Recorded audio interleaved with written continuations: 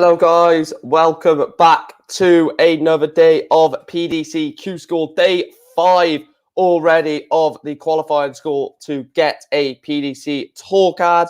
And today it is day 2 of the final stage. We've already got the boards over in the EU version over in Niederhausen. So I will go over straight to that so I can tell you who's playing who over in the EU section. And then we will go over to UK. I'm not too sure if the UK section has been drawn yet, so I will quickly refresh that. And it hasn't. So we will just go straight over to Germany and get these read out then. So board 1, Christo Reyes against Thomas Hajek. Dirk Telnikes against Jens Ziegler. Andreas Toft Jorgensen against Remo Mandiu. And Andy Bless has got a bye in that one. Board 2, Niels Henso against Christian Reiter. Arjan Konterman takes on Gian Van Veen. Jimi Hendricks takes on Vincent Vandermeer. Jeremy van der Winkel takes on Barry Zander. Basically, a Dutch board there, barring 2. Owen Rolfs taking on Roy van der Grient. Vladimir Anderson, who done very, very well yesterday. Vladimir Anderson. So a couple of wins for him, and his tour card's pretty much safe. Danny Van Tripp, he takes on. Wouter Vass takes on Stefan Belmont. Jack Lebray takes on Pavel Jerkel. Davy Proustan takes on Jurgen van der Velde. Kenny Nayans, the destroyer of Jelle Klassen yesterday, takes on Perry Nordermeer. Damien Moll takes on Stefan Schroeder. Fabian Meyer takes on Lucas Venig in that board. Board 5, Danny Jansen against Gillian Kuhorn. Jeroen Miok takes on Tony Martinez. Stefan Noster against Patrick van der Bogard. Mario Schultz has a bye in that one. Board 6, Luke Peters against Wesley Plassier. Very good game that. Stefan Grius takes on Fabian Schmutzler. Denny Old-Kaltler takes on Harold Leitner. Andrew Beaton against Tom Helt. I will get to your comments in a minute. I can see them, but I will get to them in a minute. Robin Bager takes on Kevin Bloom. Pero Lubitsch against Paulo Ferreira. Michael Hertz takes on Gisbert van Malsen. And Patrick Matt takes on Patrick Peters. The Patrick Derby of board 7. Board 8, then Alex 4 takes on Eric Tautfast. Stefan Hendrick takes on Jules van Dongen. Ricardo Piechko takes on Rauby John Rodriguez. Rauby will want to get past the first game today. And Tobias Scheifel takes on Jamai van der Herrick. Board number 9 then, Martin Dracht takes on Ronnie Hybrex. Tribo Tricol takes on Michael Massou. Brian Roman takes on Carlo Vampire. Fran Roch gets a bye.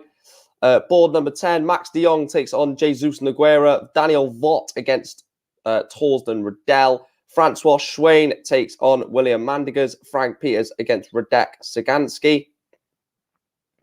Michael Peters against Alexander Merckx. Michael Ringo against Fabian Sturz. Mandalgus Barauskas against Vaisel Ortzemeyer. What a game on board 11. Tony Alcinas against Jelle Klassen. That's going to be an intriguing game. Jelle cannot lose that realistically. So that's going to be massive pressure on Jelle Klassen to win that. Board number 12, Dragutin Hovart takes on Stefan Sietman. Romar Muman takes on Jose Marquez. David Venken takes on Bent Lamberson. Benito van der Pas takes on Kai Gorthart. Board number 13, Thomas Klausmeier takes on Nico Kurtz. Andreas Winterling takes on Christoph Kachuk. Yesterday's finalist, Mario van der Bogard, takes on Jerry Hendricks. Yanni Kensinakis takes on Christian de Boer.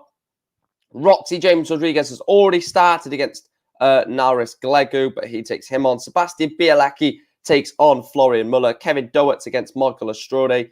Andreas Harrison against Patrick Kovacs. Jamie Lawrence takes on Daniel Close. Michael Verbeek against Sebastian Steyer. Robbie Knops against Jan de Vert. Chris Landman against Tom Hudek. Board number 16, Danny Tessman against Christian Kiss. Karol Sedlacek against Sven Seifert. Patrick Boulin against Johan Engström. And Ryan de Vried against Christian Schmidt. Right, let's get off that. Let's go to the match center and let's watch these games unfold. All right, let's move this more central.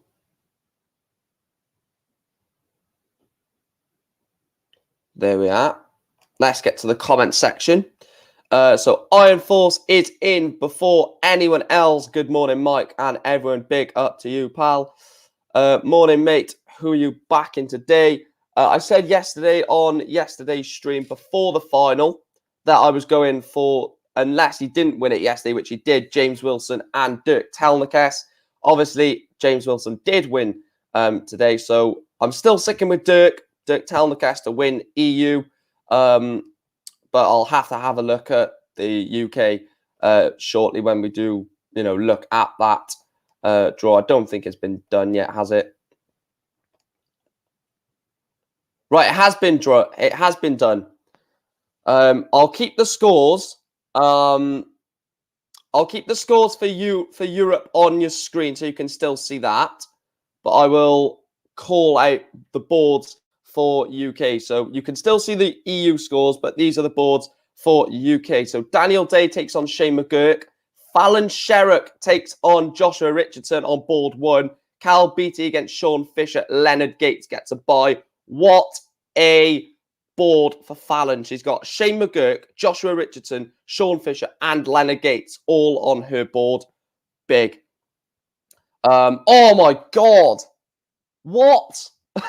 Chaz Barstow against Matthew Edgar 2 games in a row. So board 2, Darren Johnson, Aaron Beanie, Ross Montgomery, Michael Huntley, George Killington, Mickey Mansell, Chaz Barstow, Matthew Edgar. Wow.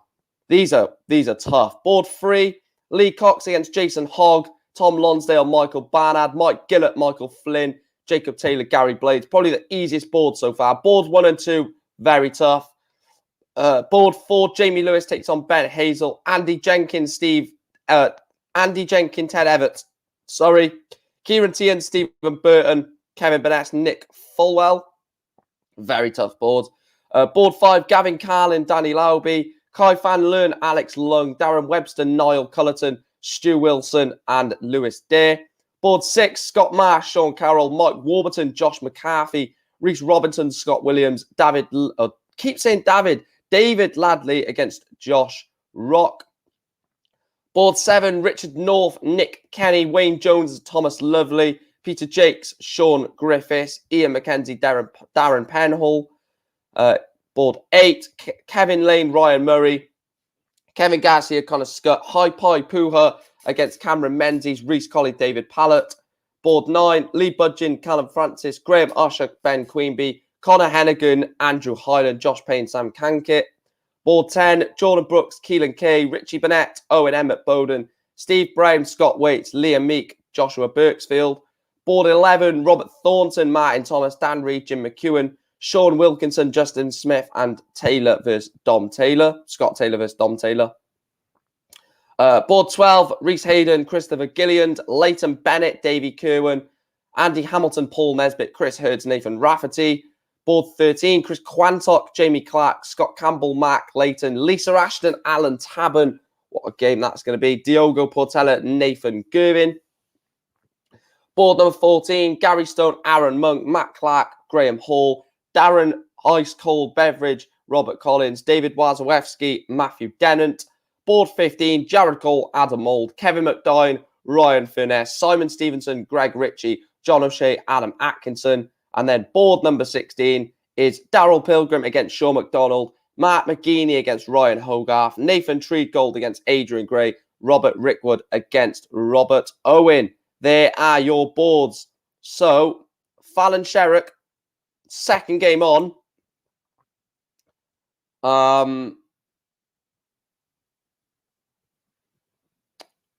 Yeah, Fallon Sherrock, second game on. Matthew Edgar, fourth game on. That is just unfortunate, isn't it? To get the same person twice. For both players, not just for Matthew Edgar, for Barstow as well. Barstow's not going to want to play Matthew Edgar twice. Ben has gone Christoph Kachuk and Steve Brown. Yeah, Barstow and Killington again. Wow, wow, wow. It's just unlucky. It's just very, very unlucky that that's how it's worked out. Any results so far? No, they're just all scores. Crystal Reyes 2-0 down against Thomas Hadjek. Where's Yella? No, Yella's last game on, isn't he?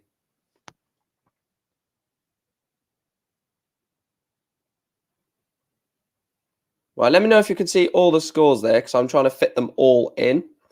Let me know if... Actually, I can have a look on here, can I? Right, you can see all the scores. That's good. Please make sure if you are new to the channel, guys, to hit that subscribe button, like the video as well. We are looking to get 20 likes on 20 likes on this stream. Ben says, did you see Edgar's video? Yes, he sounded like he had one too many. No, I didn't see it. Was it his live stream?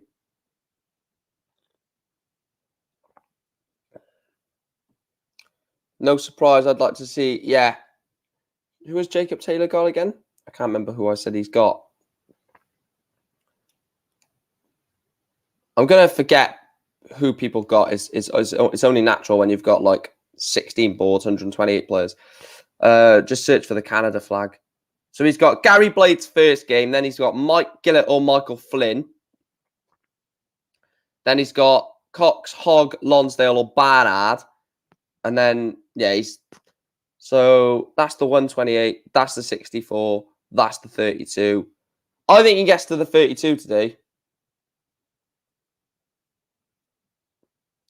Yeah, so this is his 128 game. That's his 64 game.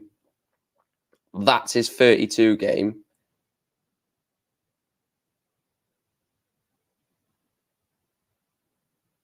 Yeah, I think he wins the board. I think Jacob Taylor wins the board very comfortably as well, I think. He done like a roundup of day one of phase 2. I'm going to have to watch that. Definitely going to have to. Is it still on his channel, or because some of his content, it goes after he's done it, so he deletes it. So I'm not sure. It might not be on his channel still. If it was a live stream, if it was an actual video, then it should still be on there.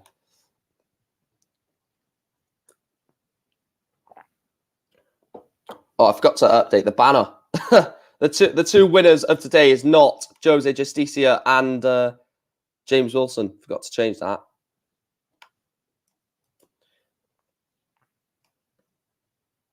But yeah, pretty much everyone is waiting for UK Q School, aren't they?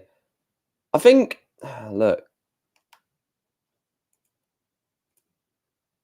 It's a bit harsh, to be fair, isn't it? Because I quite like the EU side of things. Any results? No. So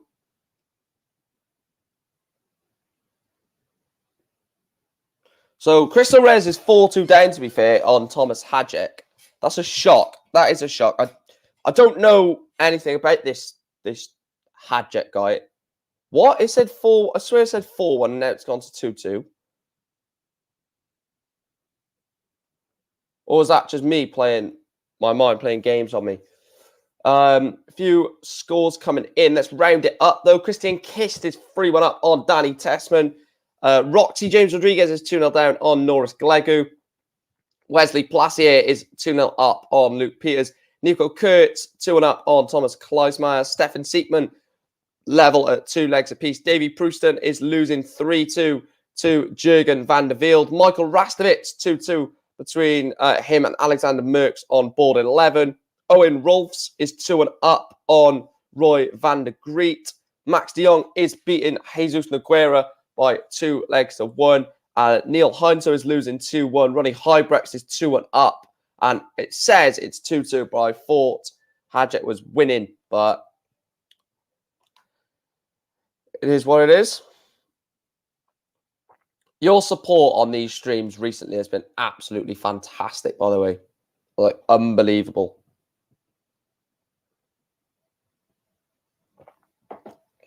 I'll probably do what I done yesterday as well. I'll probably go and get my food before the UK starts, just so it's not interrupting. Like, I can do it before the entire section of that Q School starts, which makes it 10 times easier.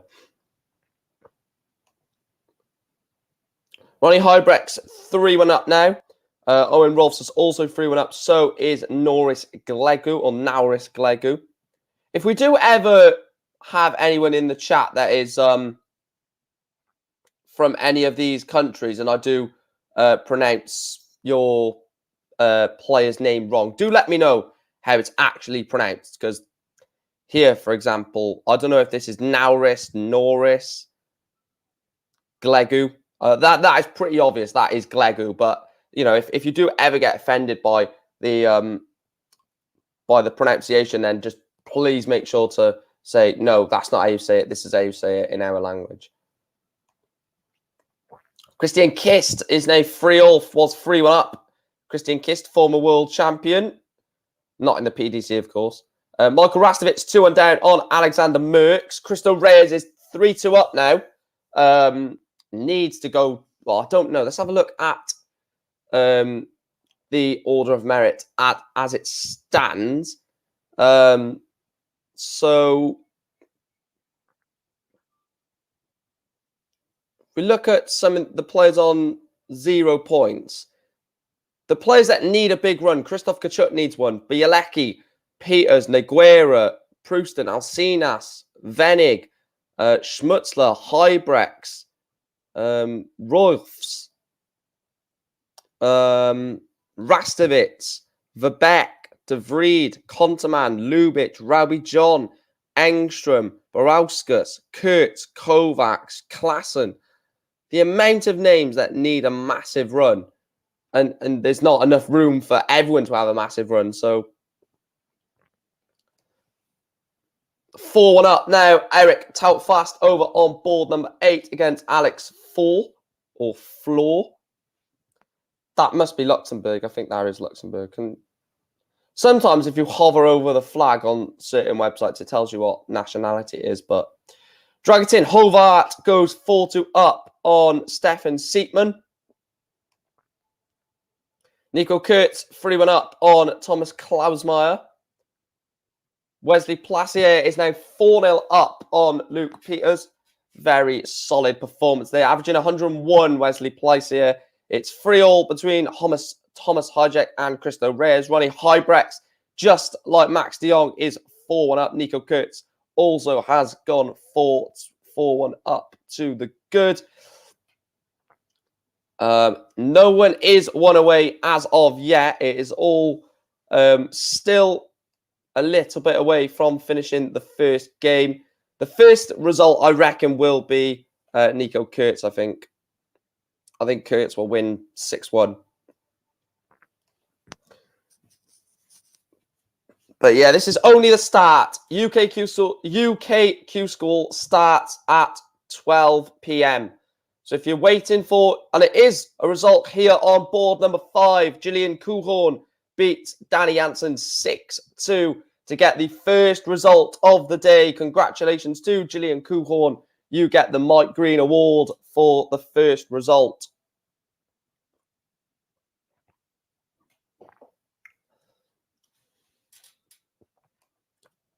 I'm always interested to see who gets the first win. I know it's weird, but that's what I'm about. Weird. Was there another one that? No, there was only one. For some reason, it looks like more results came through then, but they didn't. Eric Talfast is now 5-1 up on Alex Floor. Christian Kist is 2 away. Kevin Bloom is 1 away, averaging 79, with Robin Big averaging 84, essentially. Christian Kist is levelled now to 4 apiece. Dragutin Hovart is 4-3 up on Stefan Siepman. 4-3 up now, Thomas Hajek against Cristo Reyes. Alexander Merck is 4-3 up on Michael Rastovich. Jurgen van der Velde is 1 away from beating Davy Proustin. That will be a very big shock. Davy Proustin losing this early on.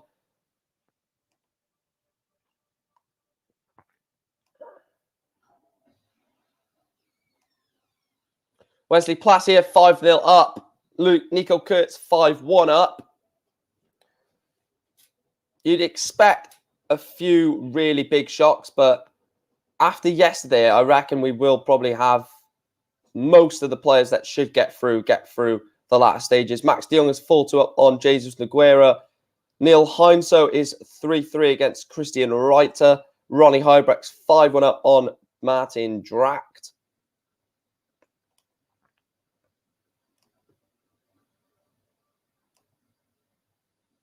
Daniel Close 4-2 up now on Jamie Lawrence. Ronnie Hybrecht's winning. Nogueira losing. That is a shock. That is a shock there. Jesus Nogueira losing. Glegu Norris 4-2 lead over Roxy James Rodriguez. And the second result, Eric Toutfast averaging 75 with a 6-1 win over Alex Floor of Luxembourg. So Eric Toutfast is through. And Wesley Placier, 104 average for Wesley, leads or wins 6-0. 6-1, 6-0, 6-2 we've had so far in the results.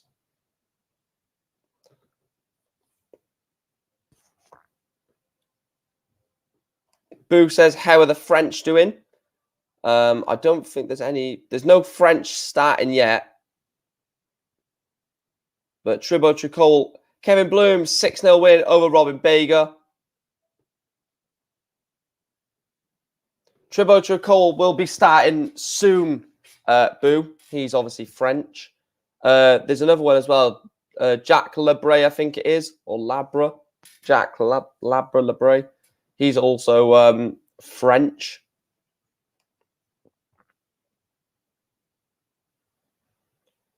So Hadjek is 1 away from victory against Cristo Reyes. Ronnie Hybrecht's 1 away from victory against Martin Dracht.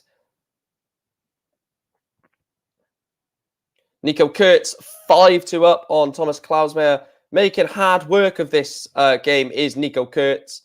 Should have got this done a lot more earlier than a 5-2 and maybe be 6-2 or maybe even be 6-3. No French warming up yet.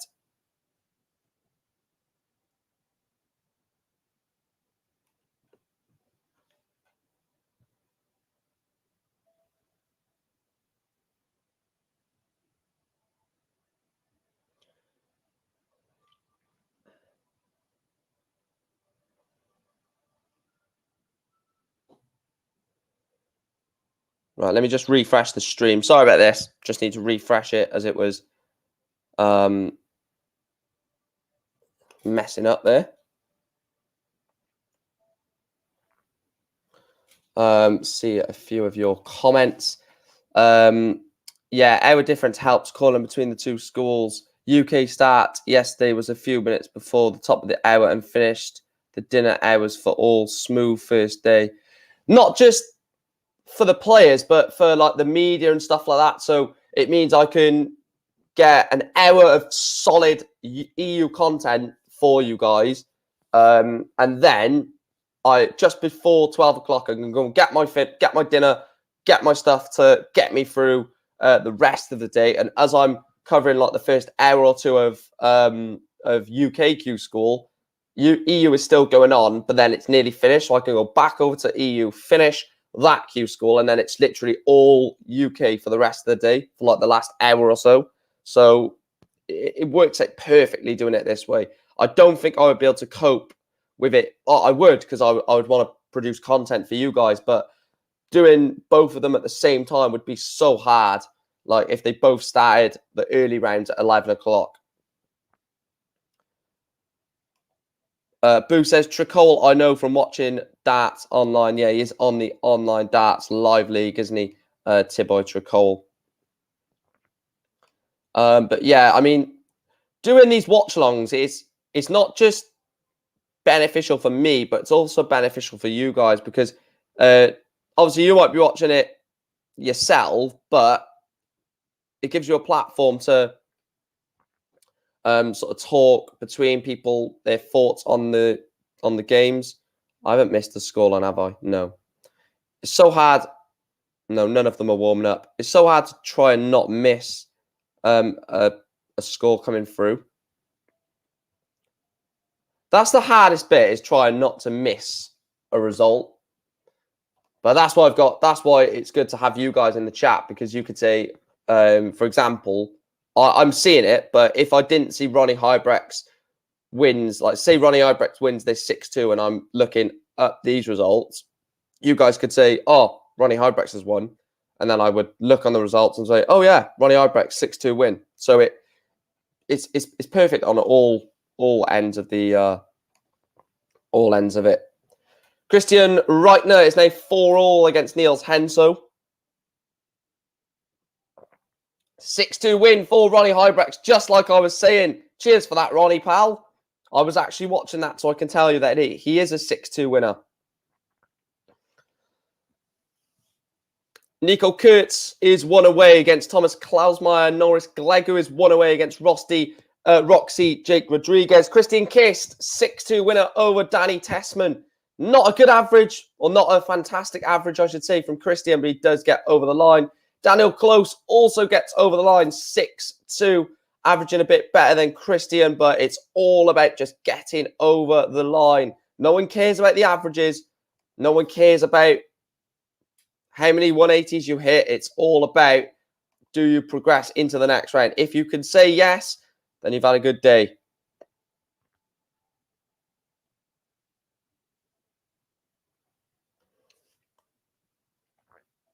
I'm expecting a few results to come in one go, I think.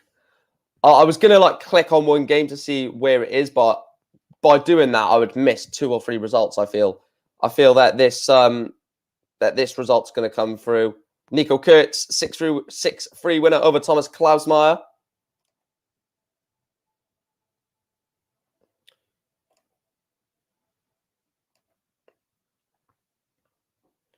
I am expecting, and wow, it has happened. I wasn't actually expecting it to happen, but Cristo Reyes is out. First game, Cristo Reyes loses 6-4 to Thomas Hijack. Would never see that coming.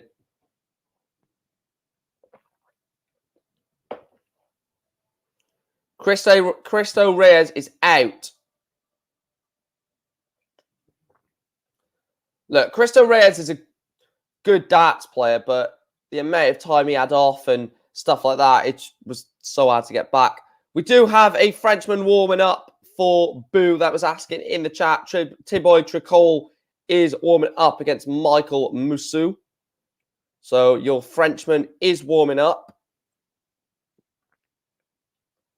Not any massive averages so far, is there? They're just like, you know, steady. I say that as Paulo Ferreira chucks in 115 average. Stefan Siekman, 6-5 win over Dragutin Hovat. Who on about Reyes? Oh yeah, Reyes got 2 points yesterday. Reyes got to a last 16. Oh, of course he did. He got beat by that Anderson fella. Yeah, that Danish fella that beat him and Roxy Jake. What a shock. Max de Jong, 6-5 win over Jesus Nogueira. The Spaniard who everyone, well, not everyone, but a lot of people are tipping to potentially go far, is a 6-3 loser to Max de Jong over on board number 10.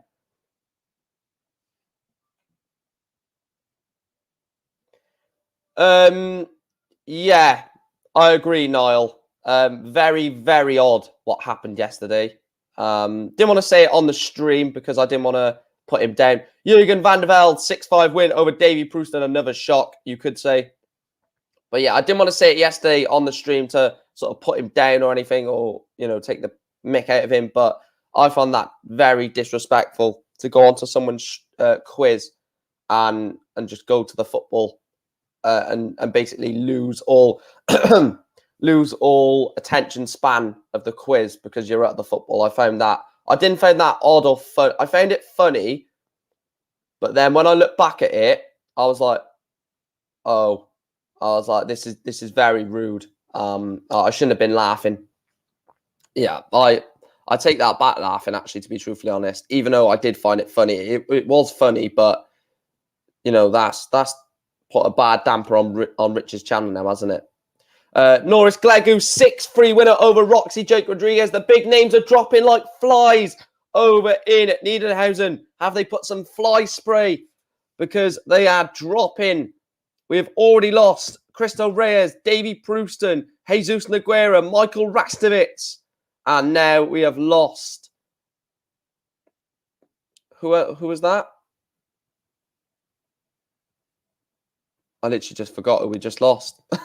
Jules Van Dongen is 1-0 up on Stefan Hendrik or Hendrik.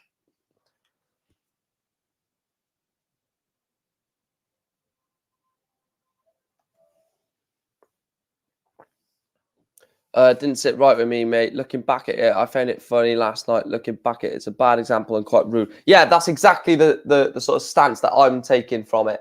Watching it and not watching it, being involved in that, because it's going to be more funnier for me because I'm actually involved in it. Like I was involved in that quiz. Christian Wright has 6-4 win over Niles Henso. Poor average there from Niles. Poor average from both, to be fair. But Wright gets over the line. And Owen Rolfs is out as well. So many big names dropping so early on. Roy van der Greet wins 6-4.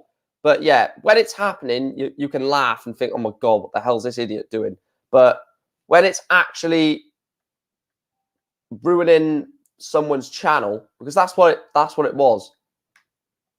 It was ruining Rich's channel. Don't care what no one says it was. Rich's any sort of reputation on that Rich has on his channel is pretty much gone now because of that.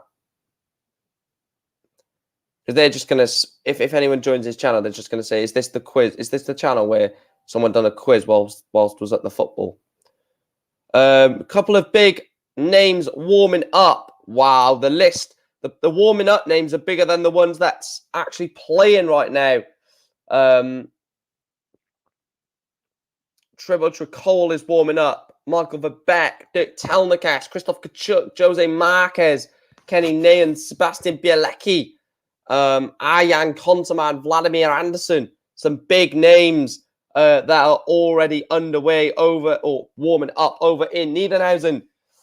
Actually Dutch, but became American citizen. Yeah, that's Jules Van Dongen, isn't it? Jelle has not played yet. Norville. Jelle Klassen is not on, but he has got a very, very tough game against Tony Alcinas, which is a very, very tough game for both players, for both Jelle and for Tony Alcinas. Some of these first round draws are absolutely horrid. Like Chaz Barstow, Matthew Edgar again, Fallon Sherrick, Joshua Richardson. Some of them are just brutal, absolutely brutal. And then you look at some other games, like, no disrespect to these players, but you've got Nico Kurtz against Klausmeier. You've got Ronnie Heibrecht against Dracht. You've got any others? No, not really. But you've got players that are really good against really poor players without disrespecting them. And then you've got two very solid players in other games. I just find it a bit all over the place, if I'm truthfully honest. Look, I'm not involved in it, so it's not like I can say too much. Like, it's not. I'm just a fan. It's better for the fans to have better games against each other. But some of these players must be thinking, you're getting that draw and I've got this draw, sort of thing. And yeah, it's not. I'm glad there's no seeding system, because if there was a seeding system, we would see just the main players get a talk out, and that would just be boring. So I'm glad there's not a seeding system in that aspect. But maybe, like, if you've done well in the first stage, you can't draw someone that's done well in the first stage as well. I don't know, just something, I guess.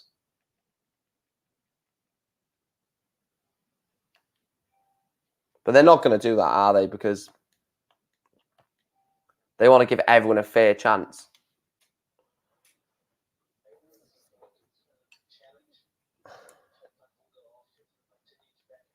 Why have I got bloody cricket on then?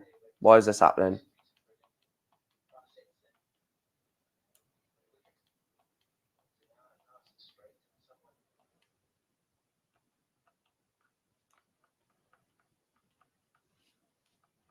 Go on, controller. I know you're dead, but come on, do it for me, controller.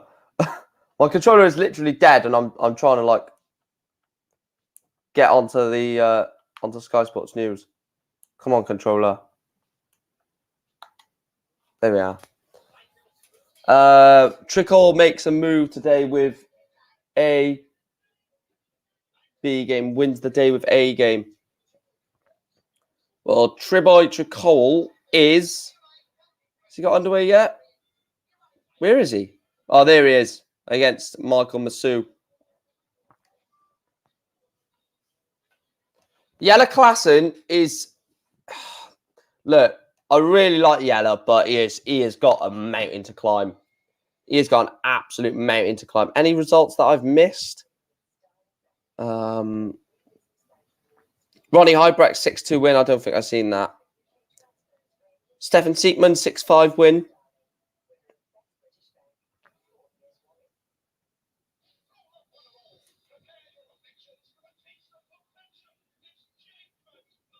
There we are. But yeah, my thoughts on the draw. It's a bit weird, the fact that certain players always get drawn in tough games, but it is what it is, I guess, isn't it? I mean, the last 2 games, the last 2 days, Jelle Klassen had Kenny Nairns day 1, Tony Alcinas day 2. It's a bit top heavy.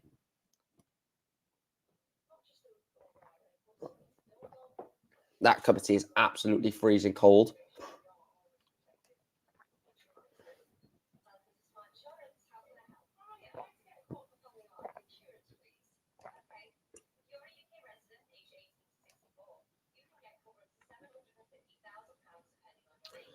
Arjan Konterman 1-0 up on Gian van Veen. Torsten Riddell 1-0 up on Daniel Vogt. Christian Kachuk, someone, I think it was Ben, said Christoph Kachuk to win the day. Dirk Talnikas, who I have got to win the day today. However, if I'm going to say this as a rule, this for any tournament like this, either for a Pro Tour, for any event that I give my prediction on. So if I say, for example, so I've said Dirk Talnikas to win a tour card from the EU side of things. If he loses this first game against Jens Ziegler, I get to pick one more. If they then lose in the second round, that's gone. There's no second chances. But just want to say that. So I do get to get a second prediction if the first one loses in the first round. Are the draws done on computer or via barrel type method? No, it's done by computer. I think it's just done by a what do you call it? They just put all the names into a computer and then it just gives you the draw.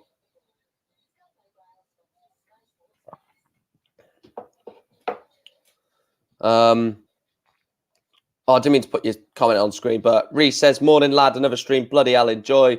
Cheers, Reese. Big up to you as well. I have seen that you've posted a video. I will watch that after this stream in about 7 hours' time."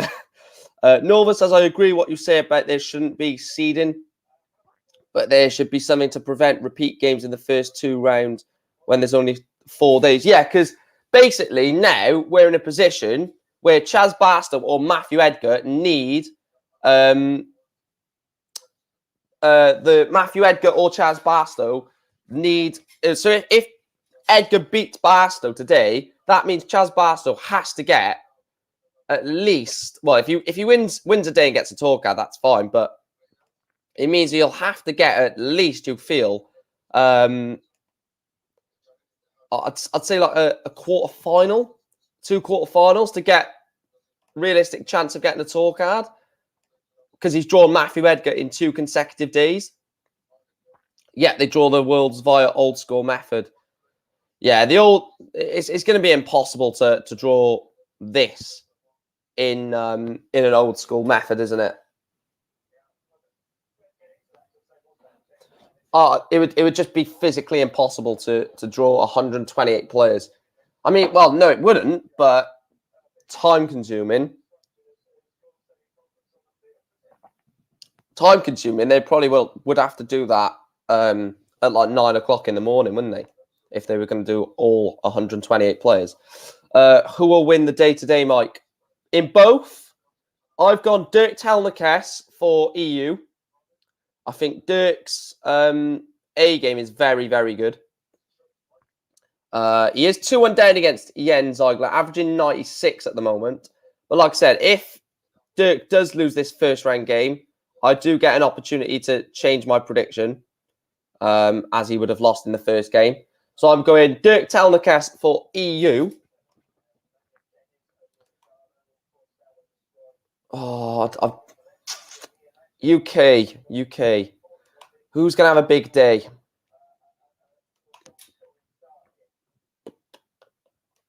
I'm trying to think who I think needs a big day rather than who I think will have a big day. Oh. UK is tough. UK is very tough. There's a lot of players that... I mean, yesterday's final, who would have realistically predicted James Wilson or Cameron Menzies to get the tour card yesterday? I don't think anyone would. And if you tell me you did, I think you're probably lying. Unless you're Fallon Sherrick, of course, because she's Cameron Menzies' partner. But no, in sort of in formal, like proper terms, I don't think many would have predicted that was the final yesterday. Cameron Menzies against James Wilson. Really don't. I said Matthew Edgar, actually, to be fair, didn't I? But I'll tell you when. No, I've got to give you a prediction now. I've got to give you a prediction now. Right,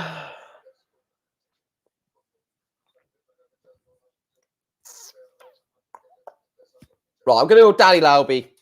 Danny Lauby. Actually, I'm going to put it in the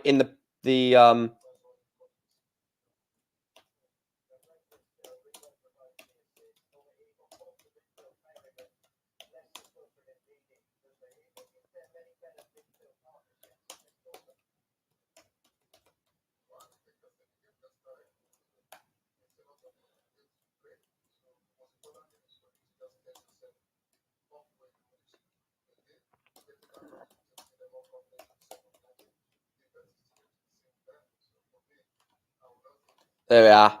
I put my predictions in the I've put my predictions in the banner. Like I said, if Dirk Telnikes does lose this first round game, I will change my prediction. The PDC is sponsored by Darts Connect for all the floor events.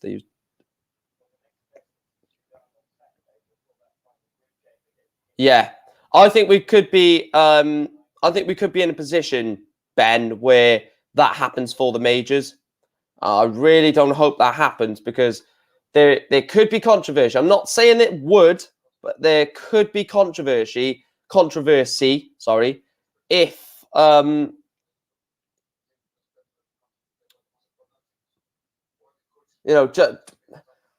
know. I'm not too sure, but I think you could say, the draw's done fairly, or if they do a computer generated draw, you could say, is that the first draw you've done? Have you done a second draw prior to that? So it's loads of points that you could bring up. Fallon bottled it on purpose against Lauby yesterday just to give Cam a chance to get through. You believe that, Boo? You believe that, pal? I can't stop you believing it. Norville says, how many cards are given out on the order of merit? So there's going to be 13 on the UK side, 11 on EU. So 24 in general, with the 8 day winners getting an automatic tour card. So Jose Justicia and James Wilson already got their tour card for this year. Any other shocks to look down the list? Looks like there's not many results coming through yet. I'm presuming we're going to get a few in a row. Tony Martinez, 5-2 up. So is Jules Van Dongen. They're the only ones that are one away. Can I have a look at this Van Dongen game to see what Van Dongen is on? So Van Dongen has gone ton 99 in the first 2 visits of the match. His opponent's gone 41 ton. So Van Dongen is sat on 302. Hendrick sat on 300. So a big shot here from Jules puts him in massive advantage to win this match. 140 and 96. Not a bad visit, to be fair. Depends what Hendrick hits. If he hits, then he only hits a ton. So that 96 is actually not a bad. So ton 99, 96 to leave Van Dongen on 206 with his opponent sat on 200. So a brilliant shot here will leave him. It's only a 57 to leave 149. Hendrick is on 200. Go on, go 160 to leave tops. No, 96 to leave 104. What is Jules Van Dongen going to leave? 109 would be a great leave here to leave tops.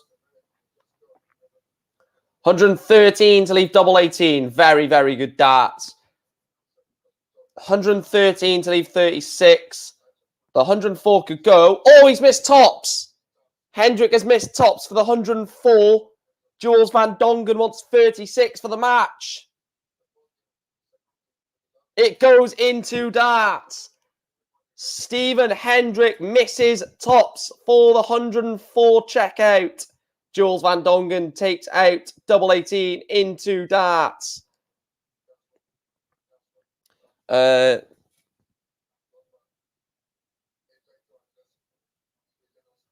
Yeah, I know they use iPads for that. Just go back to pen and paper, for Christ's sake.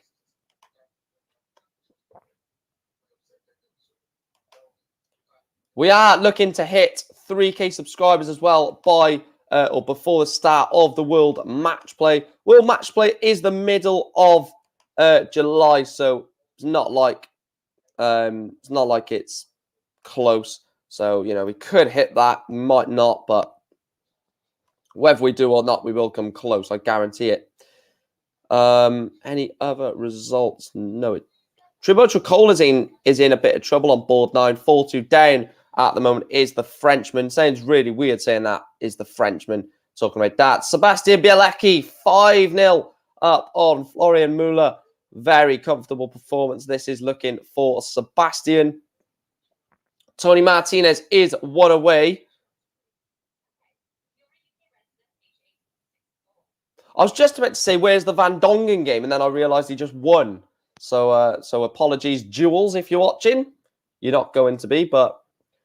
so Americans can play in either school. Van Dongen is in the EU. You can choose. Basically, so if you're in the UK... if you're a UK player, you have to play... So basically, you can play if your country hasn't got its own... if your country hasn't got its own, its own Q school, then you can play in either. It's pretty much the way. So basically, you could have a situation where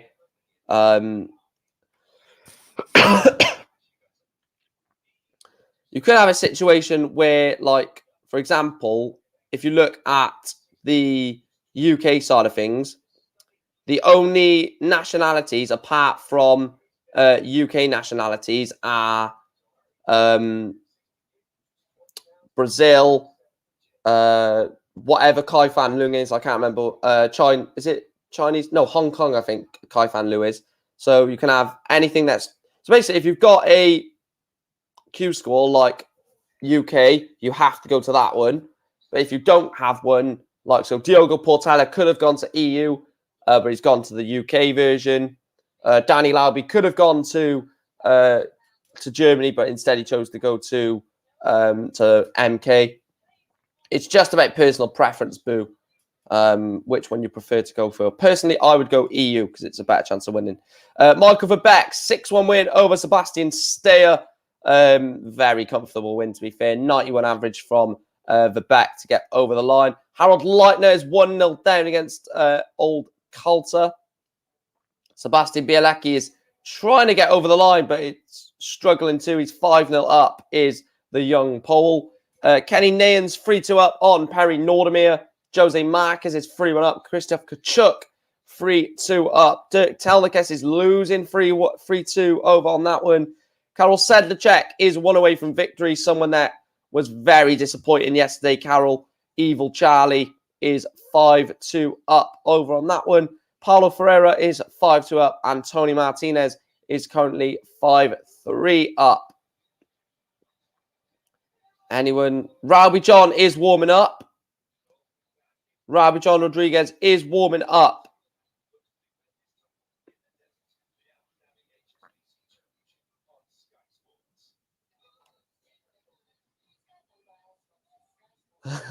Luca is apparently there as he has a season ticket at MK. Sean as his special guest.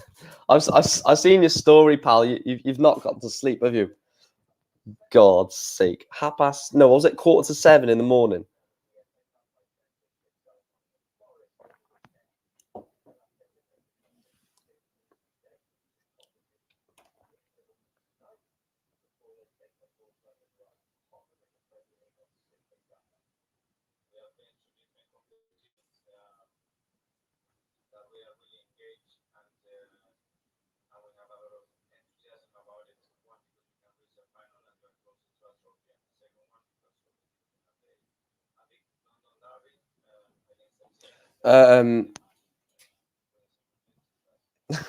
Liam Cullen. Is he leaving? Sebastian Bielecki, 6-0. Karol Sedlacek, 6-2. Two players that realistically... Oh, they're on the same part of the draw as well. Board 14 and board 16. That is harsh. So if it all goes to play, those two will play each other in the last 16, I think, or quarterfinal. Kenny Nairn, 6-2 winner over Perry Nordemir. Where is Telnikes? Telnikes is 4-3 up now. Good man. Good man, Dirk Telnikes. I don't want to have to change my prediction. So Fallon Sherrick is third game on, I think, for anyone wondering.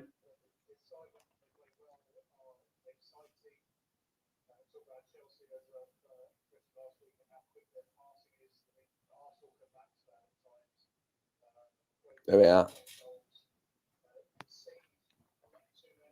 Any decent names warming up? Kevin Doett's warming up. Damian Moll, two players that very, very capable. Paulo Ferreira has gone through 6-3 over Pero Lubic. The Portuguese is into the last 64. Talking about the last 64, we have not got any underway yet.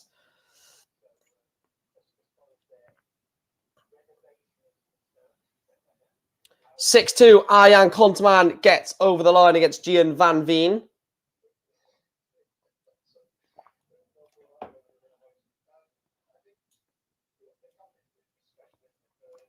If you are new to the channel, though, please do hit that subscribe button, like the stream as well.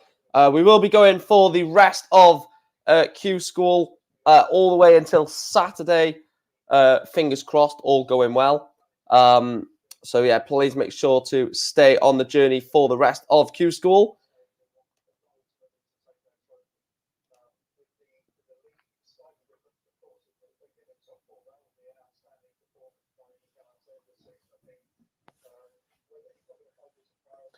Daniel Vogt is 1 away.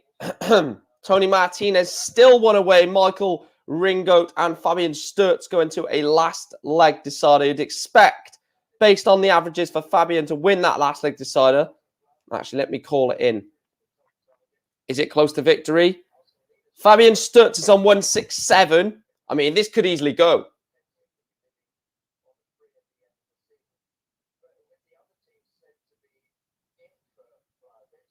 This could easily go. Does it go? Is he going to take it? Oh, he's missed the ball.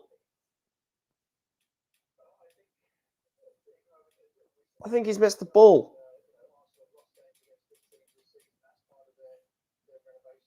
I think he's missed the ball for the... Oh, my God. He's missed the ball.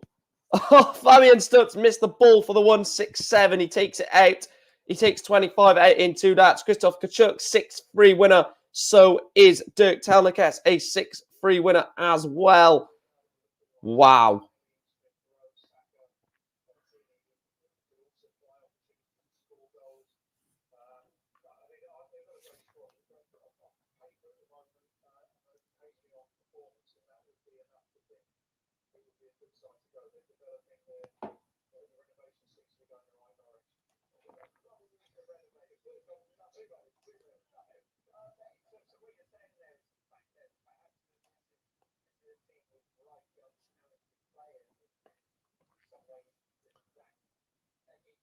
Right.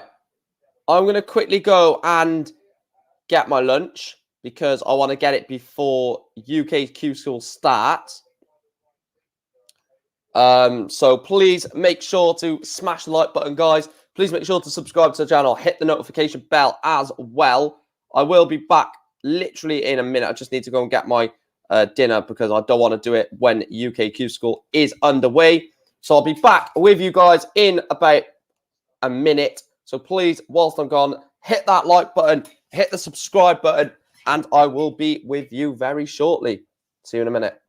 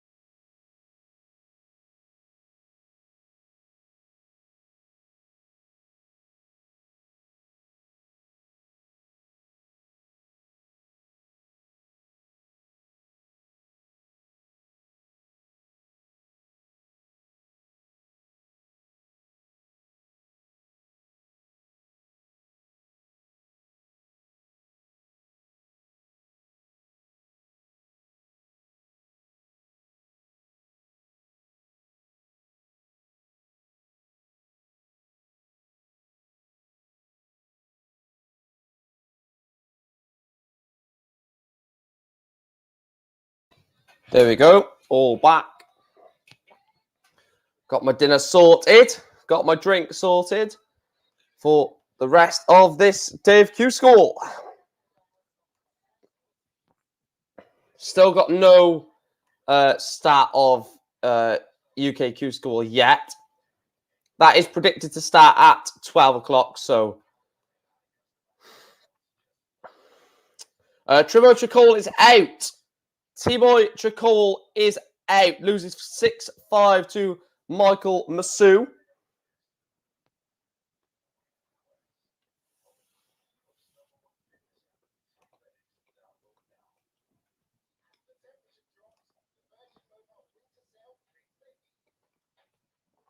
Robbie John Rodriguez already losing 1-0 to Ricardo Pichko. He will not want any of that drama of yesterday to follow him. Can't believe Robbie lost yesterday, first game. And he's 1-0 down again today. That would be, I'll tell you what, talk about shocks. That would be some shock for Robbie John Rodriguez to lose day one, first game of both days. That would be a huge shock.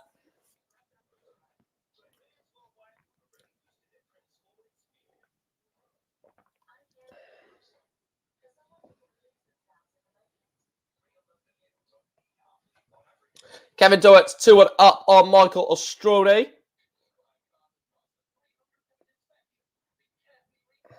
Kazoo, yeah, you can. I can't believe that we're going to have Kazoo as the sponsor of the World Championships, by the way. No more William Hill World Darts Championship. The Kazoo World Darts Championship just sounds so...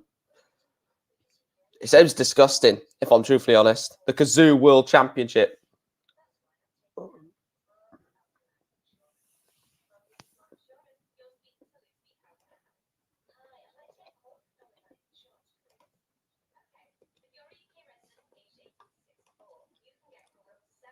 UK is underway, guys. So I will put the UK scores on the screen now. UK Q School is underway over in Milton Keynes.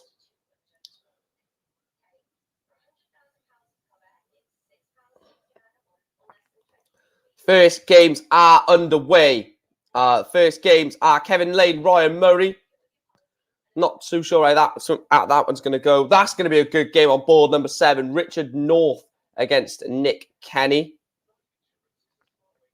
Chris Quantock, bloody hell, they're not messing around, are they? Chris Quantock, Jamie Clark's already 1-0 to Quantock on board 13. They're not messing around. They're getting on with it. They're pushing on. I was just about to read out all the games that are playing, and they're already it's already 1-0. Shane McGurk, Dan Day should be a decent game. Both players have played well so far in Q School. Jared Cole had a mould. Jared Cole got quite far yesterday. Did lose to George Killington, I think. Can't remember. Jamie Lewis, Ben Hazel. Again, another big day needed for Fireball in that one.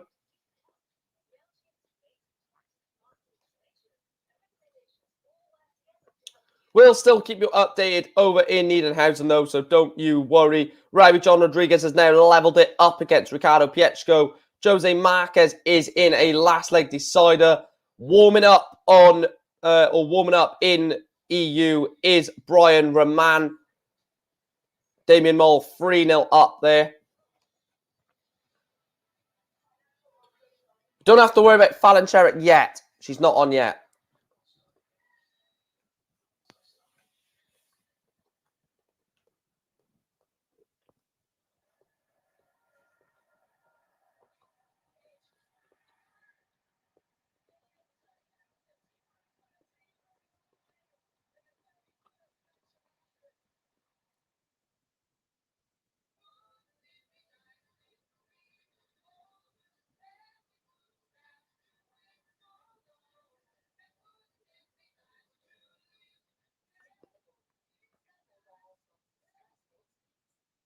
Hang on. Let me do...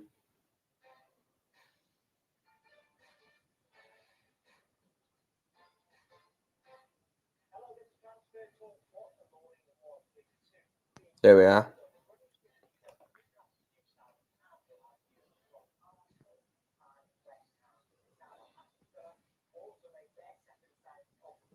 There, I just refreshed it.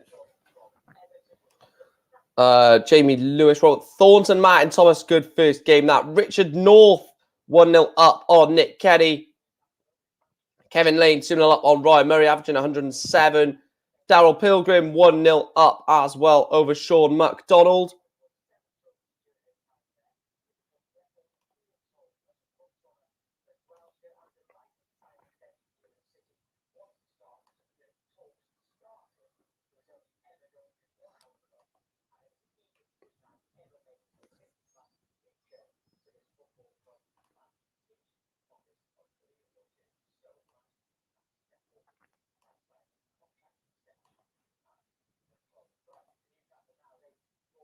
Just quickly add this.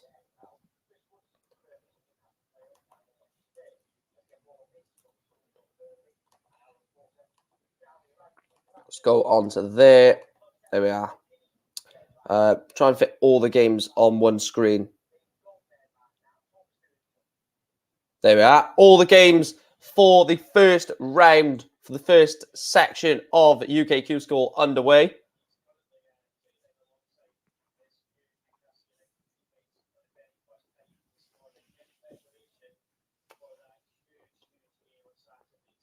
Arabini 1-0 down against Darren Johnson.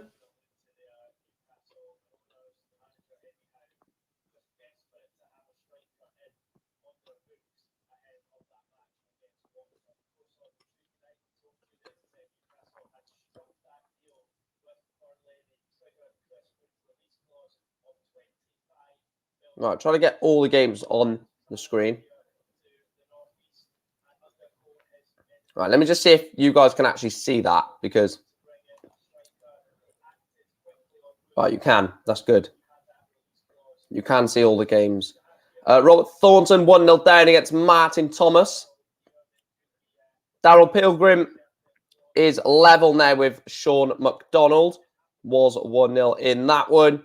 Reese Hayden, Chris Gilliand is 1-1 as well.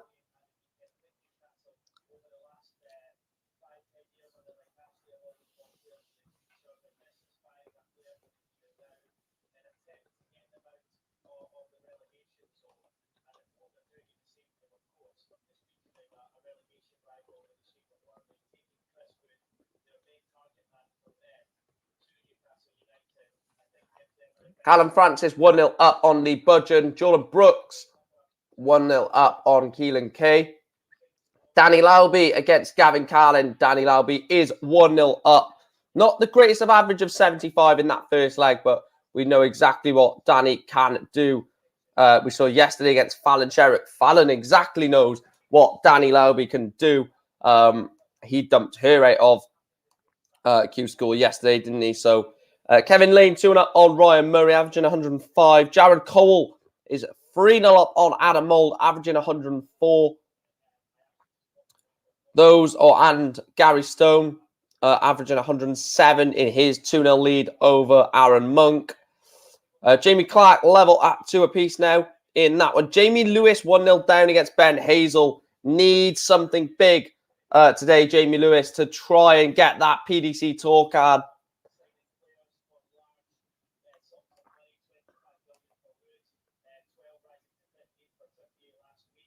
If Anderson wins his next game, I think Anderson has a tour card. Vladimir Anderson. Who has he got next?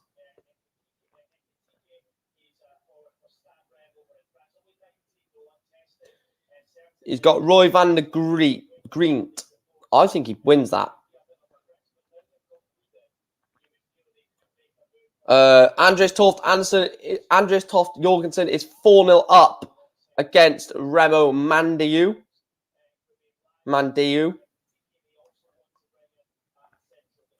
Robert Thornton losing to Martin Thomas 1-0. Richard North is 3-0 up on Nick Kenny. Danny Lauby 1-1 now against Gavin Carlin. Not the best of games there from Laubs, not putting in the 90-plus average that he did against Fallon Sherrick. Darren Johnson 2-0 up on Aaron Beanie.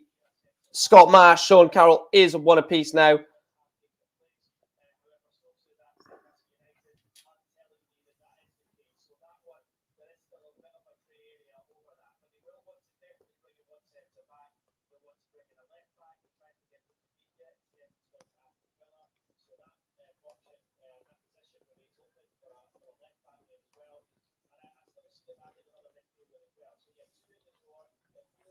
2-0 down now, Jamie Lewis.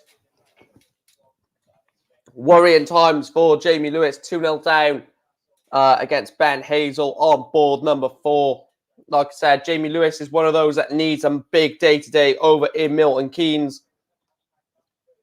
Someone else that needs a big day, the Fawn, Robert Thornton, 1-all against Martin Thomas on board number 11. Richard North, 3-1 up, looking very, very safe. Jared Cole is now 4-0 up on Adam Mould, averaging 104. Jared Cole, very, very comfortable on board number 15 there.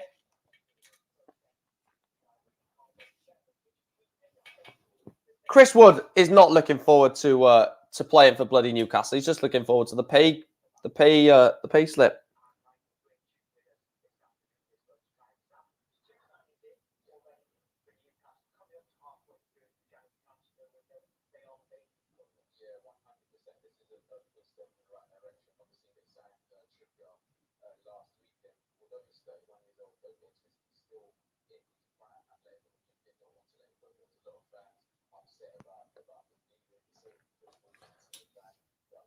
Jamie Lewis has got a leg back against Ben Hazel. That's a big leg for Jamie Lewis. Needs something to keep him going in this leg. And another big leg on board number 11 for Robert Thornton. Leads Martin Thomas by 2-1 now.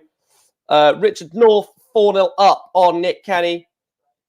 Jared Cole has been pegged back by Adam Mould. It's 4-1. Still expect Jared Cole to pretty comfortably win that one, to be truthfully honest.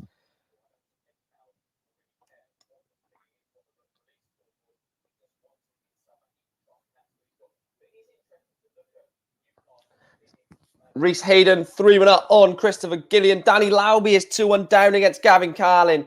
Someone there I've predicted to go on a real surge today and win the day. Look, that's got me. Losing 2-1 in the first game against Gavin Carlin. A capable player, Carlin. Don't get me wrong. He is a good little player, is Gavin Carlin.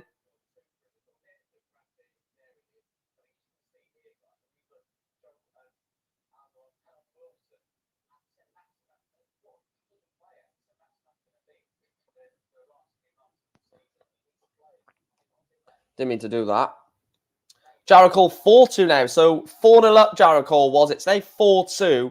Still expect Jared Cole to get over the line in that one, but it probably does start to get a bit of nerves in the back of the mind for Jared Cole.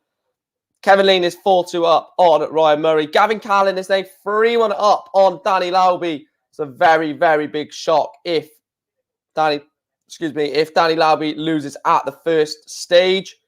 Richard North was 4-0 up. It's 4-1. Nick Kenny gets a leg back. Decent little averages there. Late 80 averages in both for both players in that game.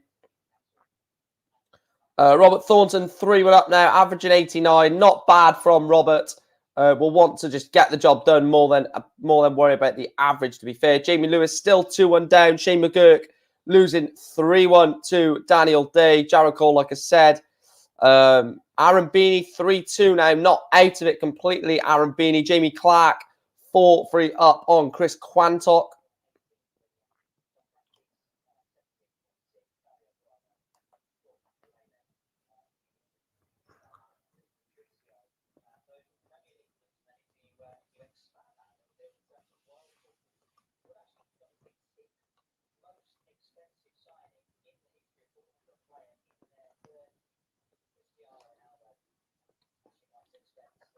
Tricol is out. Yes. T-Boy Tricol is out. My tip to win the day. Dirk Talnakes is into the next round. He will take on Thomas Hajek in the last 64. So my tip to go all the way in Europe, Dirk Talnakes is ploughing along nicely. My tip for UK, was Danny Lauby. So if Danny Lauby does lose this game to Gavin Carlin, I am allowed to change my prediction. but I won't be able to change it again. So say I pick Jamie Lewis. If Jamie Lewis gets through, if he then loses his next game, I can't then pick someone else.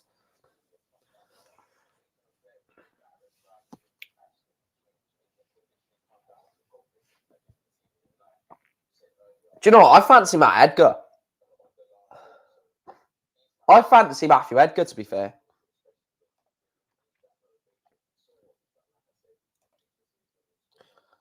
Any more shocks? Robert Thornton is 4-1 up now. Extended his lead over Martin Thomas. Jarrett Cole is 1 leg away. Jamie Clark is 1 leg away as well. Richard North 5-1 up on Nick Kenny.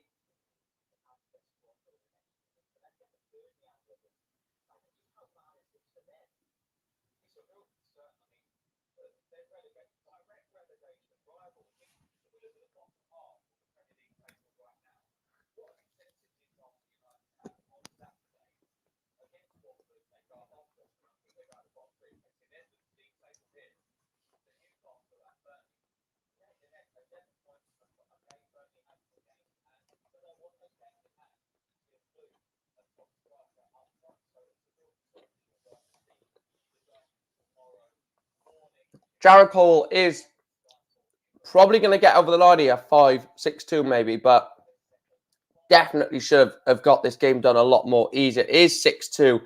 Jarrett Cole is into the last 64, but not as easy as it should have been. He was 4-0 up, allowed Adam Mole to get it back to 4-2, and then he won the next 2 legs to win 6-2. But realistically, that should have not been a 6-2 score. And probably 6-0 result would have been justified, or maybe 6-1. Robert Thornton been pegged back by Martin Thomas 4-2 in that one.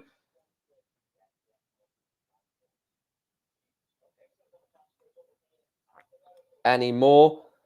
Jamie Clark, 6-3 winner over Chris Quantock. 90 average, steady performance, 6-3.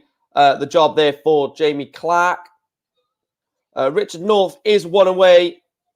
The only player that is 1 away. Oh, and Lee Budgeon is both 1 away. Lee Budgeon averaging 101 and is 5-1 up on Callum Francis. Going under the radar a little bit, that one. So board number 9 and board 7 could have a result very, very shortly. Danny Lauby is 1 away from losing to Gavin Carlin. What a shot that is. What a shot this is. Gavin Carlin, 5-2 up on Danny Lauby, about to put the American out.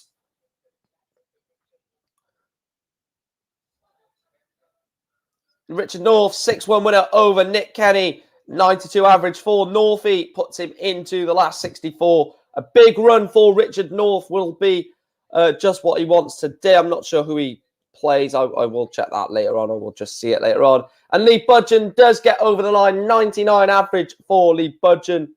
Let's have a look at this one. See if Danny Lauby is really in trouble. Gavin Carlin has gone 66-140 in this 8th leg. He's hit 45. So Danny Lauby can hit something massive here. He will put Carlin under a lot of pressure. He doesn't. So Carlin, 180 to leave 70 maybe. Gavin Carlin's on 250. Danny Lauby's on 284. And he's not left the finish. Gavin Carlin has not left the finish. So Danny Lauby's on 284. Only it to 50. So he will most certainly leave a finish after this visit. So 192 is what Gavin Carlin is on. So good ton. Good ton from Carlin to leave 92. Danny Lauby's on 234. Doesn't even leave a finish. So 6 starts at 92 for Gavin Carlin to dump Danny Lauby out of the day.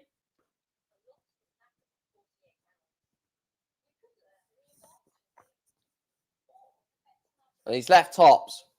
Not bad. Leave tops after 18 darts for a 19 dart holder throw to win the match. Danny Lauby 1-3-1. So tops then for Gavin Carlin to knock out Lauby.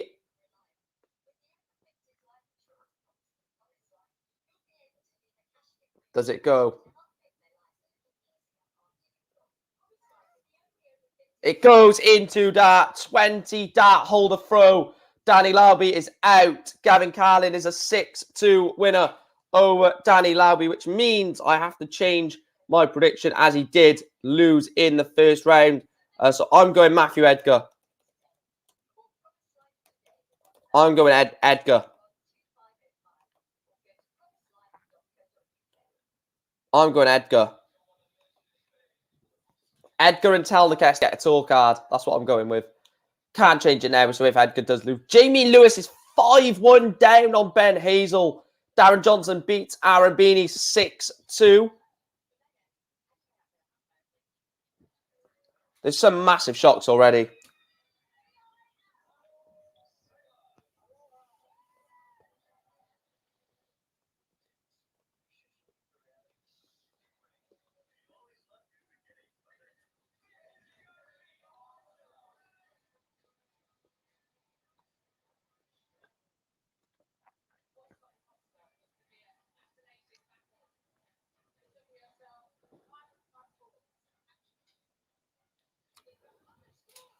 Last leg decided between Kevin Lane and Ryan Murray.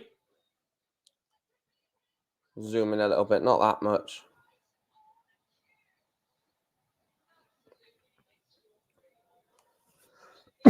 Bless me.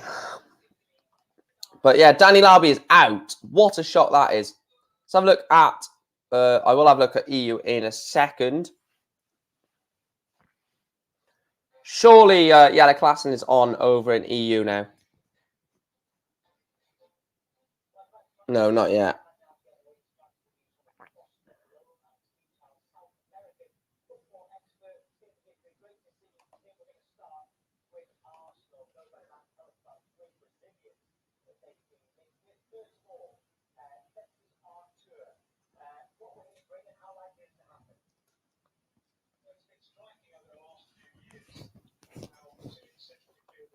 Sean Carroll 6-1 over Scott Marsh.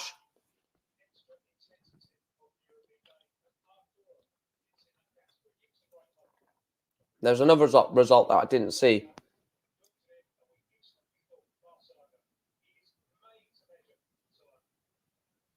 I didn't see what that other result was.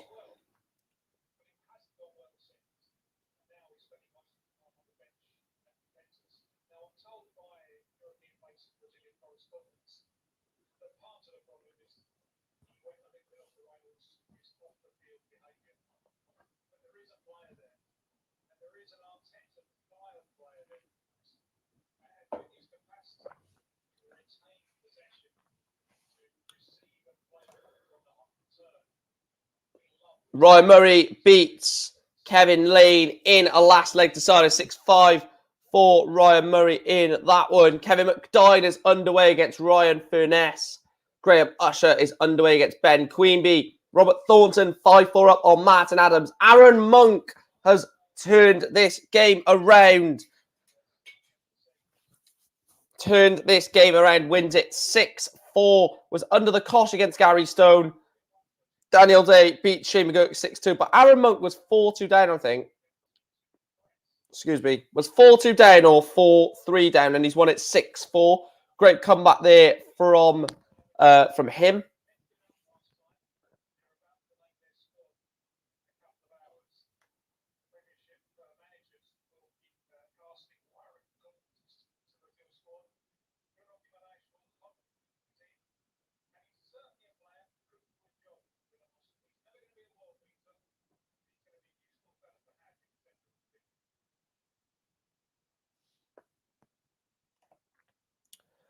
Lol spell check rocks. Robert Thornton 6-4 win over Martin Thomas. Gets the job done. Does the Fawn.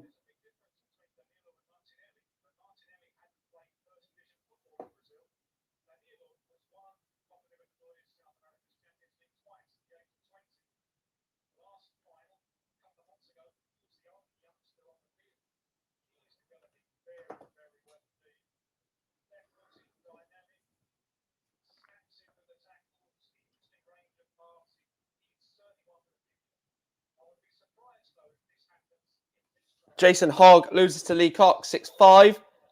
Jamie Lewis, despite putting some sort of comeback,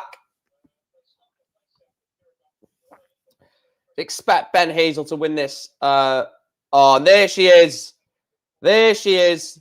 Fallon Sherrock is warming up on board number 1 against Joshua Richardson. The Queen of the Palace is looking to be the Queen of Milton Keynes. She lives in Milton Keynes. She's looking to be the Queen of it.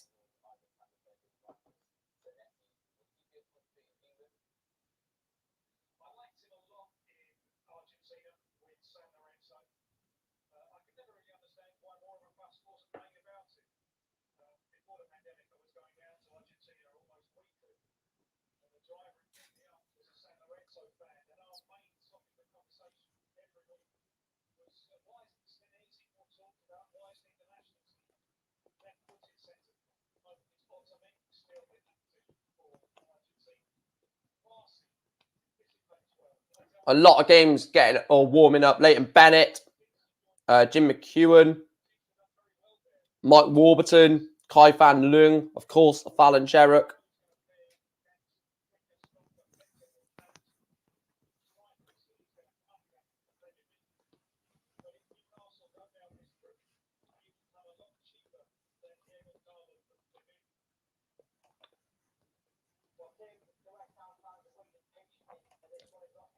And he's lost 6-2. Jamie Lewis loses 6-2 to Ben Hazel. Sean McDonald is through to the last 64. Beats Daryl Pilgrim 6-4 in that one. Very, very comfortable win in the end by the looks of it.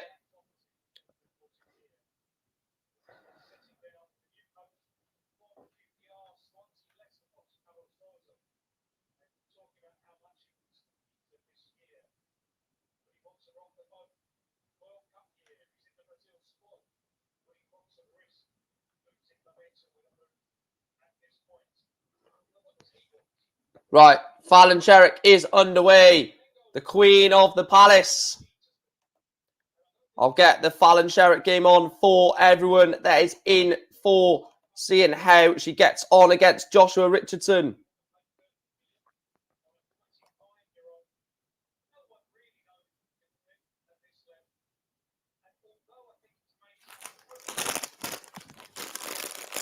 Needs to go on a run today, Fallon Sherrock. Needs to go on a run.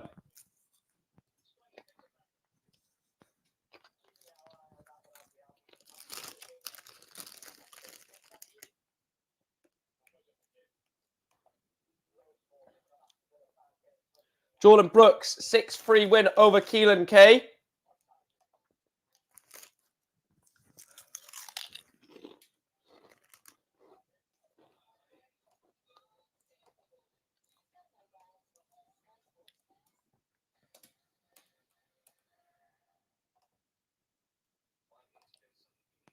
Come on, Joshua. Only joking.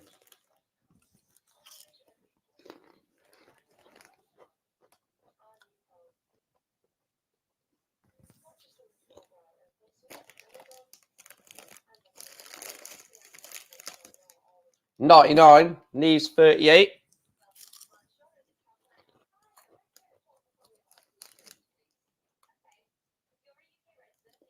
And he's missed tops.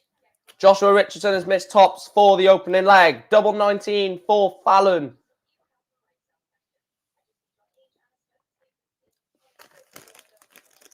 It goes into Fallon Sherrock, breaks the throw.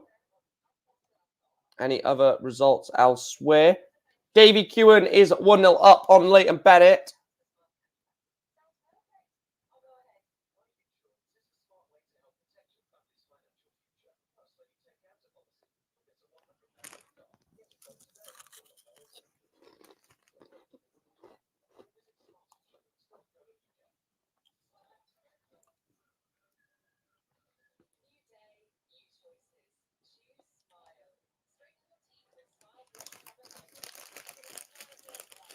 Turn 3-7 for Fallon Sherrock.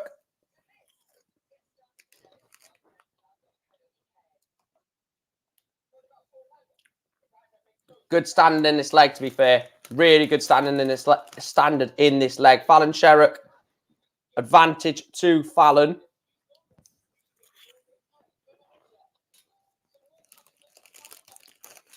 Not left to finish. So Joshua Richardson, if you can leave it. Oh, it's a great 140 to leave 86.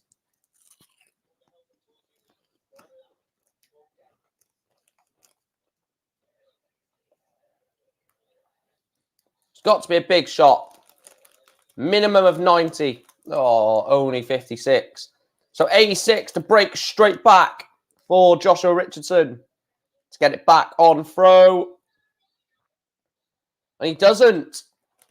Fallon Sherrock wants 134 for a hold of throw. Surely this doesn't go.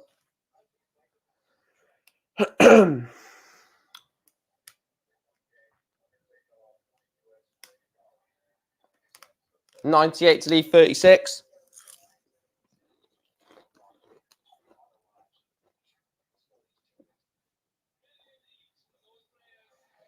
$25 for Joshua Richardson. Doesn't go.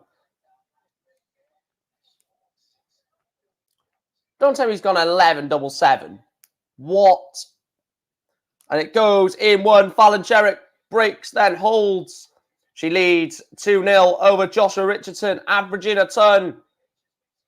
Ryan Finesse is 4-0 up on Kevin McDine. Graham Usher 4-0 up on Ben Queenby.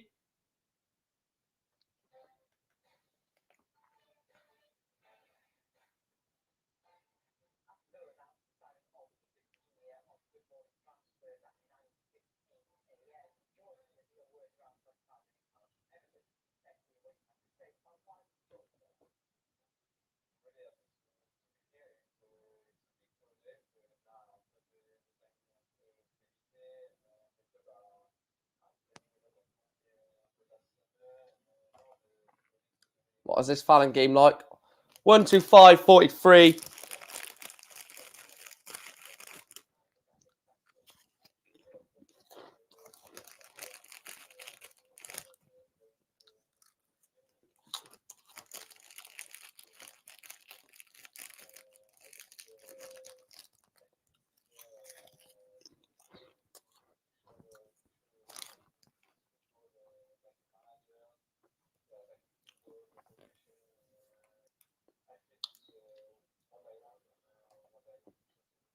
$252. Fallon is on.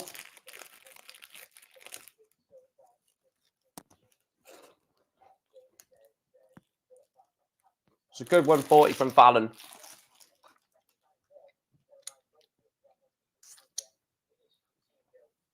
That's a good turn from Joshua Richardson to leave 64. Fallon Sherrock wants 112 for another breaker throw and to lead 3-0.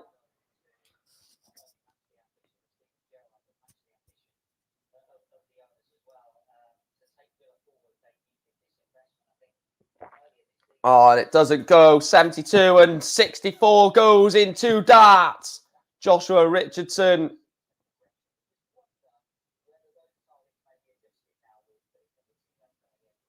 How has he done that in 2 darts? Oh, yeah, of course. Yeah. Treble 18, double 6. Or treble 18, double 8. I can't think. 96, 140 in this leg. Decent start.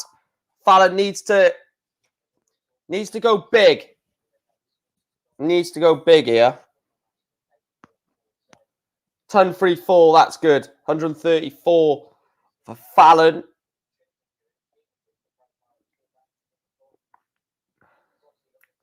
$93. So again, a chance to attack that.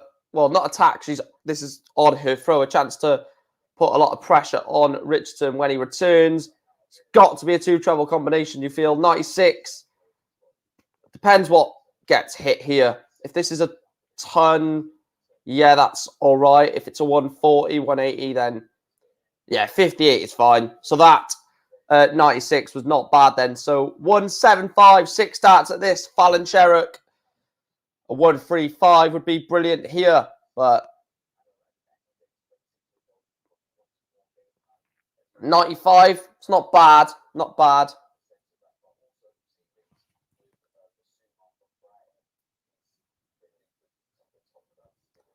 Ton 3-4.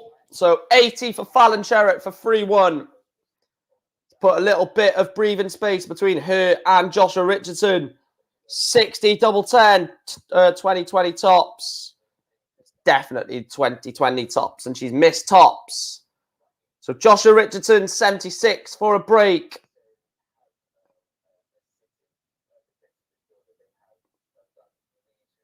Oh, that's going to hurt. Last dart in hand, Joshua Richardson takes out 76. Oh, that is going to sting like a bitch. Mark Layton, 3-0 up. Wayne Jones is 4-0 up. Graham Usher, 5-2 up on Ben Queenby. Any shocks?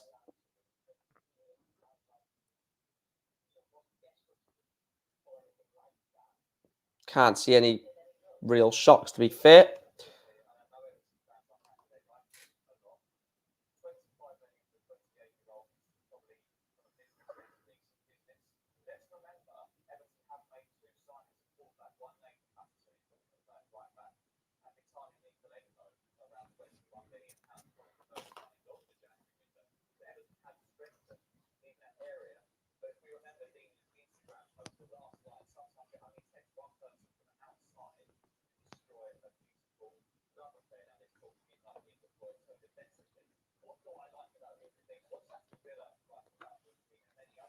Good morning, Burn. Hope you are well, pal.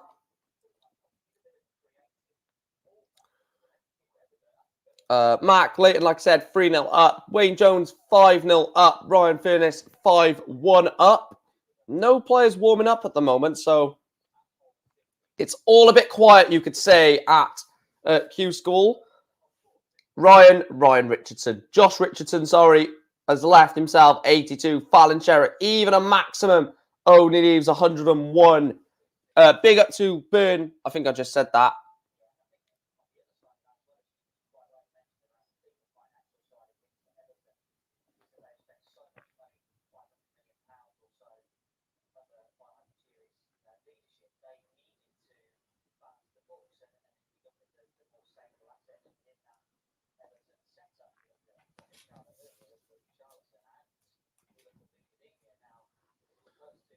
Three-two to Joshua Richardson.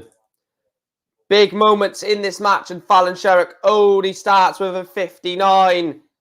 Is the pressure mounting on Fallon? 1, 2, 3. Joshua needs something big. Needs at least a ton. Less than a ton, and it's massive advantage to Joshua Richardson. That is not what she needed. A 97 is not what Fallon Sherritt needed.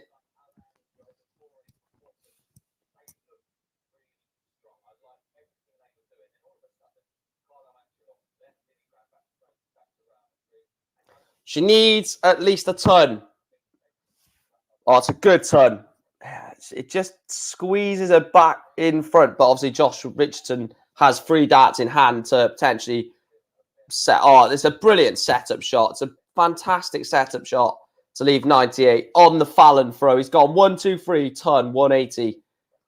This is basically what Danny Albie was doing against her yesterday, just throwing in shots to give her absolutely no chance. 97, she's left 148.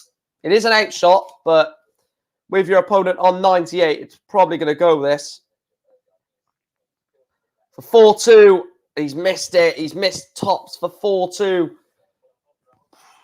Big dart.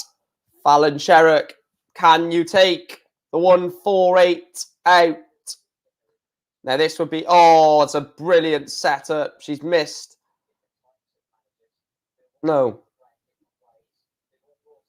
She must have missed the set, yeah.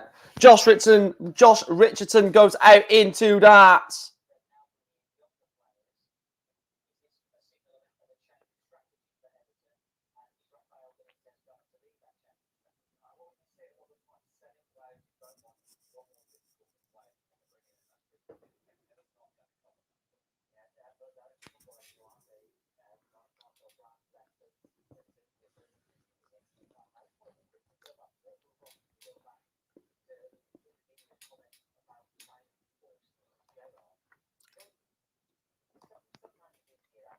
Right, let's have a look at latest results. Ryan Furness is 1 away. Wayne Jones is 1 away. Warming up, Cameron Menzies, the partner of Fallon Sherrick. Leighton Bennett 3-all against Davy Kerwin. Good little game that between Kerwin and Leighton Bennett.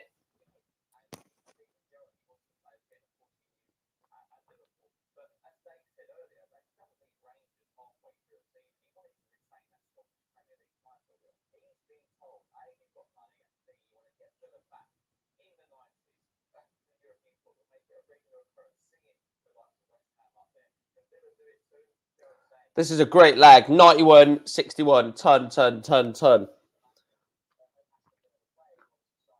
Joshua Richardson. Oh, it's a great setup shot. 140 to leave 70 for 5-2. Fallon Sherrick needs to hit a max.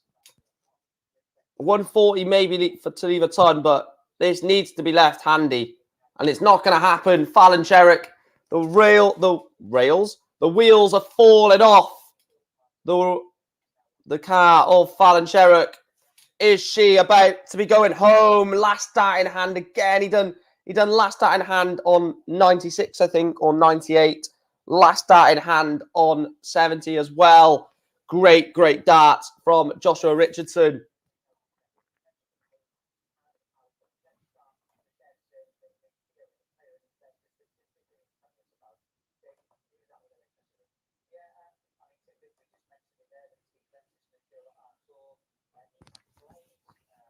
So Fallon Sherrick is fighting for her life.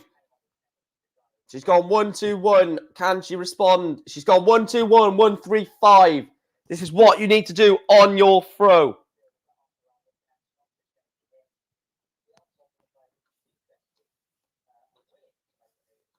Only 45. He's allowing Fallon Sherrick to get in here.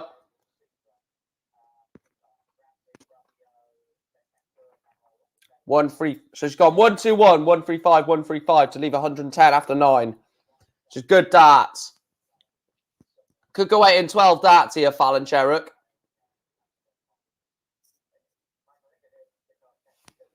This could be a brilliant 12 dart holder throw. It's a good setup. So you'd expect this to be a 14 dart holder throw to make it 5-3. She will have to break Josh Richardson.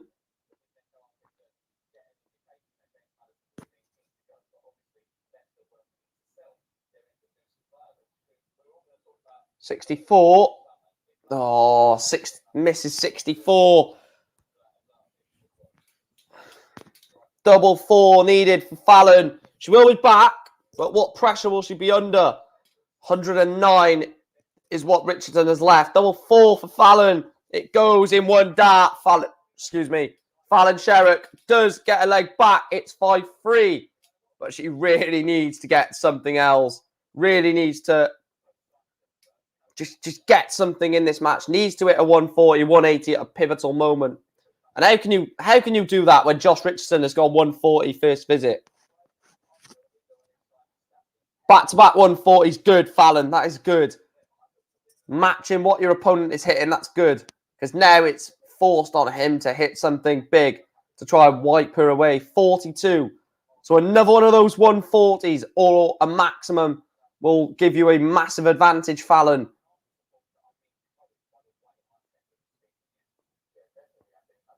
Oh, 59. That is a moment where you don't want to copy your opponent's score.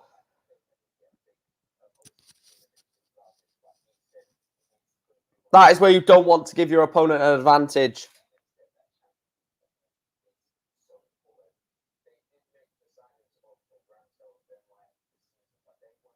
They're on Darts Connect. Burn. So Darts Connect and then go on to PDC events. I will try and update you on EUQ score. I'm just trying to focus on this game a minute. Fallon Sherrick, 6 darts at 140. It's got to be at least a ton. Well, 78 to leave 62 is not bad. Got to go 30 for 32. Got to go treble 10, double 16. She will have a dart You'd expect her to have a dart at a double. At least 2 darts, actually. Well, no, she comes inside on the 10. She's either going to go 20, double 16 or 12 tops.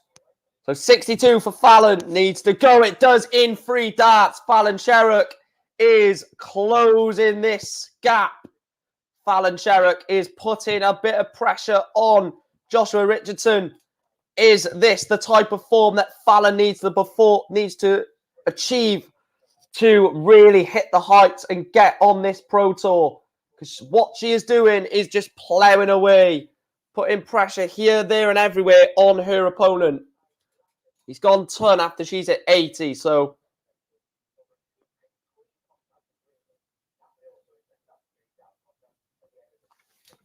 if you are new to the channel, though, guys, please do make sure to hit the like button. Please make sure to subscribe as well. That'll be much appreciated.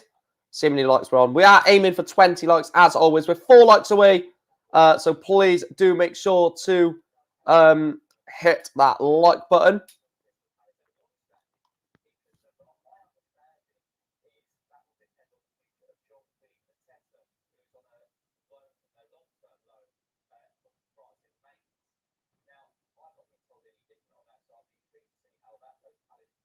This is a poor leg from Fallon Sherrock and Josh Richardson, to be fair.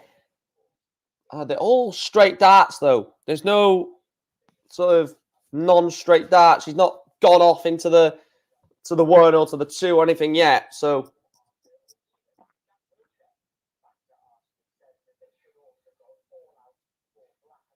oh, poor leg. All it takes is one massive shot from Richardson to really push Fallon out of this. And it's not. It's only an 83. So Fallon, if she can leave something decent here, she could take this to 5-all. Needs to be a big shot. Oh, it's a brilliant shot. It's a 140 to leave 107. Mike Huntley is flying at the moment. 5-2 up on Ross Montgomery. Is Michael Huntley the one there you said lives in my steg, Ben? Or was that someone else?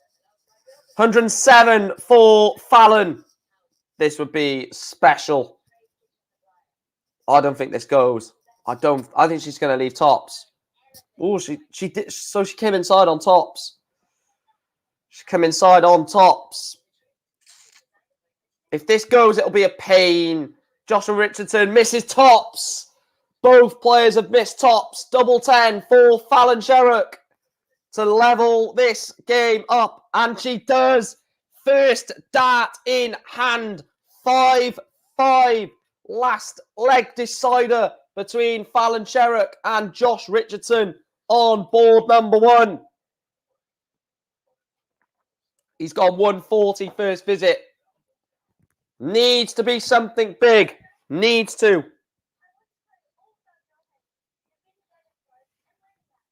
It's only a ton. It's not bad. Ton's not bad.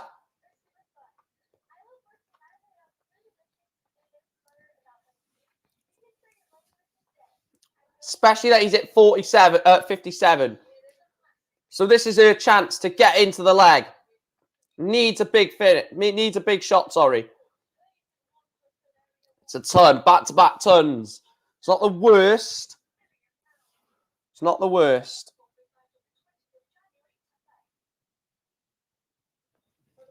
Ton 40. Leaves himself 164. She's going to need to hit something big here. Yeah, that's the one. Yeah, I thought it was. What is she going to hit? 96. Oh, Fallon. She's going to have to hope that... well, if this goes, then you can't do anything about it, can you? It doesn't go. 102 is not a gimme. Leighton Bennett is out. I will run through the results once this game is over, though, before we get ready. Right, let me know if Matthew Edgar is warming up, guys. So we will be putting the Edgar game on after this. Oh, so Fallon Sherrock needs this 105. This 105 needs to go. Needs to go, Fallon.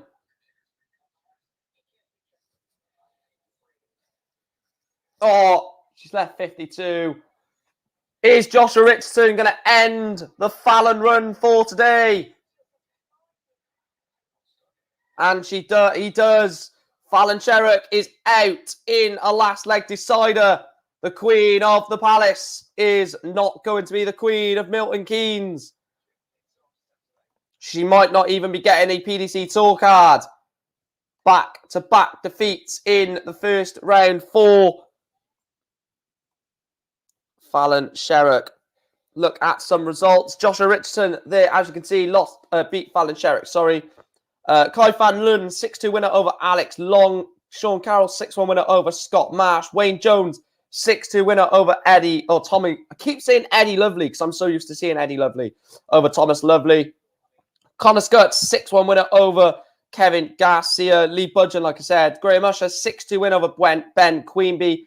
Robert Thornton getting it over the line. The former UK Open champion beat Martin Thomas 6-4 in that one. Ryan Finesse, 6-2 win over Kevin McDine.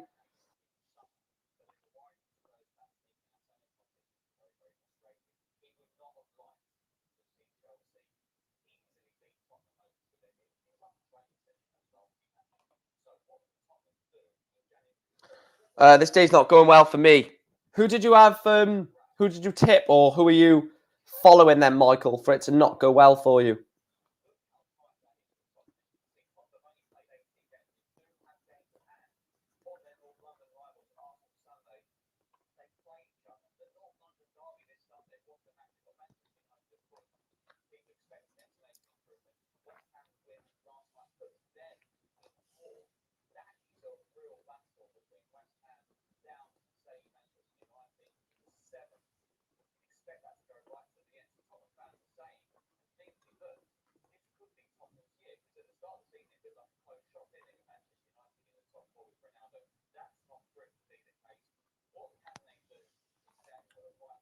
Ted Everts does get over the line 6-5. Yesterday, Ted Everts didn't have the perfect day, losing to Matt McGeeney in his first game. This time he gets over the line 6-5. Like you, Mike, I like Leiby. Leighton was my second. Yeah, I've put my... Actually, I'll put in brackets Danny Lauby. Because Danny Lauby was my original prediction. And now I'm going Matthew Edgar. I'll take that off. Let's have a look at EU Q School. We've not really had a look at EU. Dirk Telnikes is 1-0 down against Andreas Torf Jorgensen. Nico Kurtz is playing Christoph Kachuk 0-0 in that one. Sebastian Bielecki is 1-0 up over Norris Glegu. Have we seen...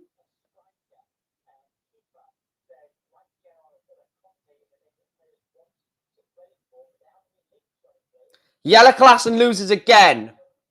Jelle Klassen loses 6-1 to Tony Alcinas, averaging only 70 Jelle. Wow. Matt Clark, 6-2 win over Graham Hall.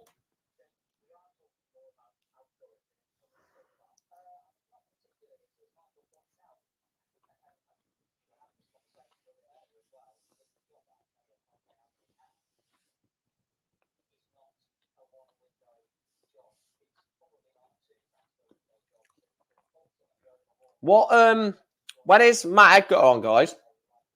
Let me know when. Edgar TV. Let me know when he's on. Matt McGeeney, 6-4 win over Ryan Hogarth.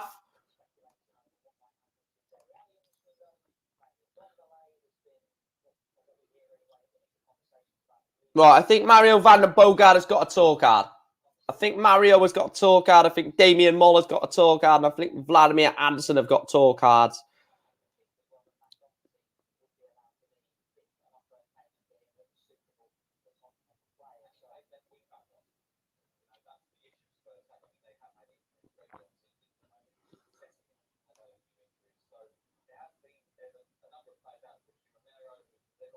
Yeah, I fancied Lauby to win today, but didn't. Well, that wasn't the case, was it? When is Edgar? Come on, Matthew.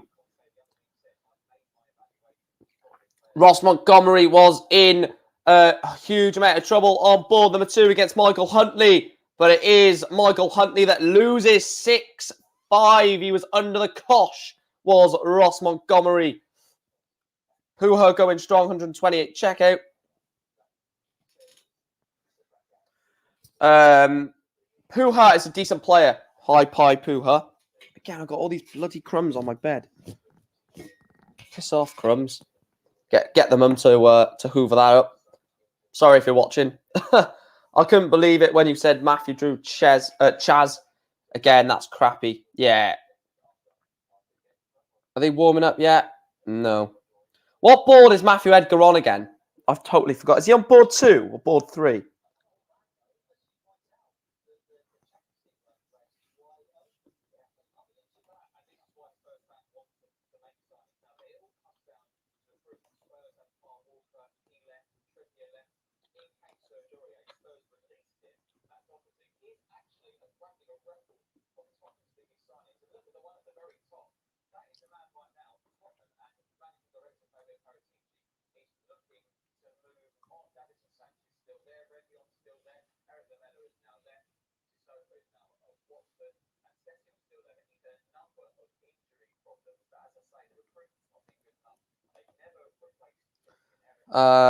Two. He's on board number 2, is he? Matthew Edgar.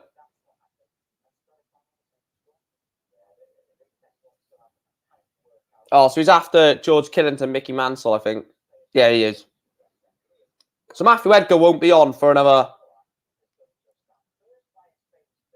15 minutes, maybe. Tom Lonsdale beats Michael Barnard 6-4. No, not 15.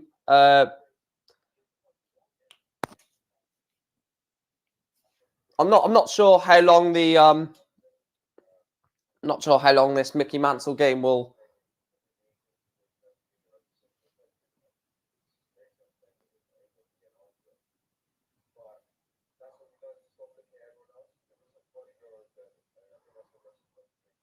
But yeah, I don't know how long this game will last between Killington and Mansell. I don't know how quick George Killington is. Mickey Mansell's not slow, so maybe, but Darren Webster 2-0 down on Niall Cullerton.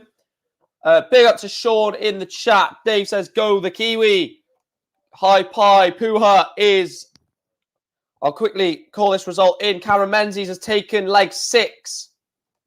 It's now 5-1 between Hi Pie Puha and Cameron Menzies.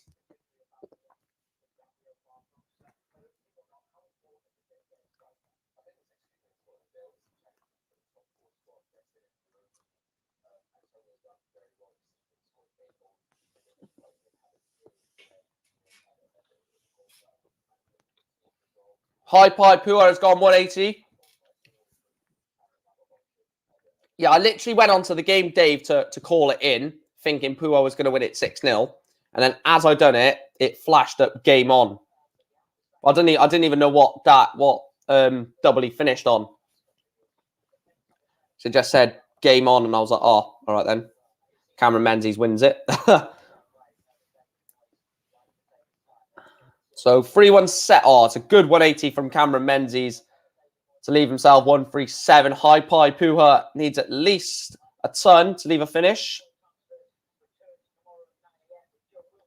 Well, no, he could actually ton 40 to leave 124.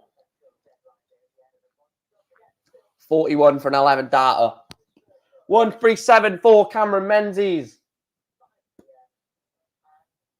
Leave 60. So 124. Hi Pie Puha for the match. 124. Does it go?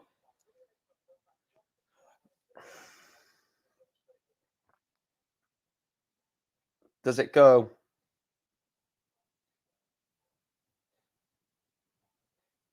It doesn't.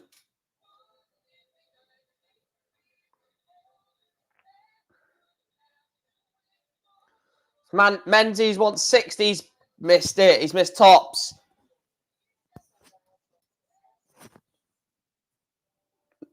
Oh, he's come inside. Double 16 for Puha. It goes in 1. 6-1 win. 100 average for the New Zealander. Hi Pi Puha gets himself into the last 64.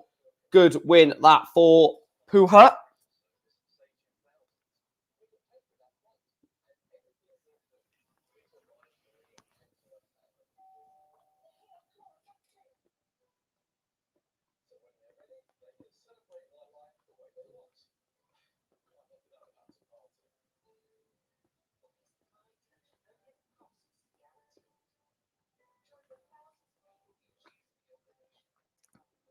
Just update that.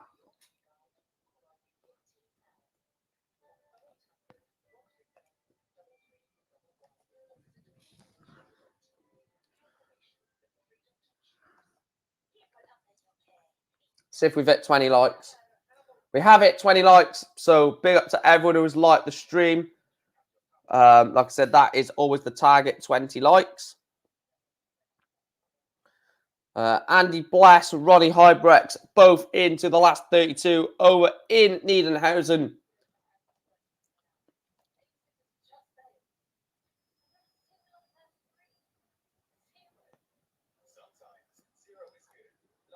It's a lot of players that have not got a point.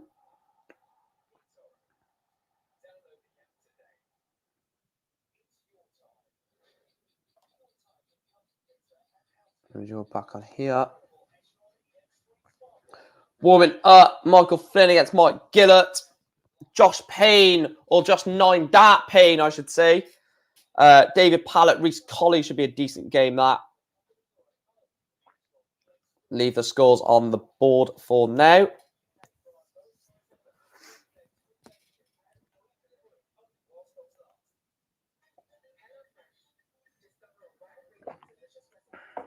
That water tastes absolutely disgusting.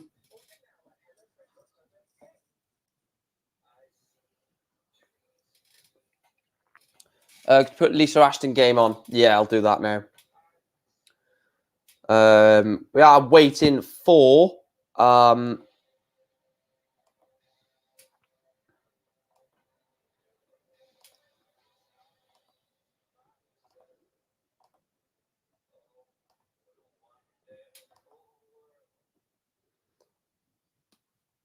I got an eye appointment at 3 and then I'll be back in the stream.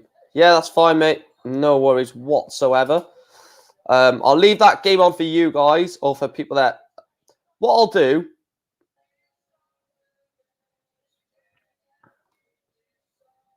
I need to find a new streaming software so I can put like a game on, which like this game right now, Lisa Ashton against Alan Tabern, and then have like another screen with all the results, all the live scores.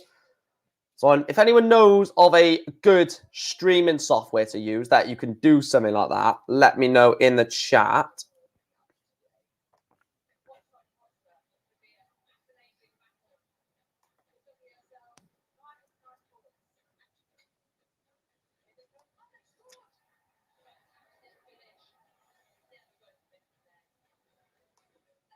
I'm going to try and do something a minute to see if we can get better sort of stream for the channel. Justin Smith versus Sean Wilkinson. 91 averages, 2-1 Smith. So if anyone does know a better streaming software to use, that would be much appreciated.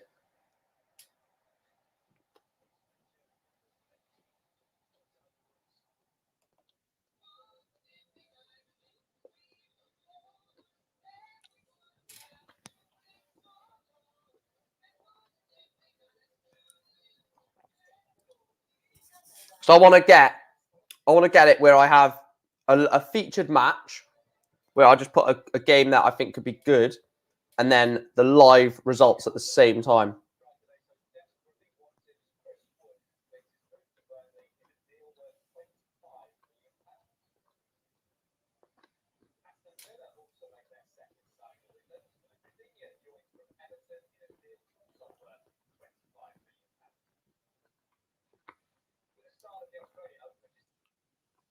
Luca Dini has gone to Aston Villa. I'll tell you what, Aston Villa are making moves in this transfer window, aren't they? They've signed Coutinho, and they've signed Luca Dean, and they're going to get rid of El Ghazi as well. Good window from Villa so far.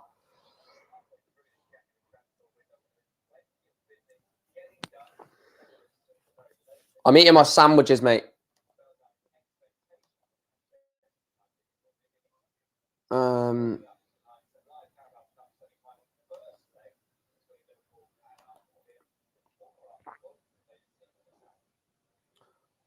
me have a look at this.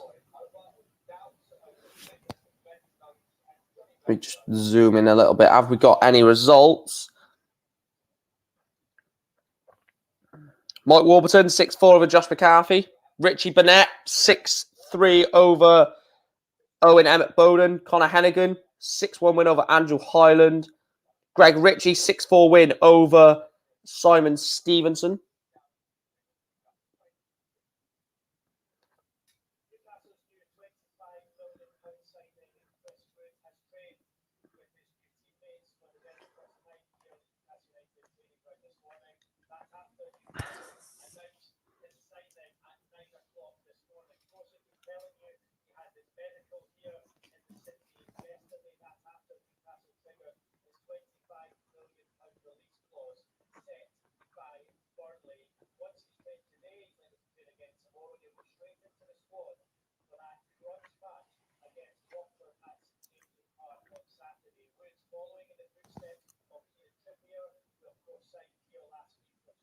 Look, no one really wants to play for Newcastle. They're just going there for the money.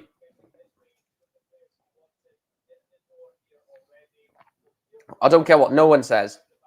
No one wants to be playing for Newcastle United. They just want to get the big wage packet. Kieran Trippier was playing Champions League football. Maybe Chris Wood. Maybe. But Kieran Trippier from Champions League football to potentially relegation. Yeah, he's not going there to play for you, Newcastle. Sorry to say that. Sorry to burst your bubble there, Newcastle fans, but he's literally going for the money.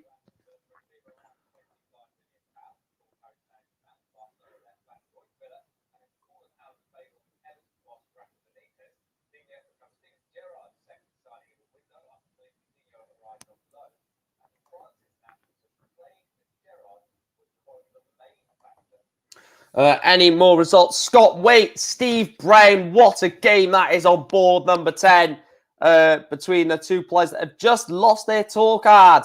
How harsh is that they both play each other? Close to a result, Peter Jakes, 4-4 against Sean Griffiths. Justin Smith is now 3-2 up on Sean Wilkinson. From when Ben mentioned that game, it's definitely dropped off in terms of the averages, and so fourth in that one.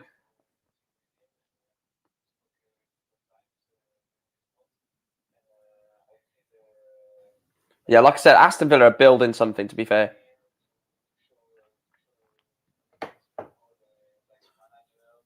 Let me refresh this. What has Ben said?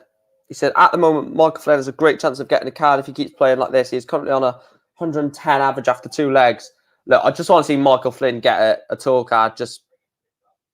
He's just gone 2-1 up as well. 101 average. David Pallett. Oh, can you imagine seeing him back on the tour? David Pallett.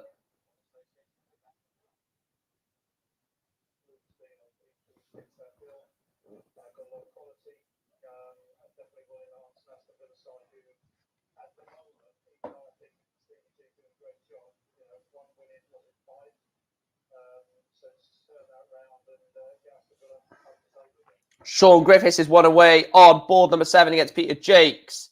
Was Jakes at the Worlds? I think he was, wasn't he? Not too sure.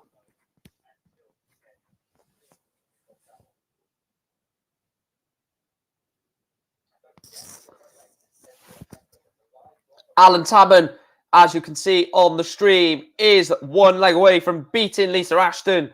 Could we have both women out after the first game? Well, to be fair, Lisa hits a big 140 there. What can Tabman reply with? Replies with a ton. No, Sean. This is what they're here for. They're here to win a tour card.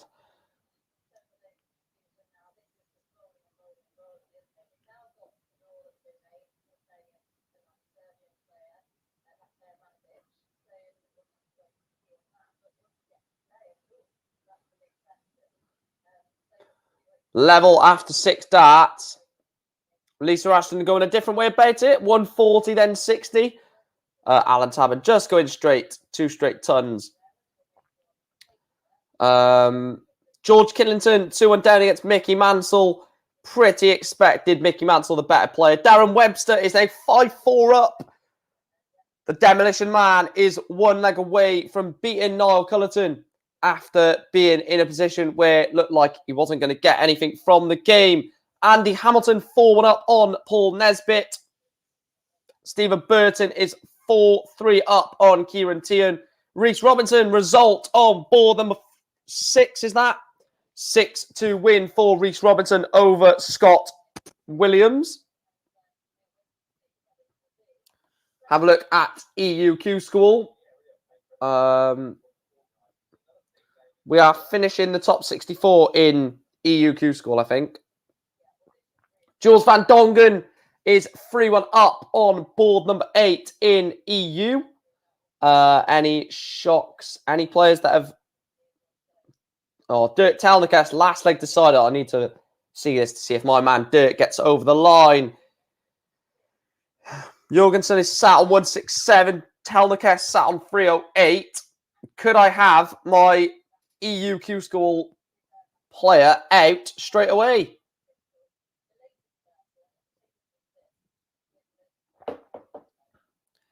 To be fair, I did say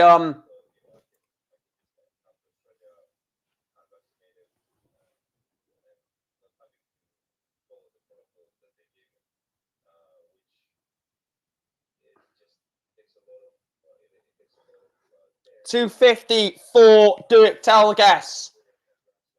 He's only at 43. Dirk looks like he is going to be out by Andreas Toft Jorgensen. 127 is what the Danish national wants. It's a good 95 to leave 32. Dirk Telgas needs to put this 32 under a lot of pressure. He's not hit a single treble in this leg. Jorgensen, double 16 to dump Telnikas out of the day. Double 16, does it go? It doesn't. So 149 can't go, of course.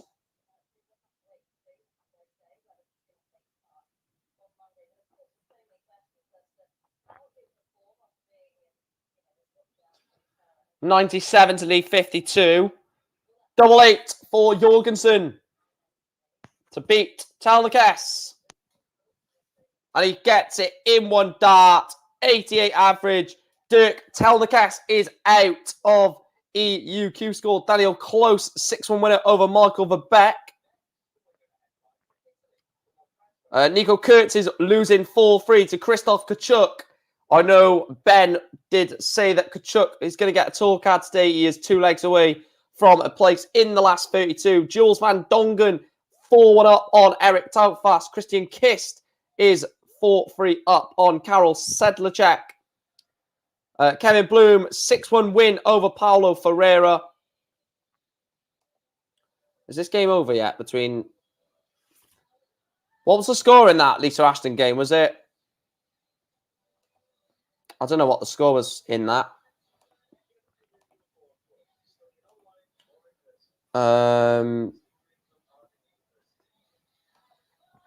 What was the score in that Lisa Ashton game? I didn't see it. Oh, I need to take this off, don't I? 6-2. Peter also says women's PDC is then for Fallon and Lisa. Well, not just yet. They still got 2 days, but pretty much it's going to be the women's tour for both of them. You feel? If you are new to the channel, though, guys, please do make sure to hit the like button, hit the subscribe button as well. We will be covering the rest of PDC Q School. Players warming up. Diogo Portela warming up on board number 13 against Nathan Gervin. Andy Hamilton is 1 away from victory against Paul Nesbitt. Mickey Mansell, George Killington, 2 legs apiece. Cheers, Peter and Byrne. 6-2.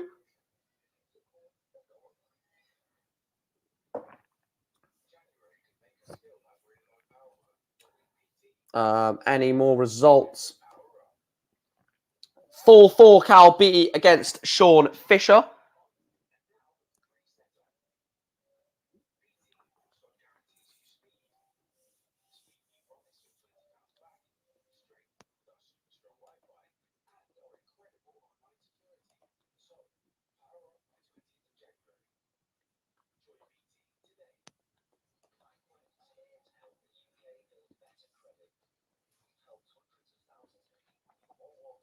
Peter puts a good question in the chat. What do you think of WDF? I want it to work. I do want it to work. I want it to be successful. However, I just don't see it. Just don't see it, unfortunately. I think it's just the PDC have too much going on. The PDC have too much going on for attention to be put solely on that, in my opinion.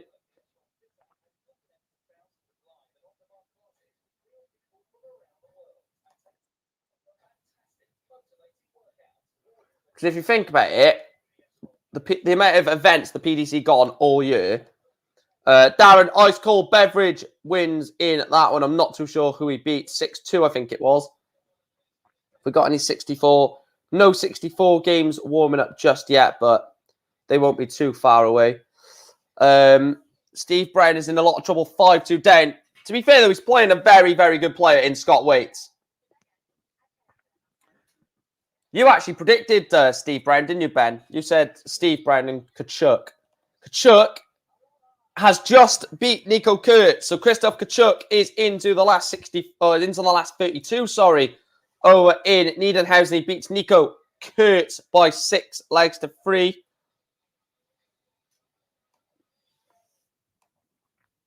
Michael Flynn is 5-1 up on Mike Gillett, averaging 101. David Pallett gets the job done. 6-1 winner over Reese Colley. I'm going to try and call this Michael Flynn result in, should he win it. 6-1, of course. He's left himself 167 after 9 darts. So he will be on for a 13 dart holder throw for a 6-1 win. Yeah, but Scott's B game is probably better than Steve's B game, isn't it? So maybe even better than his A game. Scott Waits is that good of a player. And he misses. So Mike Gillett, I mean, if this 160 goes, then Mike Gillett wants 160 when Mike Flynn sat on 18, double 9. I was going to say left on 9, but meant double 9, but I don't know. Words came out stupid. Michael Flynn then double 9 for the match.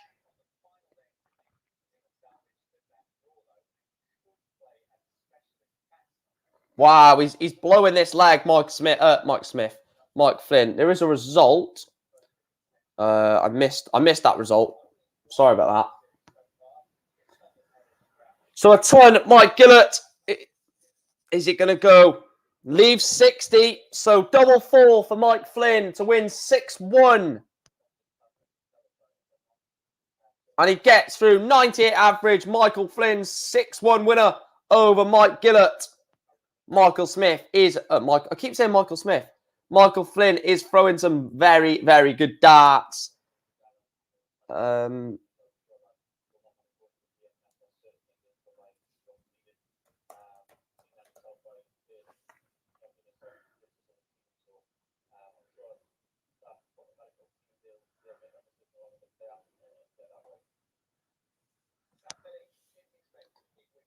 Waits. Oh, that was the Scott Waits victory, was it? What was the score in that one? Scotty 2, Hottie. 6-2, Steve Brown. 6 average, not the best. It's all about getting the job done.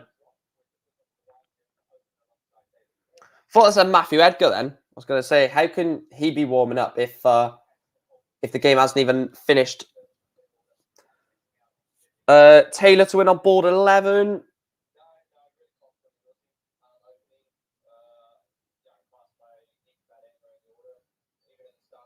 Oh, wow. Wow. Yes, I think Taylor will win this match.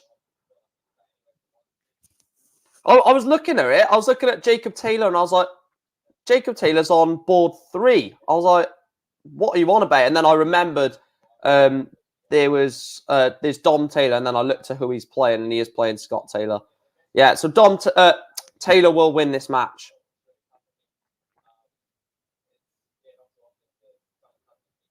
Wow. I knew someone was going to put a joke in like that today.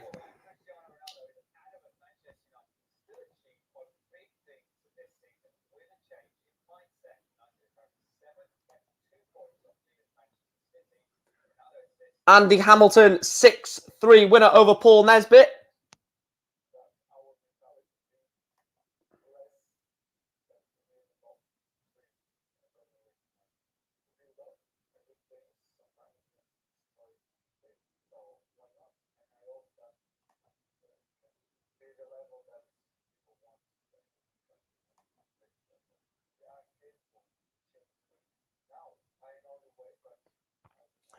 As Steve Brown is out, I'm going to say Mickey Mansell to win a card today.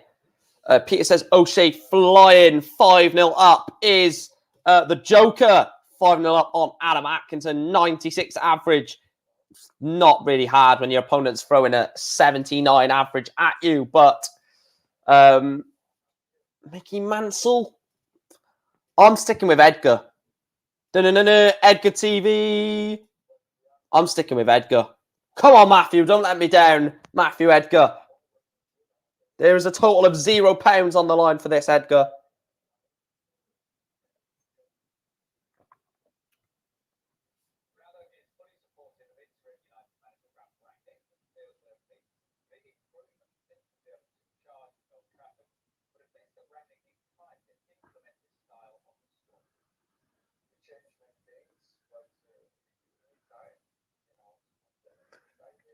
I'm listening to the Ronaldo interview at the time, hence why I'm trying to be a bit quieter. Josh Payne, 5-3 lead over Sam Kankit. Cal Beatty puts out a very good player in Sean Fisher. That's meant. I mean, how solid these draws are for players. Like Cal Beatty has to beat a very good Sean Fisher to get just into the last 64. Not even to get a single point on the board.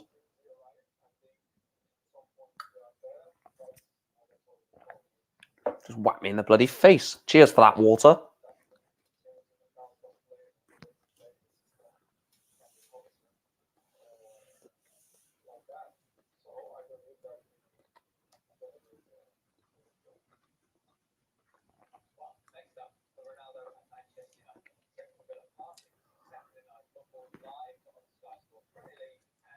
I'll tell you what, I would love to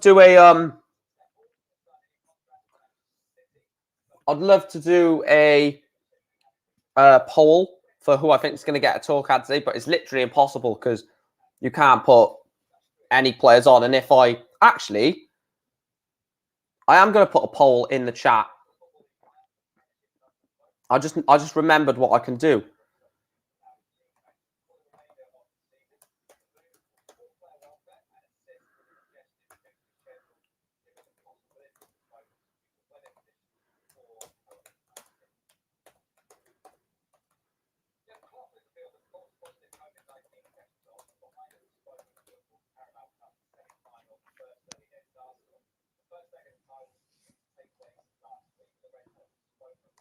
There we are.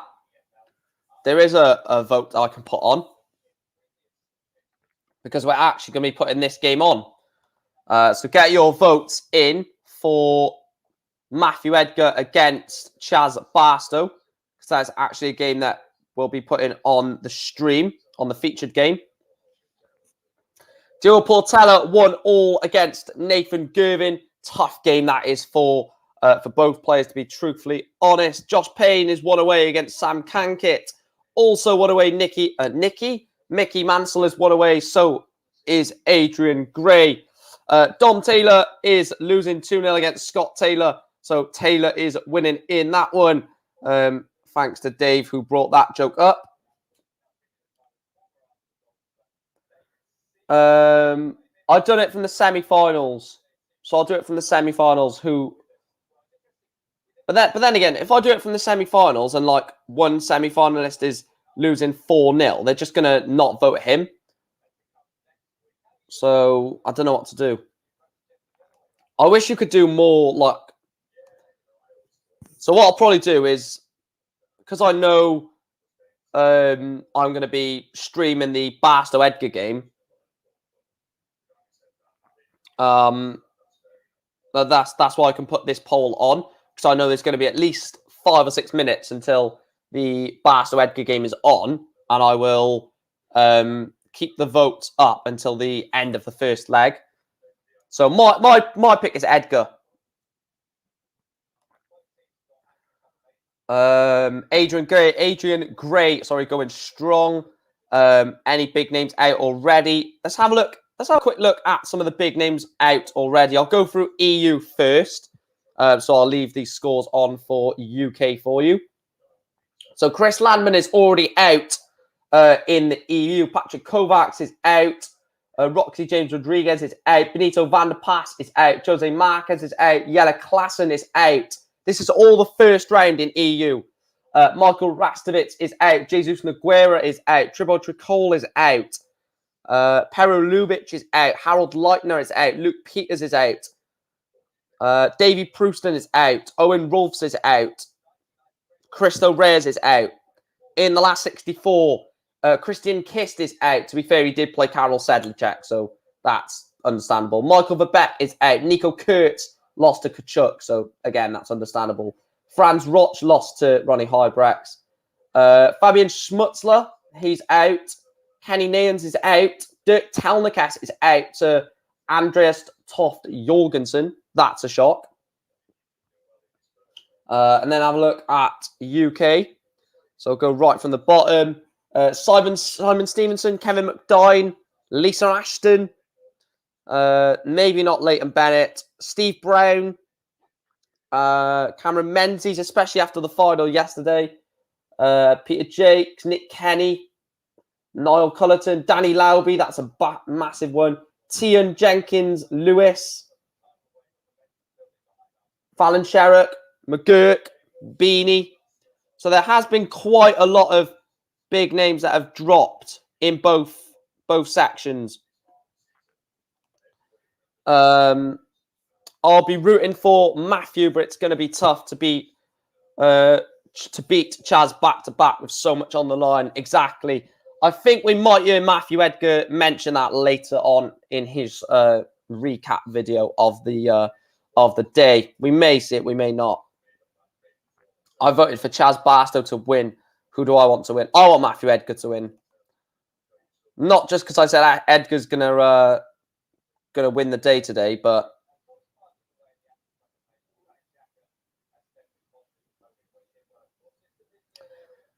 so yeah, people are going with Matthew Edgar. Maybe the popularity on his YouTube channel, I don't know, but is he a better player than Chaz?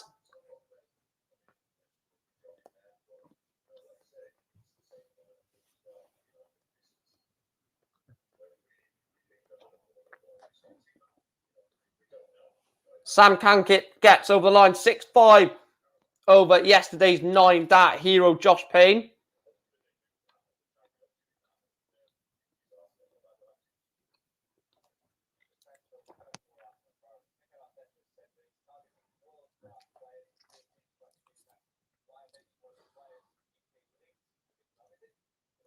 Taylor is 3-1 up against Taylor. Is it Dom? Yeah, Scott is 3-1 up on Dom. Nick Folwell 3-2 up on Kevin Burness. Mickey Mansell gets over the line 6-4 winner over George Killington. Mickey Mansell is into the last 64 where he will play the winner of right, this is where I'm going to get confused. Does he play the winner of Matt Edgar versus Chaz Barstow?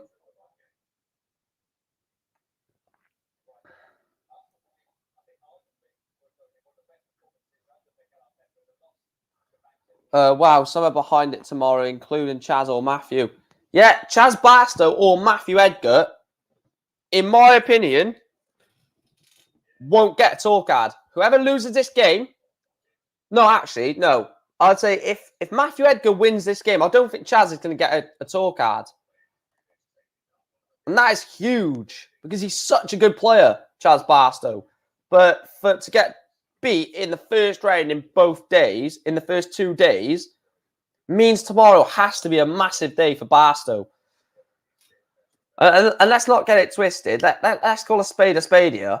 If Chaz Barstow, I mean, if he gets Matthew Edgar 3 days in a row, there's got to be something wrong. But if he gets a tough player that's not Edgar, just another tough player. Imagine 6-5 win for Adrian Gray there. Imagine tomorrow, Chaz Barstow doesn't draw Matthew Edgar, but he draws Danny Lauby.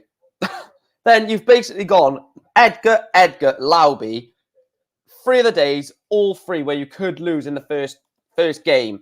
And then it would basically have to be win it or bust. It would have to be all the way or bust. Because I don't think like a quarterfinal, semi-final will be enough.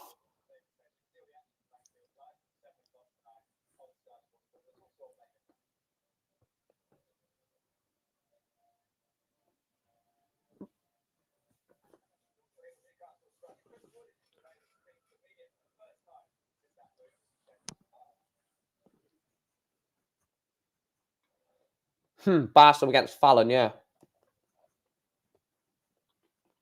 Right, it is warming up. Barstow against Edgar.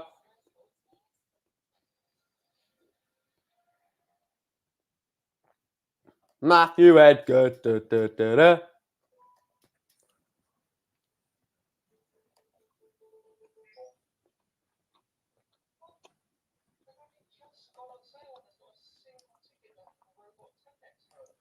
Actually, I will... No, Fallon has tomorrow and Saturday, Burn.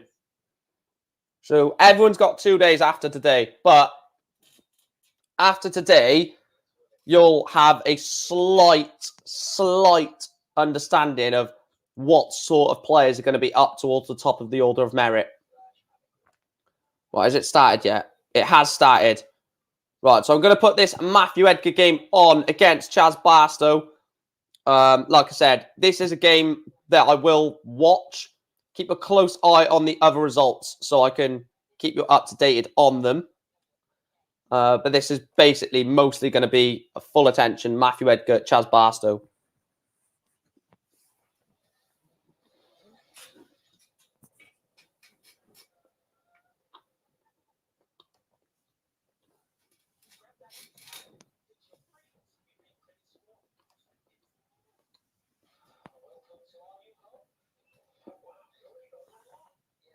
This is a big game. This is a huge game. Barstow 201. Edgar sat on 141. Poor visit. 57. Poor visit. So maybe 6 starts at 141 for Matthew Edgar. Leaves himself 86. Barstow's on 144. I can actually take Fallon off the title now because Fallon is out. Sorry to the Fallon Cherrick fans of the world, but the Queen is out.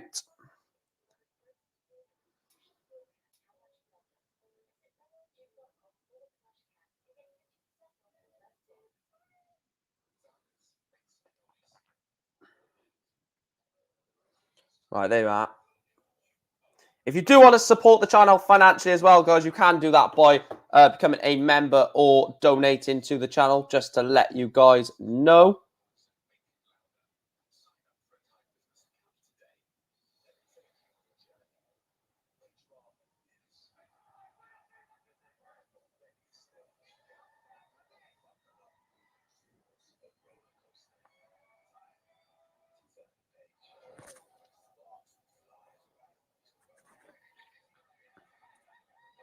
There we are. Let's refresh that.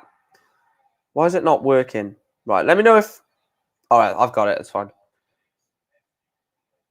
That's Connect was being a bit of a pain in the ass then.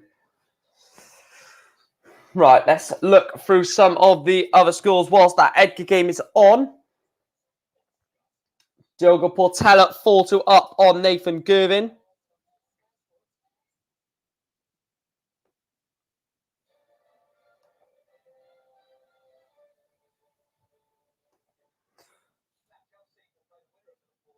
remind me of how to contribute. You can become a member of the channel by hitting the join button, or if you do just want to put a donation in, there is a super chat in the bottom right side. You will go on the bottom as the top donator, obviously, unless you get beat by that. But yeah, the way you support the channel is just by your likes and subscribes. But further support the channel, like I said, is through donating and becoming a member of the channel.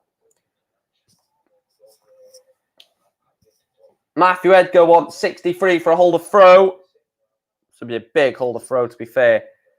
Early in the match, this will be a big moment. And it goes in 3 darts. Matthew Edgar leads Chaz Barstow. Breaks, then holds. Massive, massive moments already for the Edgar. 2-0 up on Chaz Barstow. One of the toughest rounds, toughest first round matches you could possibly have. And it is Matthew Edgar who leads by 2 legs to 0.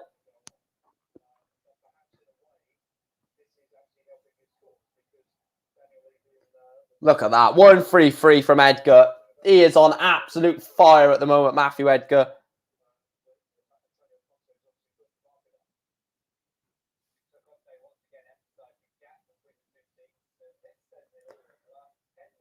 So 29, then 1-3-3, 1-3-7.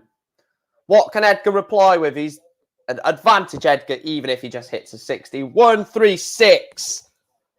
Matthew Edgar is really starting to ramp it up a little bit against Chaz Barstow.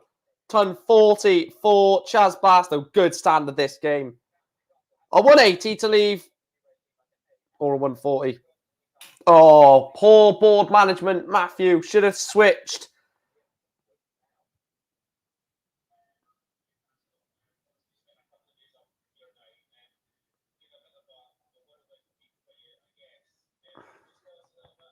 $172 for Edgar.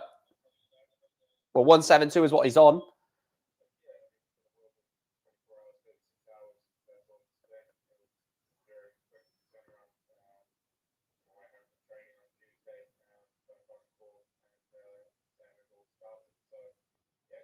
$195 is what he's on.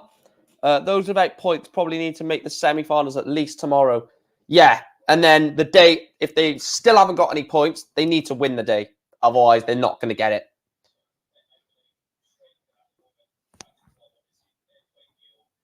So 96 for Edgar to leave 95. So 72 for a holder throw for Chaz. Ever since the first visit of the leg, he's gone 137, 140, 123. So Matthew Edgar wants 95 for 3-0. Left 25. The Devils finish. Chaz Barstow, double 10. And it goes into darts. Chaz Barstow 2-1 now to Matthew Edgar. But yeah, that's how you do that, Burn.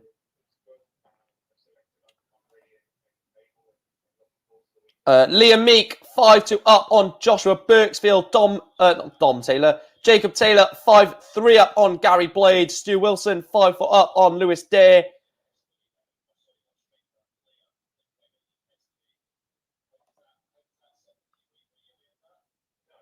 Oh, you've actually gone and done it. What? Big shout out to Burn, guys. Get in the chat. Thanks, Burn. You absolute hero. Big up to you, man. Become a member of the channel. Members will be getting like all privileges and stuff, which I need to figure out shortly. But big up to you, man. Absolute hero. I'm going to leave that on for a minute or two. But yeah, big shout out to you, Burn. Massive, massive thank you. Like I said, all of your likes and subscribes are massively, massively appreciated. However, if you do support the channel financially, that just means an extra bit. So big up to you. Big up to you. Actually, let's see if I can. I'll take my predictions off. If anyone does ask for my predictions, I can just give them that. Let me.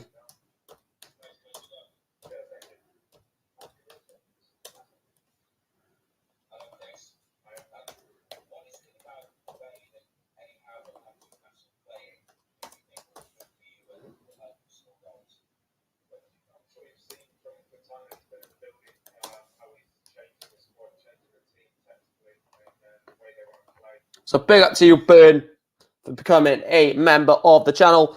Thanks for doing this the past few days. Terrific coverage. Thank you. Thank you. Thank you. Thank you. Edgar takes it out. 64 does go for Matthew Edgar. But yeah, you're very welcome. You are very, very welcome, Burn. We'll be doing this for pretty much every event. Like I said, every event that I can do, I will be doing. So the rest of Q School, probably going to be doing the Masters. If I can, that is. I don't...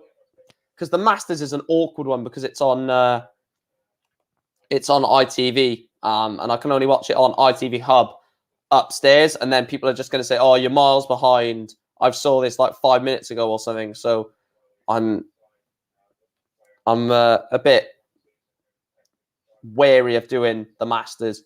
So the Masters might be a tournament where I just watch it myself. I'm not too sure yet. We'll see what happens. Diogo Portela 4-all against Nathan Girving. Connor Scott has got over the line 6-3 against Ryan Murray. A tough game, that, to be fair. Very tough game. A tough game. Well, what I thought was going to be a tough game is not a tough game between Chaz Barstow and Matthew Edgar. 184. The Edgar leaves him on 158. Chaz Barstow is on 124. This is the longest time it's taken me to eat my food, by the way. The longest time it's ever taken me to eat food.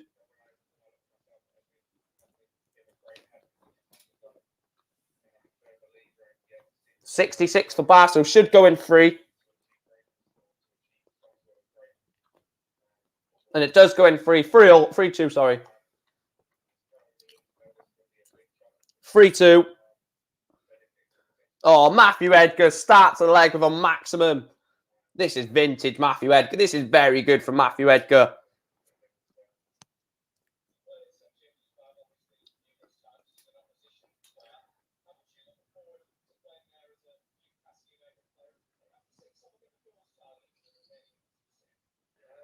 $96 from Edgar there. Sam Kankit, yeah, Sam Kankit did beat Josh Payne 6-5. Good win that for Sam, to be fair. Who do you think will win the day today? Look, I said Danny Lauby at the start, Daz. I did say Lauby at the start of the day. I'm going to go Edgar. I think Edgar's got something in his game that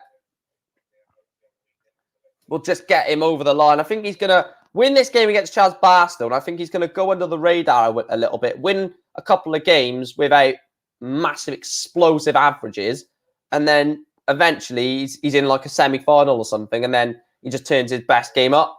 I think that's how this day might go for Matthew Edgar. So double 16 then for the Edgar. Very, very good on double 16. His favourite double on the board, and it goes. Oh, excuse me, that's very dirty. Matthew Edgar takes it out. It's 4-2 to the Edgar, and basically a very, very solid performance this from Matthew Edgar.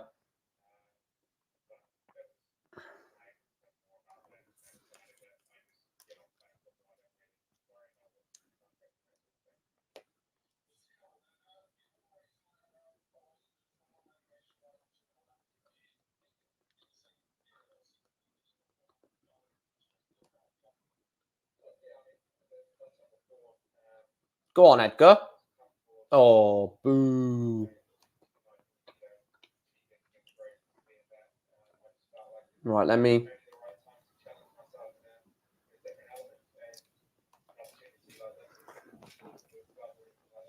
He's on 263, Edgar.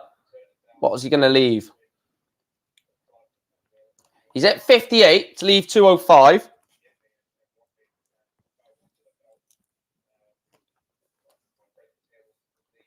Surely not Bat. Oh, Barstow's missed double 10 for 141.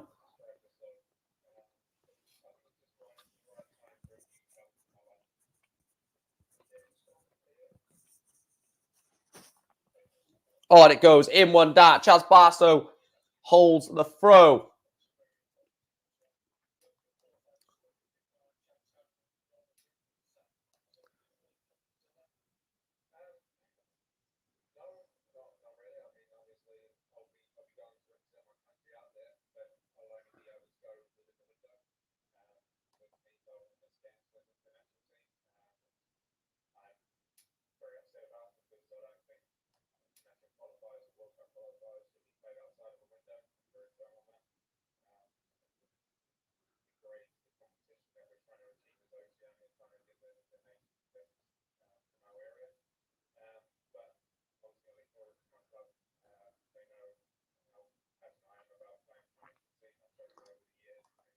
I need to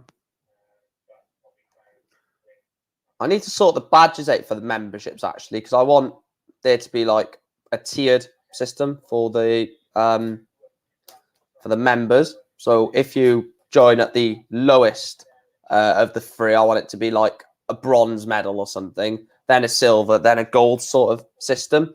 Or I might do, because I can't do darts related stuff because I do football content as well. So it can't be like the match play is like the lowest tier, then the Premier League, and then the World Championships. I can't do that.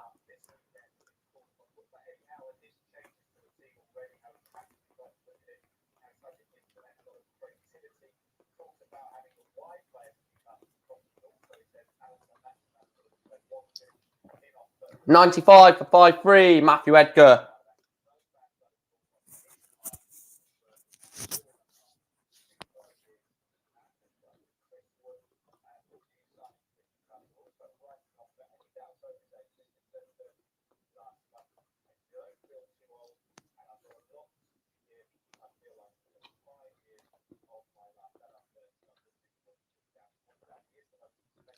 Right, there we are. Any results over in Europe? Any shocks? No, we are into the last 32 over in Europe with only 4 last 64 games left. So just like yesterday, Europe will be done, I reckon, an hour or so before UK. Well, UK is only in the... There's only 3 last 1 to 8 games in Europe, isn't there?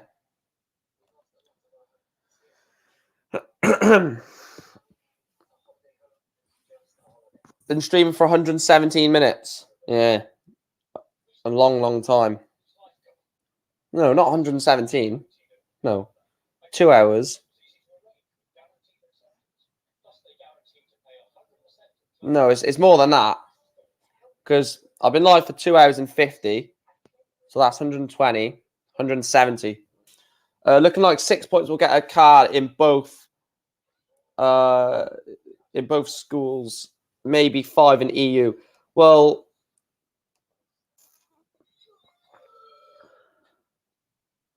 I think Mario's got a card. He's got a plus 21 leg difference with 5 points. Realistically, he could probably...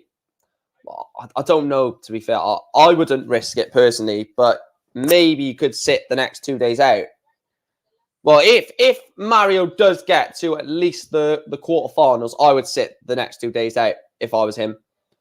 Matthew Edgar, 6-3 win for the Edgar. Matthew Edgar is into the last into the last 64. I will look at the comment section in a minute. Bear with me. So let's just get the games on the screen as much as we can. Prime time, Matthew Edgar does get over the line. Devils United, big up, Maisie. Hope you are well. Thanks for tuning in. Please go and check... I don't know what I'm saying here. Please go and check Maisie out. Devils United, quality content for one of the most crappiest teams in the Premier League at the moment, Man United, but it is what it is. What did I want to check? Who Matthew Edgar has got next game. So Matthew Edgar has...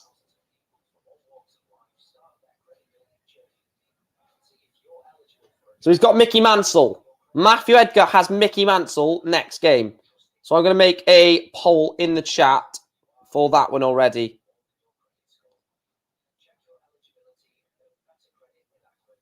There we are. Right, let's quickly make the poll. Also, massive shout out to Burn, by the way, for becoming a member. Like I said, if anyone does want to become a member or donate to the channel, that is massively appreciated, even though like the likes and the subscribes all do mean a massive lot as well. But actually financially supporting the channel is even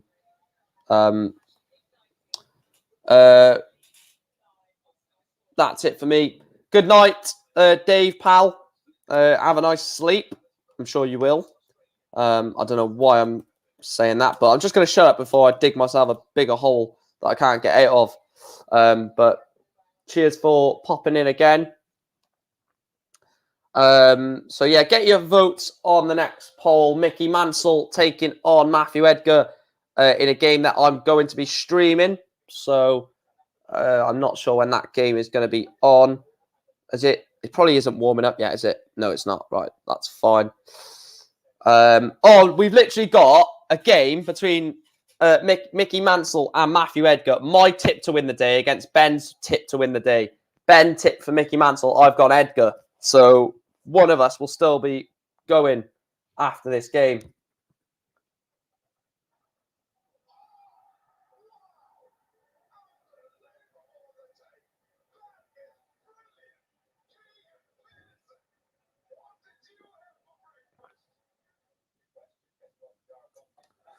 Someone says, come on, 6'4" Mansell.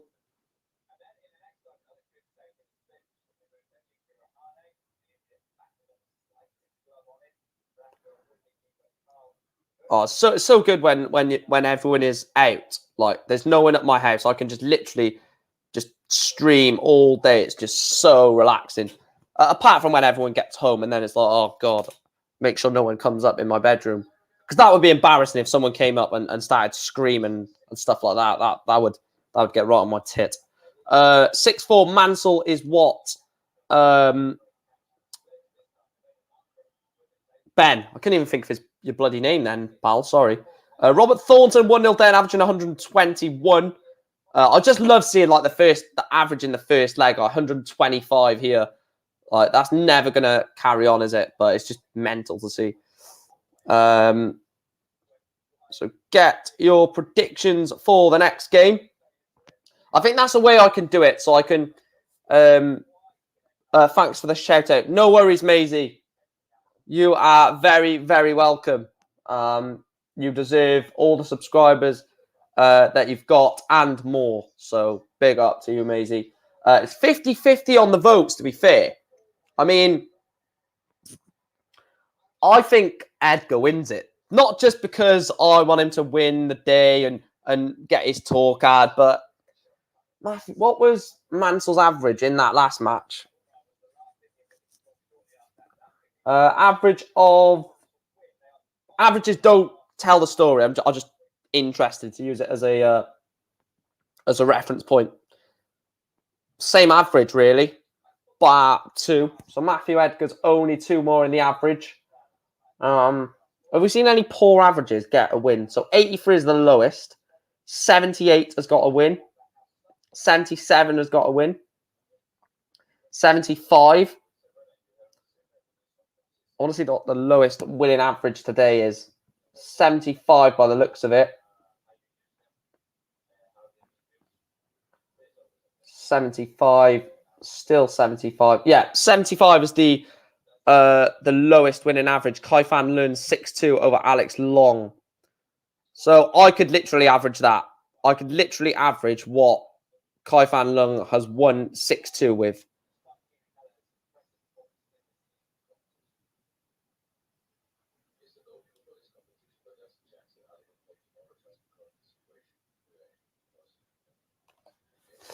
Uh, 6-4. Oh yeah, I've seen that 6-4 Mansell. I'm absolutely starving. Oh, I'll tell you what, the chicken curry I had yesterday, beautiful, guys. Absolutely beautiful. It was, basically, imagine a beautiful chicken curry. That's basically what I had yesterday. It was, onion bhajis, these like little chicken bite things. Oh, curry sauce on it. Oh, naan bread. Beautiful, beautiful, beautiful. Tony Alcinas, 3-0 up on board number 11 in EUQ school. Kevin Doett's 5-1 lead over Sebastian Bielecki. At least that's not a shock, to be fair, because Kevin Doett's is a very good player, so is Bielecki. So it's not like the winner of that is underwhelming. What's the biggest win in... The lowest average winning in EU... Excuse me.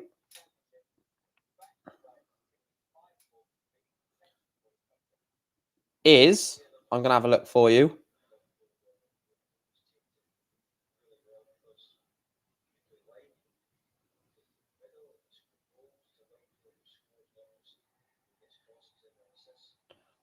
The lowest average in EU cube score was 72. Mindaugas Borauskas 6-2 over Vaisal Otsumir.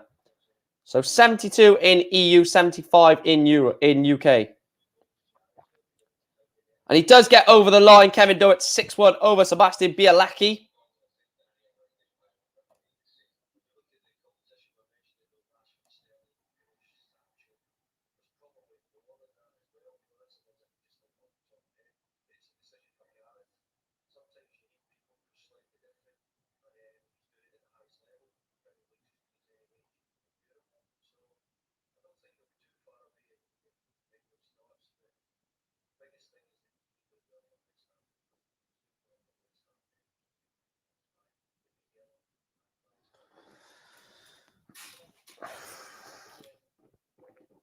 The pleasure about doing these streams is I can literally sit in my bedroom and so I've got a green screen behind me. Well, not behind me, but I'm using a green screen, so not actually at Marshall Arena. Just in case any of you are interested, I'm not stood at the Marshall Arena watching all the scores come in.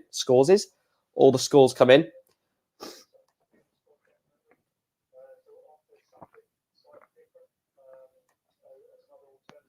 Let's see what the vote is saying on that game.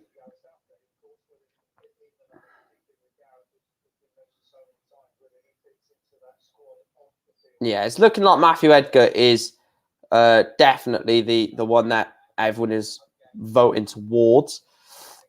Is it warming up yet? Or has it started? It's definitely not started yet.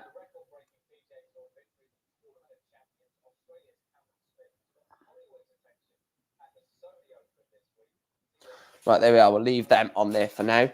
I need to wait for the Edgar game to start because I need to go and get a drink. I want to fill my drink up, but does anyone know roughly when the Edgar game will be on? Because I need to go and get a drink, but I don't know if I'm going to miss the start of the Edgar game, so I want to put that on.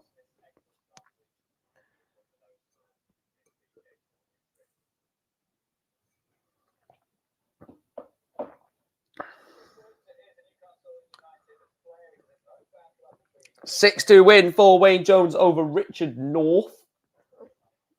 Very good victory for Northie. For Jones, sorry, over Northie.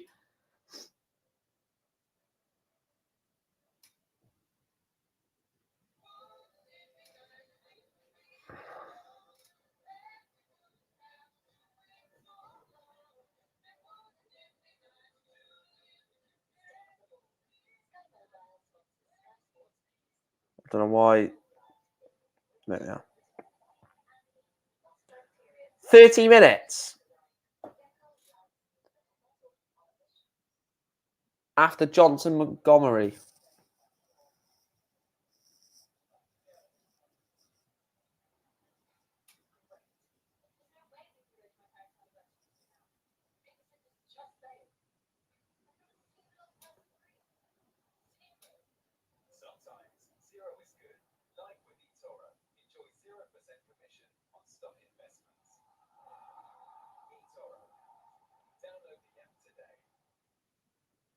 Right, there we are.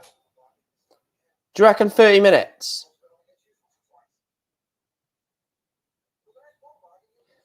Reese Hayden, 6-3 over Davy Kerwin.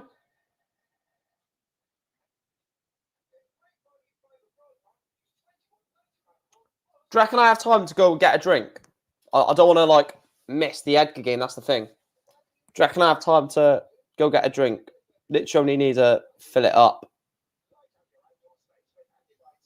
And I might go to the toilet as well.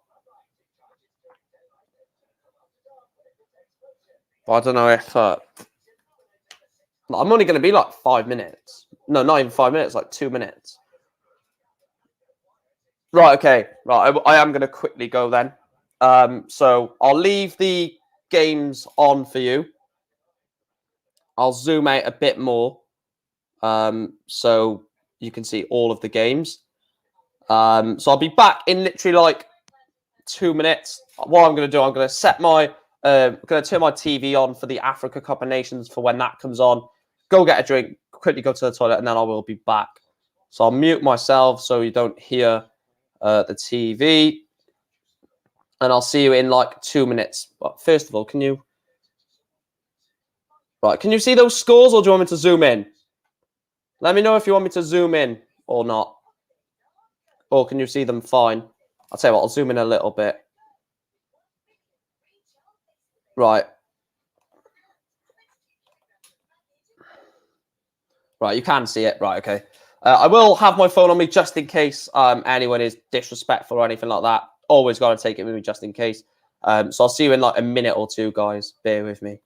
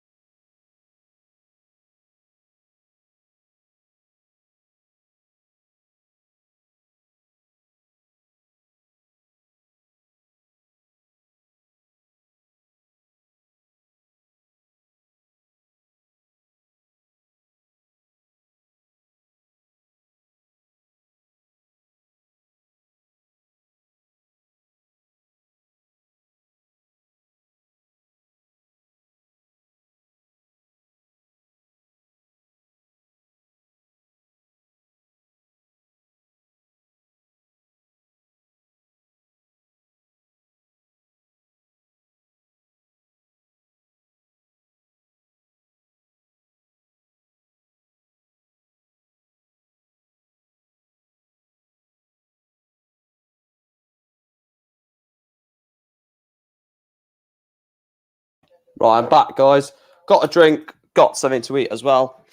Like I said, please tell me the Edgar game has not started.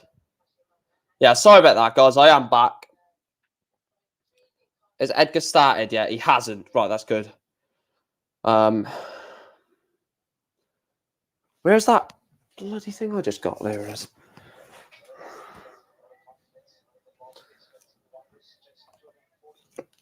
Right. Any shocks? Did I miss any shocks or any results?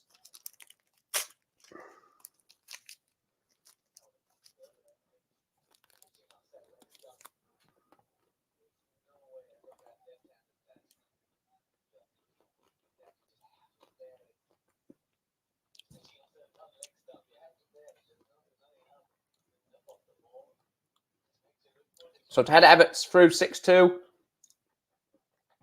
Kai Fan Lung won his first game with a 75 average. He beats Gavin Carlin with 103 average. Jarrell Cole through 6-5. Richard North, like I said, is 8. Mike Warburton is through. But don't worry, I am back. Dan Reed, 6-5 over Robert Thornton. Let me put my phone back on charge.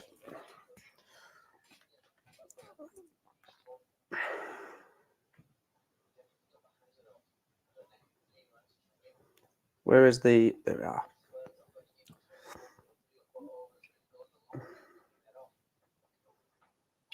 But big up to everyone in the stream. See how many likes we're on. 24 likes. Let's try and hit 40 likes. Go on, let's hit 40 likes.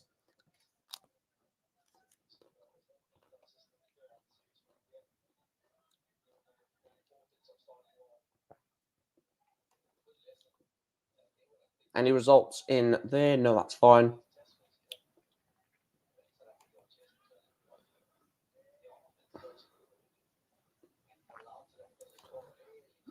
But big up to everyone in the stream. And also, like I say, I know I've already said it, but big up still to Burn for becoming a channel member. Big up to you, pal.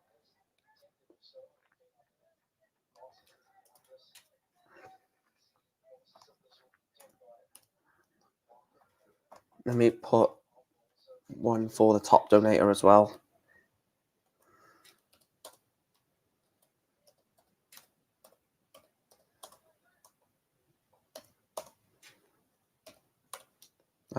Latest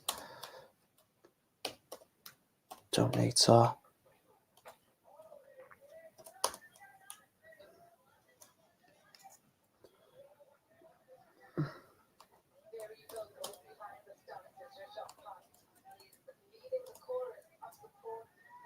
There we are.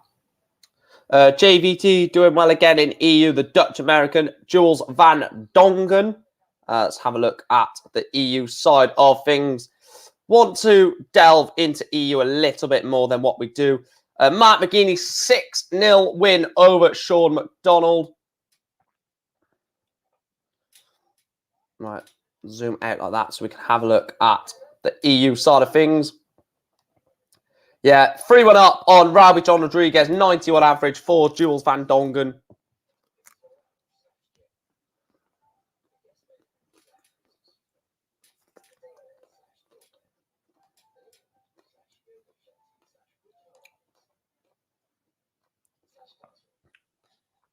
Jamie Clark, 6-1 winner over Mark Clayton.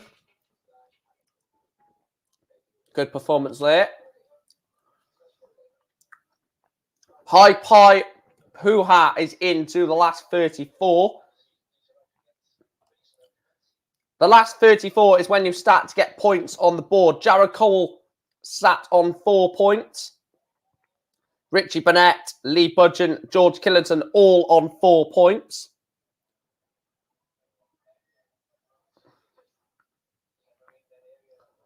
So they're on 4 points. Karen Menzies is on 5 points. Very, very good performance from all of them so far over the 2 day or day and a half, I should say.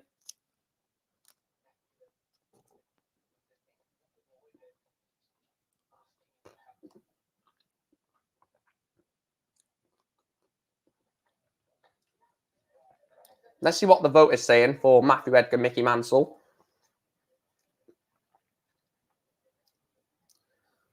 My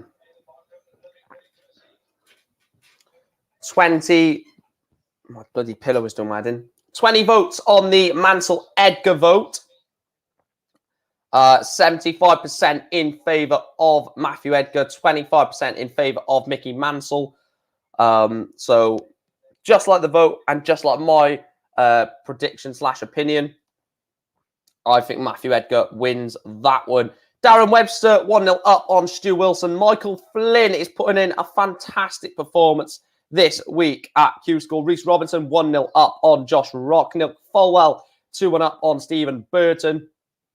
Nathan Rafferty is 2-1 down on Andy Hamilton. Sean Griffiths leads Darren Penhill 3-1. Connor Hennigan 4-3 up on Sam Kankit. Sam Kankit knocked out Josh Payne in the previous match. Joshua Richardson is beating Carl Beattie and is 1 away. Jordan Brooks, Richie Burnett, 4 legs apiece. And there it is, Mickey Mansell, Matthew Edgar warming up on board number 2.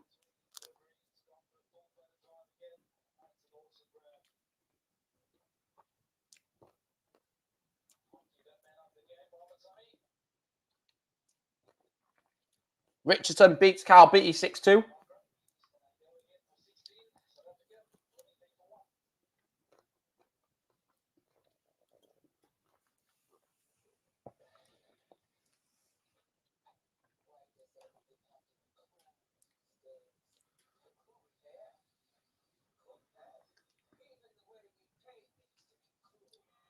(4-1) to Jules Van Dongen, Christopher Kachuk.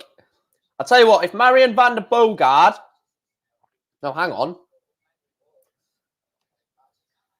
Mario van den Bogard has pretty much got his PDC tour card, guys. He's on 6 points. Yeah, 6 points is going to get you enough. So Mario has pretty much got a PDC tour card, but it won't be confirmed. Well, unless he wins the day, it won't be confirmed at all on that one.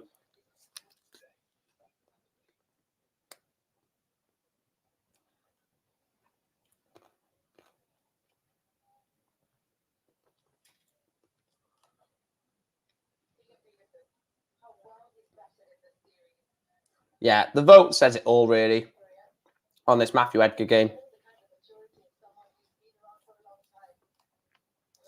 Matthew Edgar. Probably Rodriguez is done till tomorrow. It's a massive day tomorrow for Robbie John Rodriguez. Massive, massive day. He's only got a point on the... I mean, he's got a point on the board with a +4 leg difference, but that's going to go from this. So 1 point.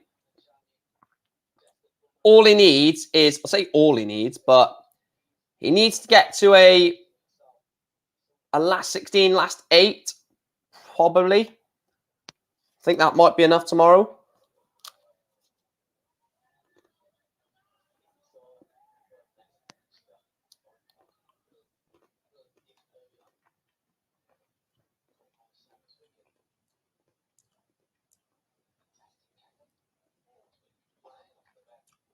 I'm still waiting for this Mickey Mansell Edgar game to start so I can put it on the stream.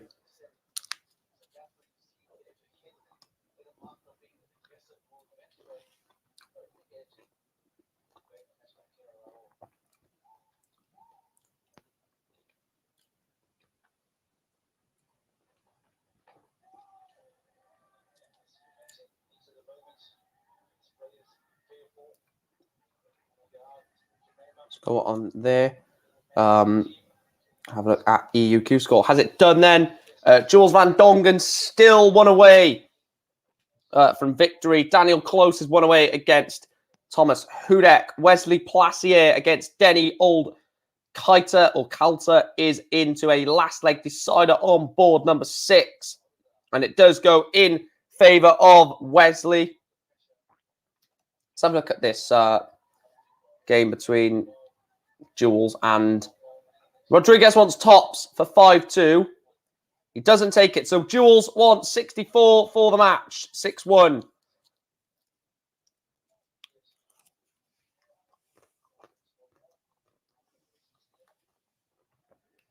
In 3 darts.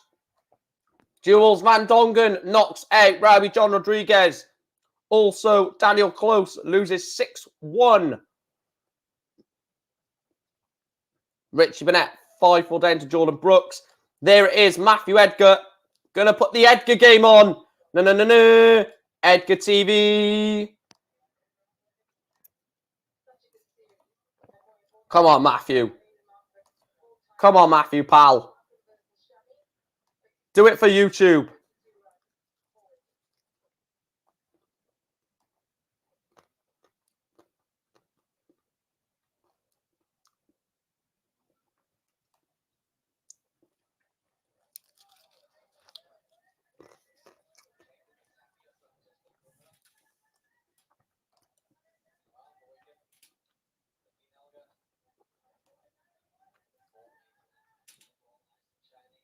So what did the vote say? 75% Edgar, 25% Mansell.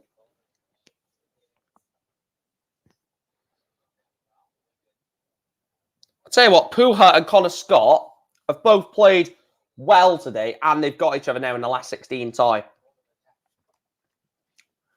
you want to join later on, Ben, what Chris done yesterday? Because Chris couldn't join for the entire day, but he joined for like the last hour. So if you want to do that today, Ben, you're more than welcome to jump on for the last hour. You don't need to put your camera on either. You can turn your camera off if you want. Nice cold glass of water. Matthew Edgar is on 157 for a hold. Poor leg this from the Edgar. Very, very poor leg from Edgar.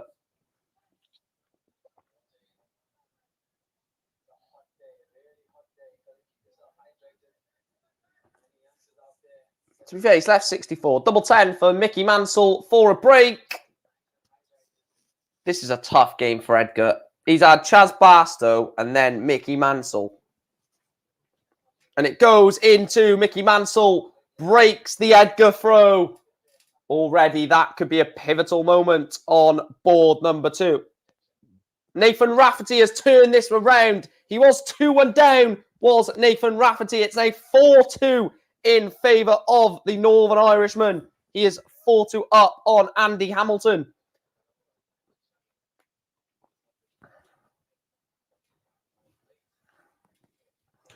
Any more results? Matthew Dennant 3-1 up on Darren Ice Cold Beveridge. Jacob Taylor is playing a very good Michael Flynn, and he is 3-1 up against Michael Flynn. Potential shock there on board number 3. Board number 10, last leg decider, Jordan Brooks, who knocked out Leighton Bennett yesterday. 5-all against Richie Burnett. Darren Webster 4-1 up on Stu Wilson. And Diogo Portela is 2-0 up on Alan Tabban.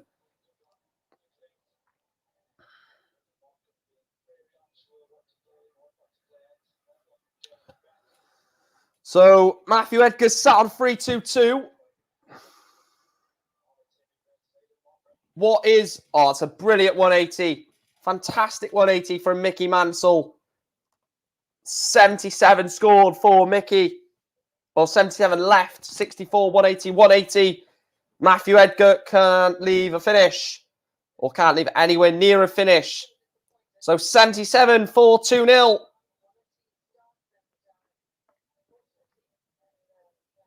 Is this going 2-0? It does. Third dart in hand, Mickey Mansell. 2-0 up on the Edgar. A game which was, I thought, was going to be a lot tighter. Richie Burnett wins the last leg decider. We did say Richie Burnett is in trouble, but Burnett gets over the line. 6-5. The Edgar, though, is he on for the 9? Oh, I'll tell you what, I'd love to see a 9 on Darts Connect. Just see it. 180, 180, 141 game shot. Go on then, Edgar. Oh, he's missed. Edgar's 5 perfect. Matthew Edgar went 5 into the 9. It's all about winning the leg from here, though, Edgar. It's all about winning the leg from here. A ton from Mansell. Still miles behind in this leg. And Edgar leaves 1-2-1. No results on UK side of things. Can Matthew Edgar take out the 1-2-1?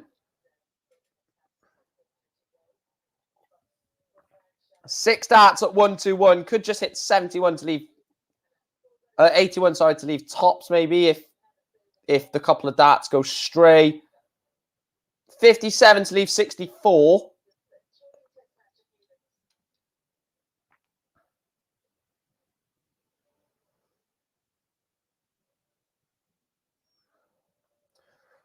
Which way is he going to go off 60? This is a great leg from Mansell, though, to be fair. 24, ton, 40. 64 for the Edgar. Is it going to go for a holder throw? Oh, it needed to go. It needed to go. You feel, well, this 137, I don't know if Mansell takes this out, but if he does, Edgar will be kicking himself. 137 for Mickey Mansell.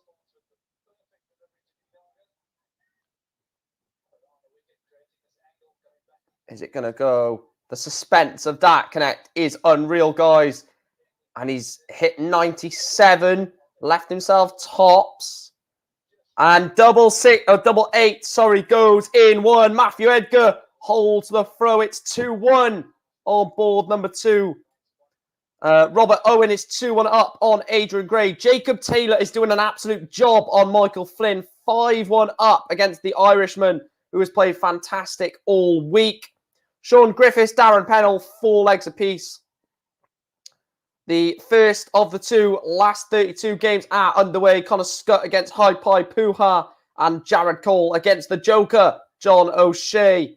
Nathan Rafferty was 4-2 up. It's now 4-3 to Nathan Rafferty, still 2 away. Leonard Gates has just got underway against Josh Richardson. Scott Waits, Liam Meek is warming up as well. Very good game, that sounds like.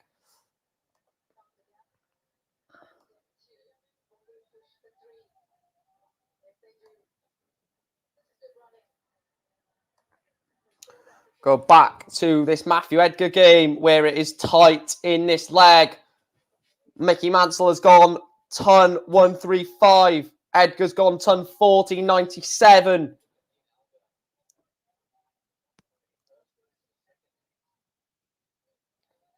Ton 3.9 for the for Mansell, sorry. A 180 to leave 84 would be brilliant for Edgar. It's a ton. He has left the finish, but he might not even get a shot at it. Should Mickey Mansell take this out? 127 for Mickey Mansell. Does it go? Does it go, Mickey? The suspense, waiting for it to pop up. Yeah, if Mario wins that game, Ben, I think he's got a tour card. He'll be on 6 points then. It's impossible to see that not being enough.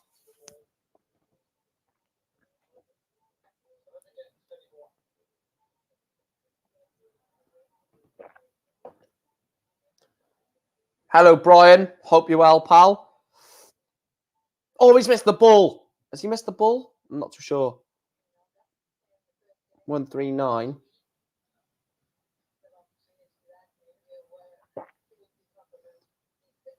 Yeah, he would have. He would have missed the ball. So he's missed the ball for 164. And Mickey Mansell takes it. Oh, that is going to sting. That is going to absolutely sting for Matthew Edgar. 3-1 down now.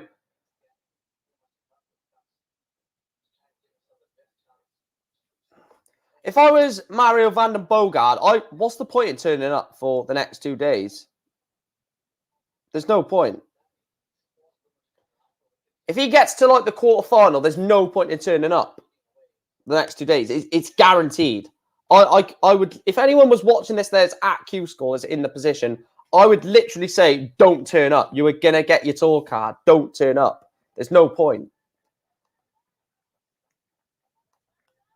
Oh, Matthew Edgar is in a whole lot of trouble here. He's going to have to pull something out in day 3 and day 4 of... Well, day 6 and 7, but you know what I mean. Day 3 and 4 of final stage. He's going to have to really pull it out of the bag if he's going to get a tour card, you feel. Because at the moment, he's not even nowhere near on the order of merit, I don't think. Let me have a look. I'll refresh both of the order of merit so it's all refreshed. Yeah, Mario's on 6 points with a plus 24 leg difference. I think he is in. Matthew Edgar. So the Edgar is on 0 points. So if he loses this match, he stays on 0 points.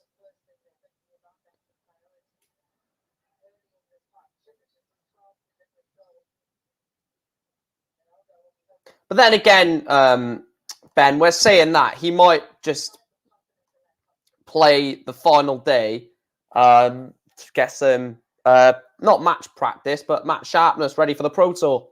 You don't know, he might do that. And like Ben says, there is a result. Krzysztof Kachuk, the Polish international, loses 6-3 to Mario van den Boogaard.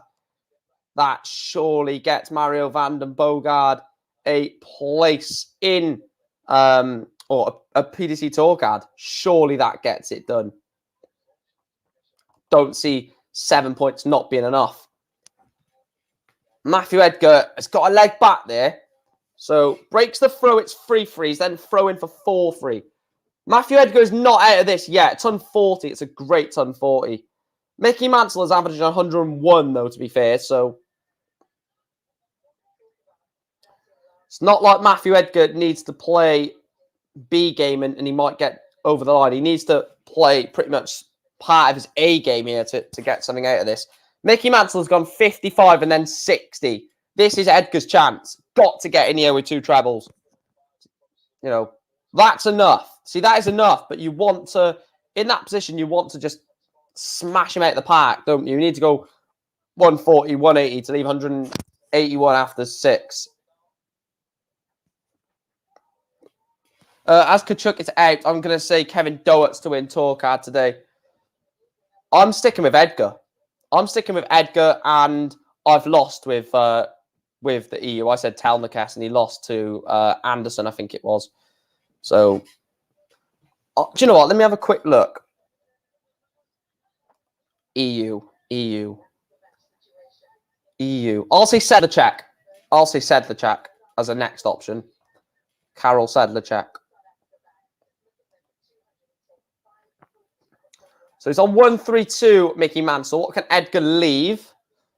That 1-2-3, and that's a great setup shot. It's a fantastic setup shot from Edgar. Allows him to go either way. Could go 10, double 16, could go 2 tops. But he won't get a single dart if Mickey Mansell takes out the 1-2-3 for a 15 dart. Hold a throw.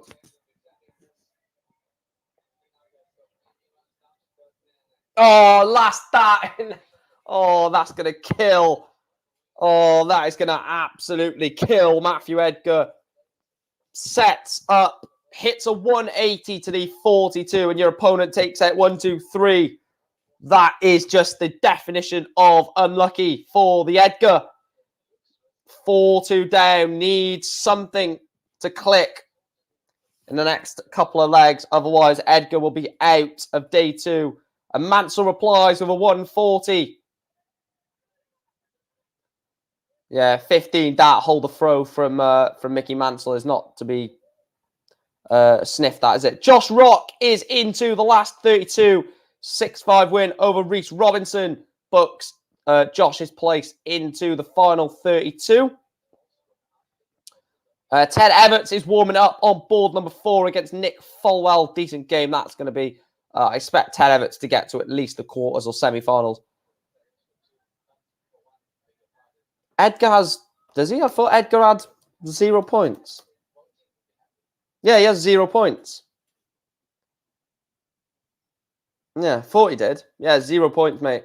So, currently sitting at least minimum 2 points off the cut-off for the tour card. He needs to do something big, otherwise he might not be getting the tour card. The big fish Oh, this would be ridiculous. For a 12 dart, hold a throw. That's poor. Mickey Mansell for a 12 dart, break a throw. This is big. Biggest moment of the match so far for 5-2.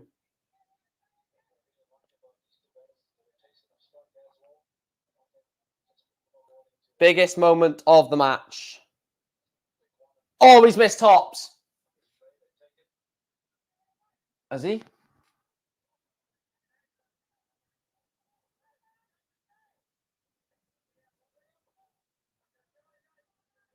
No, he's missed double 10. Missed double 10, sorry.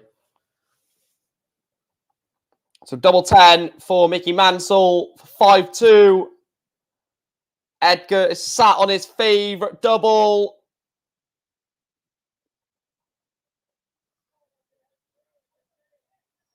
Oh, Matthew Edgar, 5-2 down. Richard says not only 2 points, but a worse leg difference than Chaz, who are... Yeah, the reason that is because the game then in which Edgar played Chaz, that doesn't count towards the points or towards the leg difference. I don't think, or something like that. And then the round after that does count, and hence losing this game is going to annihilate the leg difference. He's going to have to. He's going to have to put in a fantastic performance tomorrow. Otherwise, Edgar will not be a tour card holder, and that is just crazy to think. Diogo Portela, 6-1 wins someone who could be a tour card holder. 6-1 over Alan Tabern, books Brazilian's place in the last 32. Talking of the last 32, all of them are getting underway. Dom Taylor's 5-3 up on Sean Wilkinson, averaging a ton. John O'Shea, 5-3 up on Jared Cole. Connor Scott, 2-1 up on Howie Pie Puha. Joshua Richardson, 3-2 up on Leonard Gates. Scott Waite is 3-1 up on Liam Meek.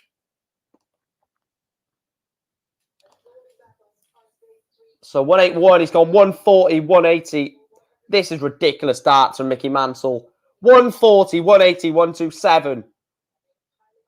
Mickey Mansell is just being too much. 14 for tops for the match for an 11 darter. An 11 dart, hold a throw for Mickey Mansell if it goes. And it's an 11 dart leg, 105 average for Mickey Mansell. Puts out the Edgar. Matthew Edgar will play no further part in day 5 of Q School. The Edgar is out. Big loss. Big loss, that. Let's have a look at the UK Q School. Put back on there. Let's have a look at UK Q School then. So Mario with 7 points has pretty much guaranteed his place. Mickey Mansell's on 2 points now.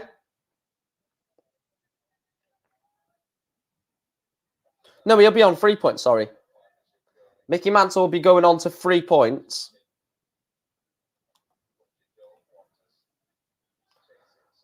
Is 3 points enough? I think it is. No. 3 points will not be enough. No. Don't know why I said that. I think everyone from George Killington up on 4 points will be in the maybe. I think Lee Killington, Lee Budgeton, Jared Cole, Cameron Menzies, and Richie Burnett could be maybes.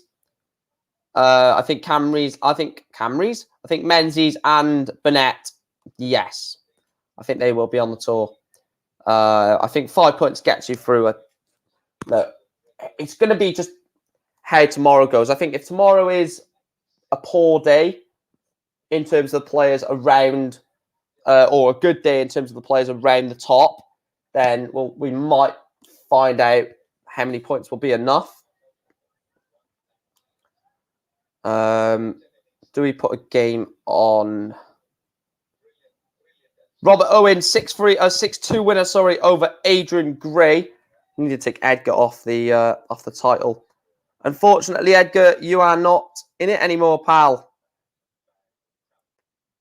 Edgar's such a good player, like really good player on his day. He's going to be furious. He's going to be absolutely furious.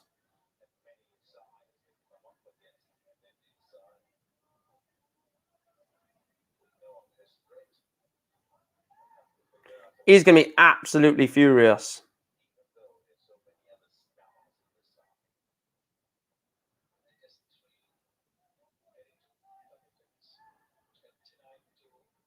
There we are. Unfortunately, Edgar.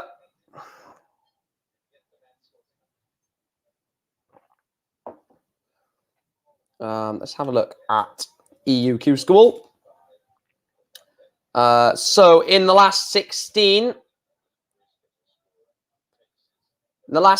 we have Andreas Toft Jorgensen, Jimi Hendrix, Lucas Fennig, Patrick van der Boogaard, Wesley Plassier, Patrick Matt, Jules van Dongen, Brian Roman, Radek Sagansky, Tony Alcinas, Kai Goulthart, Mario van den Boogaard, Kevin Doertz, Daniel Close, and Karol Sedlacek. And we will also have the winner of Vladimir Anderson, Stefan Belmont.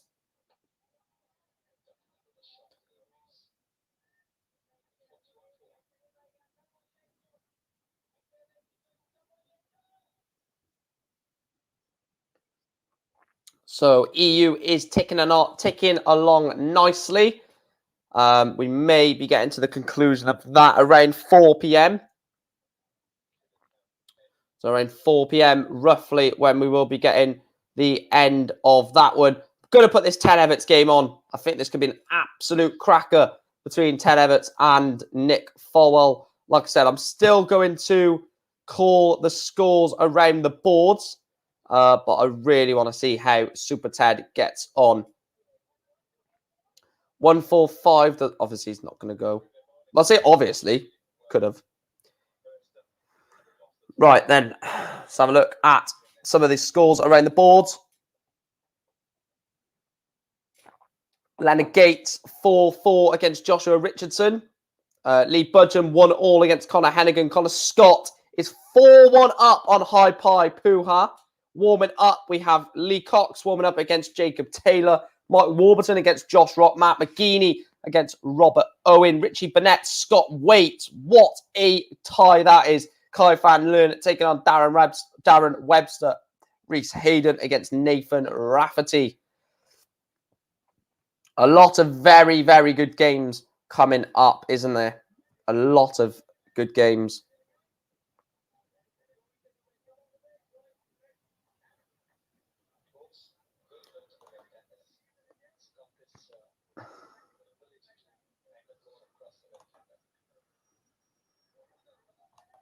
So look at this game then. Everts has gone 137.92. Nick Folwell has gone 59.97. Not a bad start. 3-4-5 is what Folwell is on. Good 140 that for Nick Folwell. Ted Everts is on 177, so 137 to leave tops. I'll tell you what, if I went 2 treble 20s, I would definitely go. Oh, shut up, Michael. If I was if I had 2 treble 20s, I would definitely go single 17. So top 10 for Everts for a level game. And for the 13 dart holder throw, I'm not sure how many darts that went in because it just flashed away too quickly. There is 1 leg apiece between Everts and Folwell.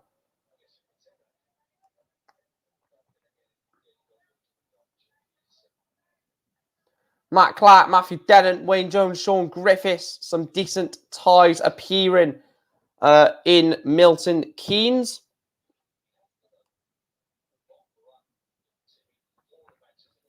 Jimi Hendrix is into the quarterfinals over in Europe. He beats Andreas Toft Jorgensen by 6 legs to 4, 85 average. Just getting the job done is Jimmy.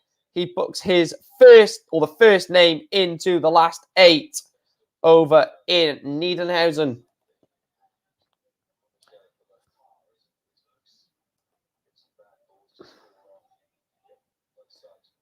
Few decent games started in Milton Keynes.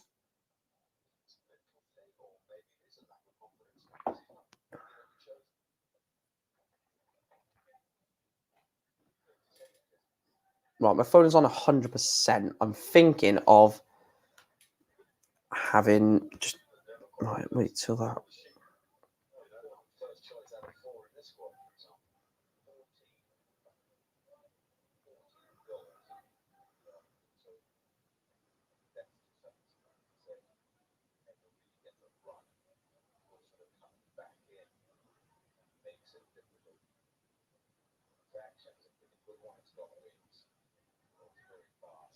Right, let's sort that out.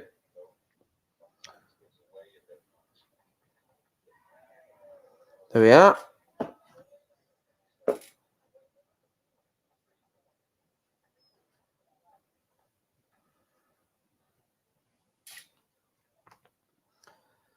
Ooh, 149 is what Everts is on. Oh, God, and he dropped the ring light all over the floor then.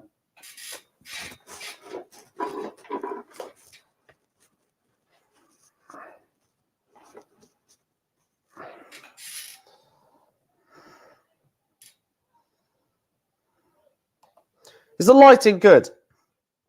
Should be.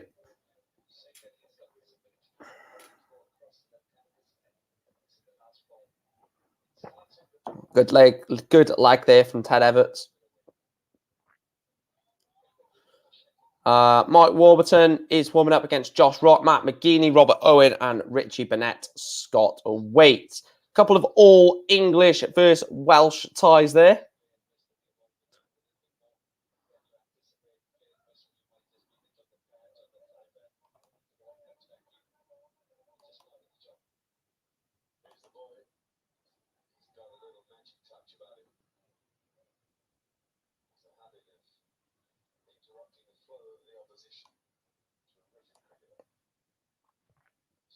So look at this match, see how it's going.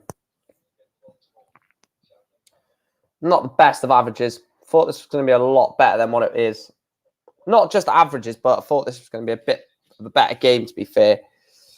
Lever is quite... It's a tight game, 2-1.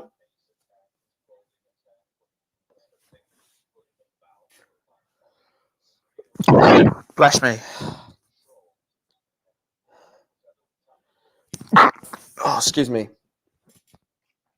Ton for Ted Everts.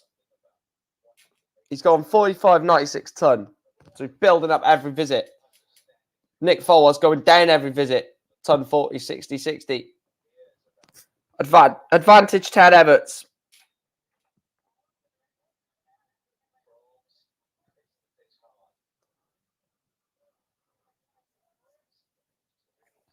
What a shot. What a shot from Ted Everts. Leaves himself 80. Could go 2 routes here. I love this shot. I love the 80 shot because if obviously aim for the treble. If you get that, it's double 10. But if you miss it, if you miss the treble, you don't need a treble for this shot, which is so good. It's basically a treble shot, 80. That's why it's just so... Well, it's just very good. John O'Shea has only lost 4 legs all day and progresses to the last 16 after a 6-3 win over Jared Cole.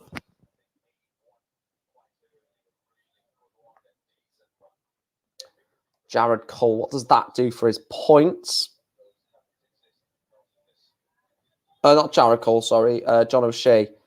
John O'Shea puts him on to 2 points. Look, if you can be in the points after the first 2 days, we said it yesterday, didn't we? Ed, what a shot that is from Ted Everts. We said it yesterday, didn't we?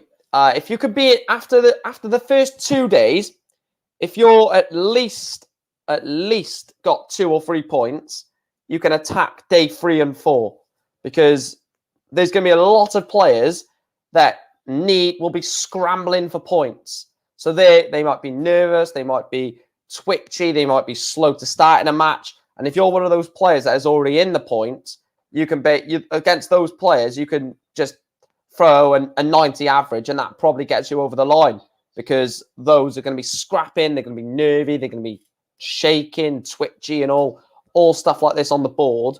So that's why this day is more. This is probably the most pivotal day of the entire 4 days. Is day 2, because it's the halfway point. It's where the order of merit starts to take shape. Like if you look at the UK order of merit, you've got the first 6 players, maybe Matthew Dennett, maybe Kevin Burnett as well. You've got players in there that have been consistent over the last 2 days. Richie Burnett is still in the tournament. Cameron Menzies is not, but he reached the final yesterday. Lee Budgeton still in the tournament. Jared Cole, very good performance. 2 last 16 performance. Well, I can't remember. It was either last 32 and last 16. George Killington, very good yesterday, semi-finalist. Mickey Mansell, still in today. Matthew Dennett, still in today. And then if you look at Jamie Clark, Connor Scott, and John O'Shea in the order of merit, all 3 of them are still in today. So it's a massive chance, this, isn't it? That's what I mean. Day 2 is huge. You can get yourself a decent haul of points going into day 3. You're looking good, aren't you? Has that game started? The Richie Burnett game. Because I think I might put that on instead of this, because this is quite poor, to be honest. Ted Everts. I think Ted Everts might win this 6-1, I think. I'll say that. He's got 116 to take. I don't think this goes, so maybe. I think Ted Everts wins this by at least 3 legs.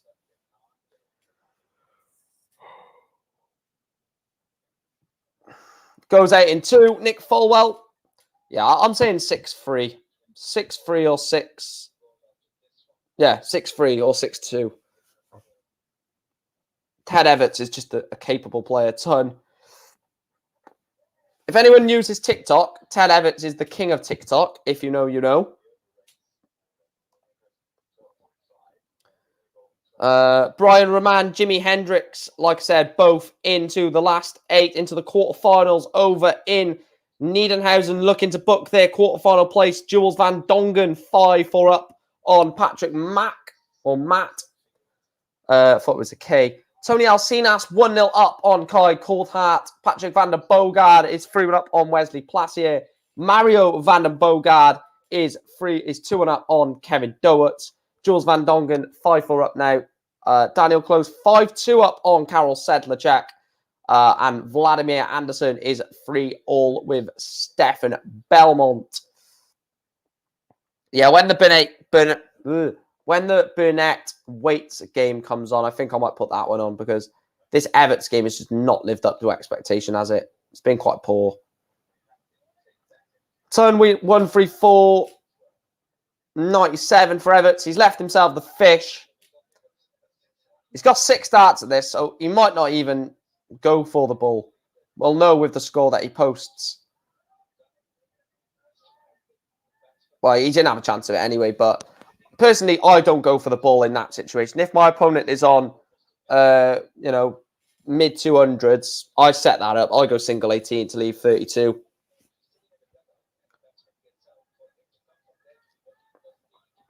Some people go 10 to leave tops.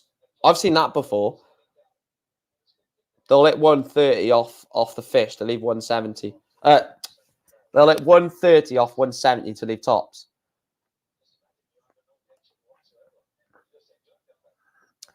Diogo Portela is 1-all on board number 13 against Jamie Clark. Darren Webster 2-0 up on Kai Fan Lun. Mickey Mansell has just started against Darren Johnson. Good game, that. I think that'll be a really tight game. I think Mansell wins it, but I don't think he runs away with it. So into the last 16, Joshua Richardson, Connor Scott, and John O'Shea will all be into the last 16.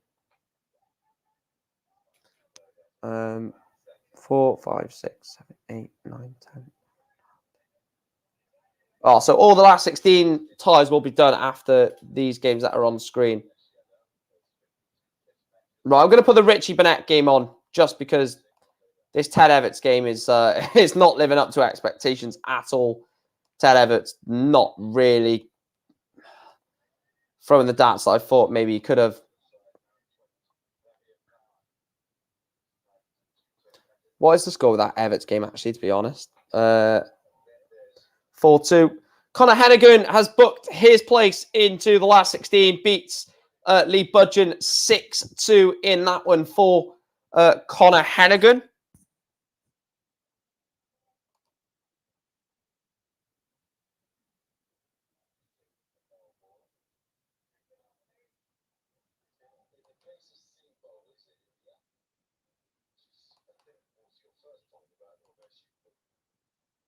Burnett Waite's classic last 32 match. Yes, we've got it on. It's going to be much better than that other game, I think. Waite has gone 139 ton. Good start to the leg from Scotty to Hottie.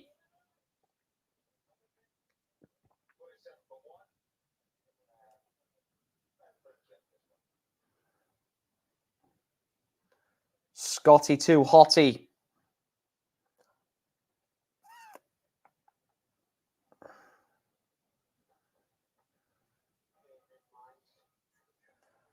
How's this game going to go? Let's get these other games. Yeah, so like I said, if any of you do know like a streaming software that I could use that's much better than this, let me know.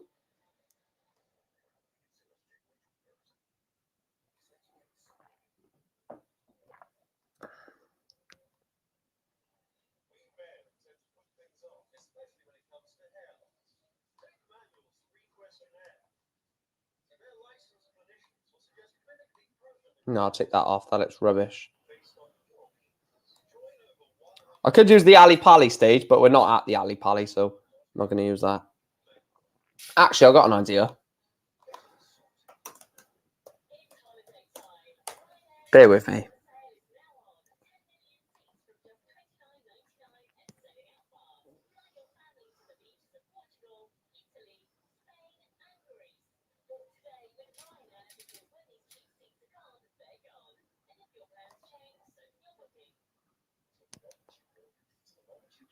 I think we can sort this out, actually.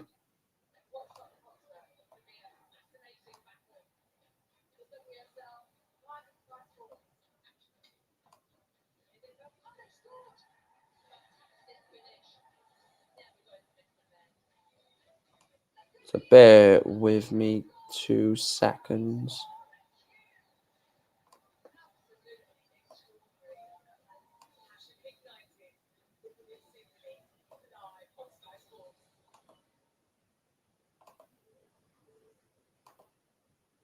Right, let's have a look at this now.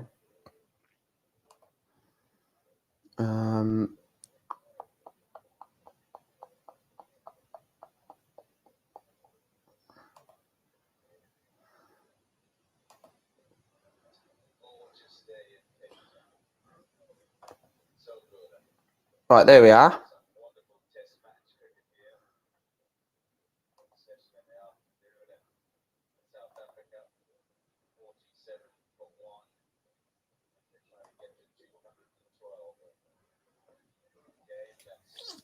Just making it look a little bit better, I think.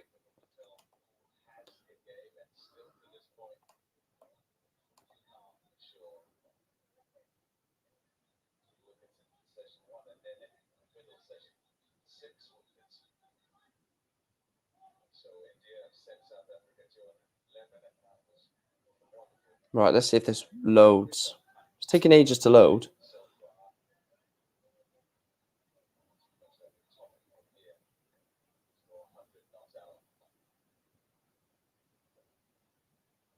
Got to grab some lunch. Back tomorrow morning. No worries, pal. Speak to you later. Has it worked?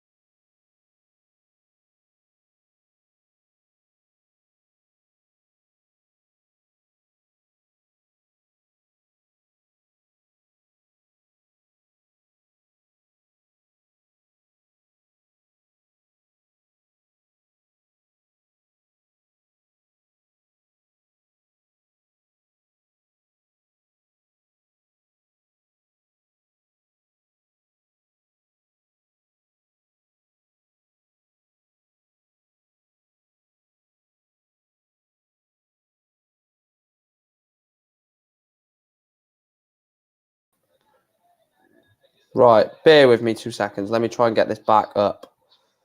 Right.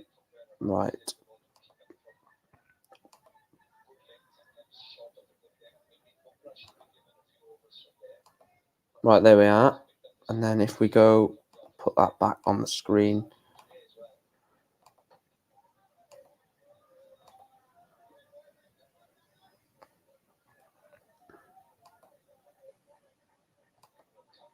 There we are. That looks a bit better.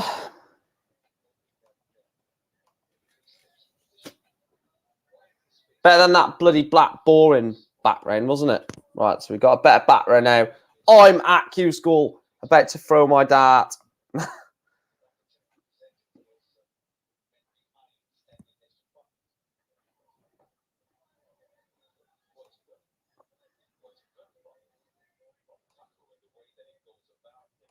There we go. That's better.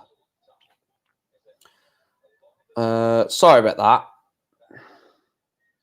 My entire thing just crashed. I was like, well, this is not good, is it?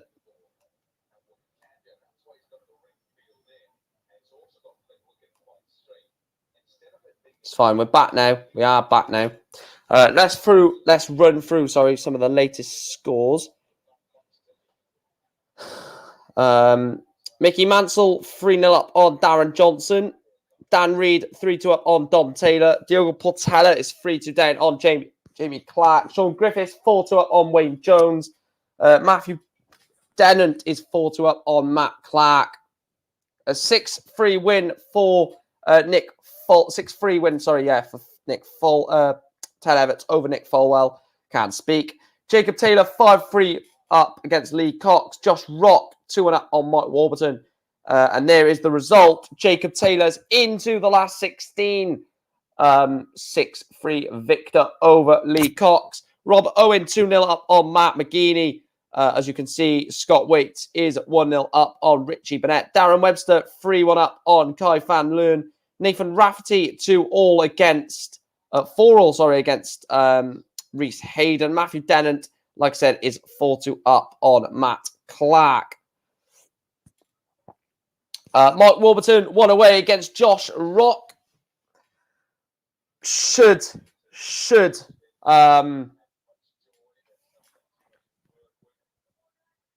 win that one. Nathan Rafferty has just gone down 5-4 against Reese Hayden.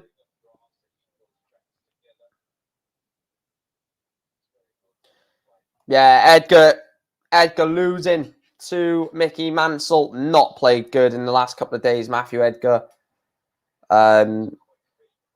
And ultimately, if you don't play well, you don't get a tour card, do you? So, look, if he doesn't get a tour card, there's things available to him. Challenge Tour,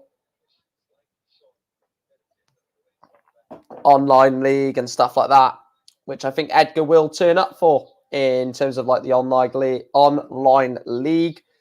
But the live league are waiting for Q School to end because obviously they can't get anyone that's a tour card holder. So people like Matthew Edgar, John Part. I think if they could get John Part on the live league, that would be some pull, wouldn't it? Any other results? Diogo Portela 3-2 down against Jamie Clark. Someone I think will push on today, I think.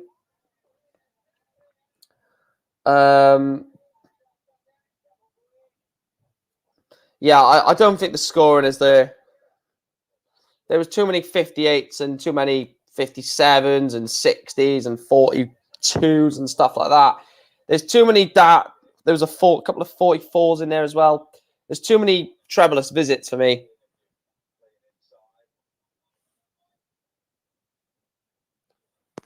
Too many trebleless visits.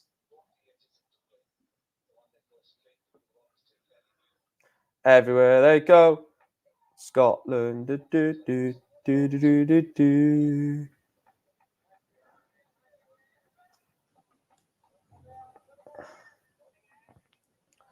But yeah, unfortunately, Matthew Edgar, I think he needs a massive run, to be fair, a huge run to stand any chance of pushing on. If you are new to the channel, guys, please do make sure to hit that like button, hit the subscribe button. We are aiming to get 3,000 subscribers by before the World Match Play in the summer. It's going to be interesting to see where we can take this channel this year. I'm looking at 5K by the end of the year. The way the channel is going, the way it's growing and progressing, it's progressing really nicely. So I'm looking at 5K by the end of the year. If we can hit that, it would be, I'll tell you what, it would be ridiculous. So yeah, that would be some going if we can hit that. Both players on 3-1 after 6 here between Burnett and Scott. Weights both hit 60 and then 140. Darren Webster is into the last 16. This is a great run for the Demolition Man. 6-3 win over Kai Van Olung. And like I said, Matthew Dennant, 6-2 win over Matt Clark. Fallon has no chance. Well, yeah. I don't think Fallon has a chance now. Surely, this means there's no Premier League spot for Fallon Sherrock. It cannot be. If you don't get yourself a tour card,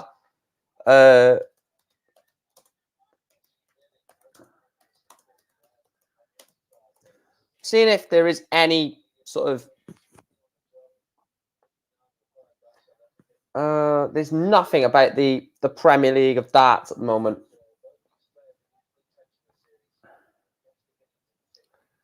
There's nothing.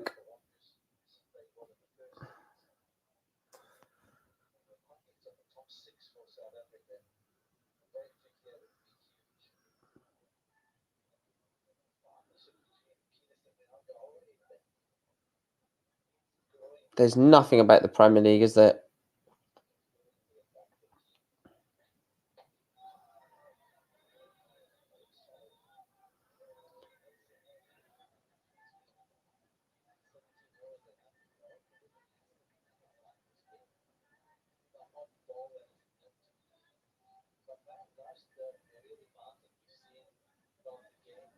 Well, we know the top 4. We know the top 4 of the Premier League. So at least there's 4 of the 10 in the Premier League, but when we're going to know the others, I have no idea. Sean Griffiths, 6-3 winner over Wayne Jones in that one. Mickey Mansell is 1 away from victory against Darren Johnson. Both Dan Reed and Jamie Clark are 1 away against Dom Taylor and Diogo Portela, respectively.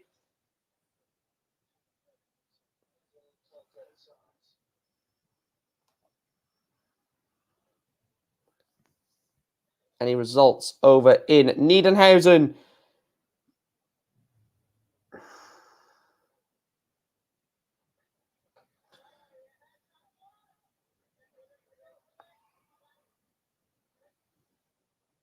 Jimi Hendricks, Jules Van Dongen, Brian Roman, and Daniel Close are also all into the quarterfinals over in Niedenhausen. Tony Alcinas is 1 away from defeat against Kai Goulthart.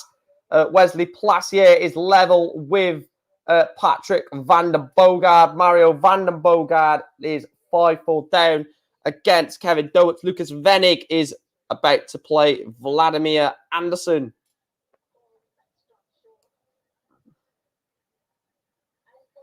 Mike Warburton, 6-3 winner over Josh Rock. Joshua Richardson, 6-4 win over Leonard Gates. Jacob Taylor, 6-3 over Lee Cox. Reese Hayden has knocked out Nathan Rafferty, 6-5. Diogo Portela has dropped as well. Jamie Clark gets the better of Brazilian in a 6-2 win to Jamie Clark.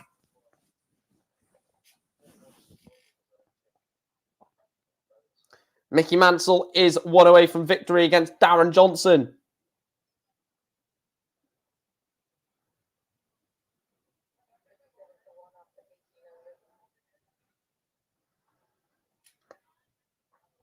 Scott Waits is 1 away against Richie Burnett. 5 legs to 3 in favour of Scotty to Hottie. Mickey Mansell one away, averaging 101. Mickey Mansell, very, very good darts. Mickey will play in the next round. Josh Richardson. Jacob Taylor will play Ted Everts. Darren Webster will play Mike Warburton. Sean Griffiths will play Connor Scott. Connor Hennigan will play the winner of Richie Burnett, Scott Waite. Reese Hayden will play the winner of Dan Reed, Dom Taylor. Jamie Clark will play Matthew Dennant. And then John O'Shea will play the winner of Matt McGeeney, Robert Owen.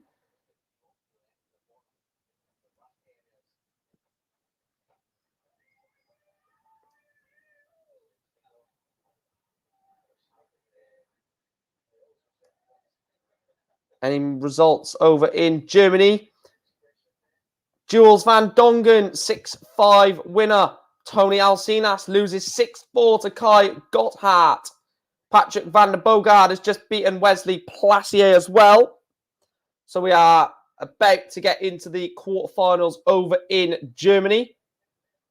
Over in UK, we are about to get into the last 16, or very shortly get into the last 16.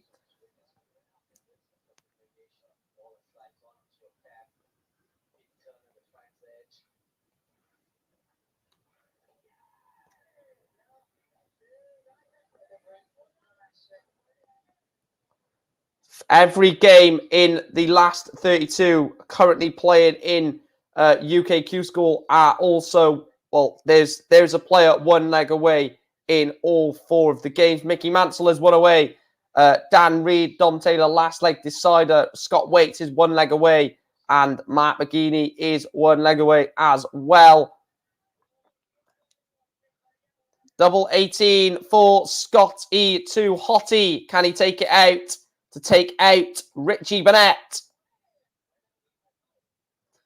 Does it go? It does go. Richie Burnett is out of the day. He is beaten by Scotty to Hottie. Scott Waits is into the last 16. Congratulations to Scotty. Someone else who's into the last 16, Dan Reed, beats Dom Taylor by 6 legs to 5. Mickey Mansell is 1 away, averaging 92.81. Mickey Mansell has played very, very well all day, to be truthfully honest.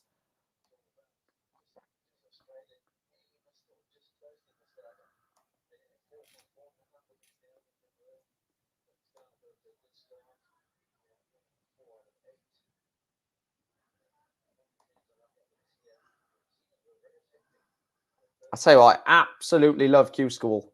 I love it so much. The drama, the stories, everything that sort of surrounds it.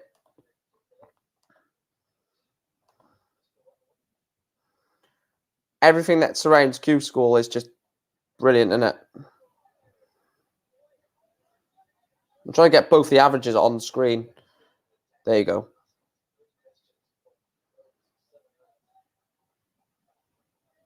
There we go. Both averages are on screen for these 2 games.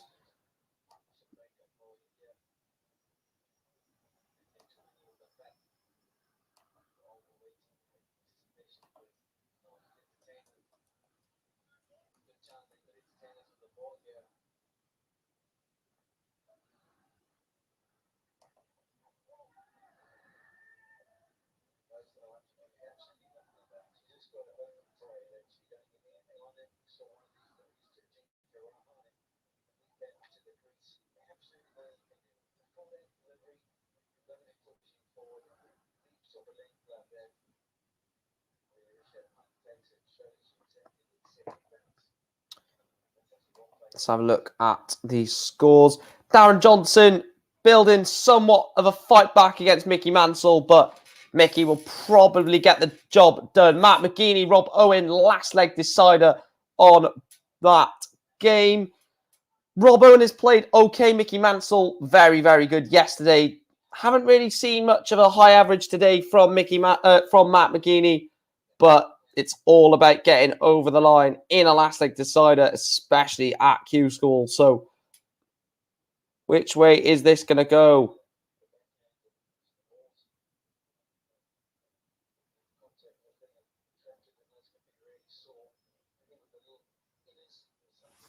Have we got the last 16 getting underway? Yeah, they are warming up. So Darren Johnson is getting back in this game, which I didn't think was going to happen.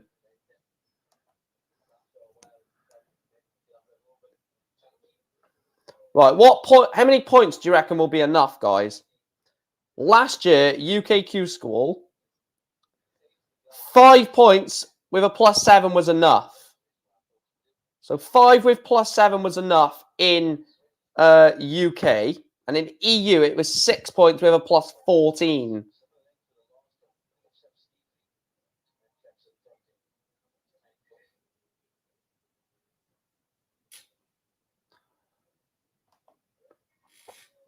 So 5 points was enough last year. So I reckon Matt McGeaney gets over the line 6-5 over Rob Owen. Good win for Matt McGeaney there. So I reckon if Matthew Dennant, Mickey Mansell get to the last 4, I reckon they're safe. They're 100% safe.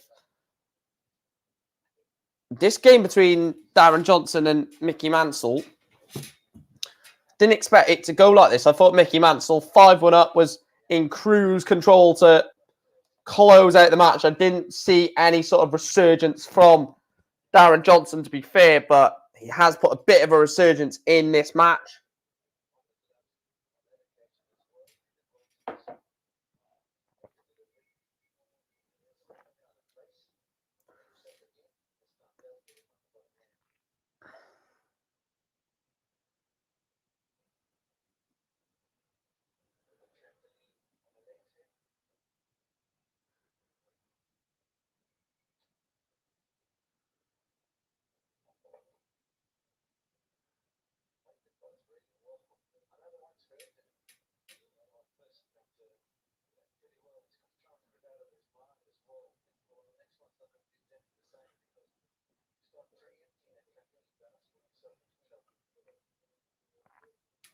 Fallon, all I'm going to say about Fallon is she's given herself a lot to do tomorrow and Saturday as well. A lot to do.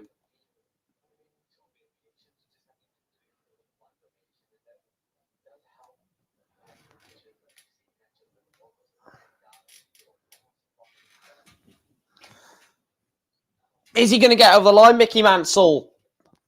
Let me watch this game to see if it's how the game's going. I won't put it on the screen. I'll just call it in for you. Mickey Mansell's 41 for the match. 9 double 16, 1 tops.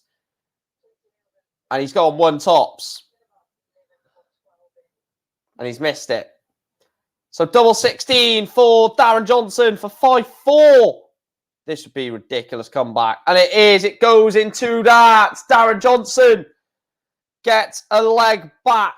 It is 5-4 to Mickey Mansell. Darren Johnson gets back with 2 darts. I don't know if it was 2 darts at double 16, but takes 32 in that.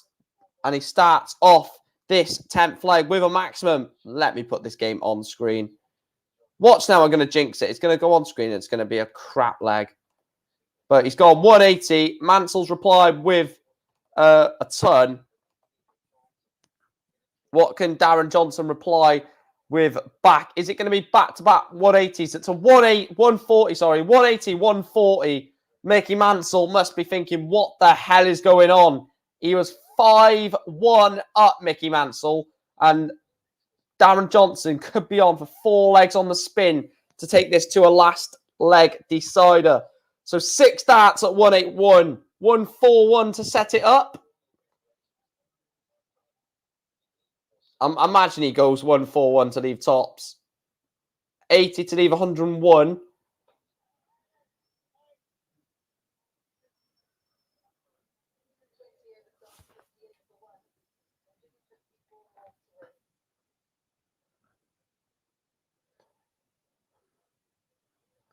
It's a brilliant leg of darts, this, to be fair, from both players.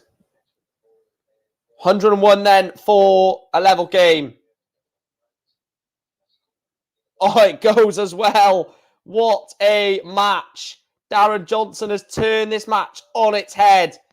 Yes, Mickey Mansell has the darts in the decider, but this should have never have gone to a last leg decider. Mickey Mansell had darts to finish it at 6-1, had darts to finish it at 6-2.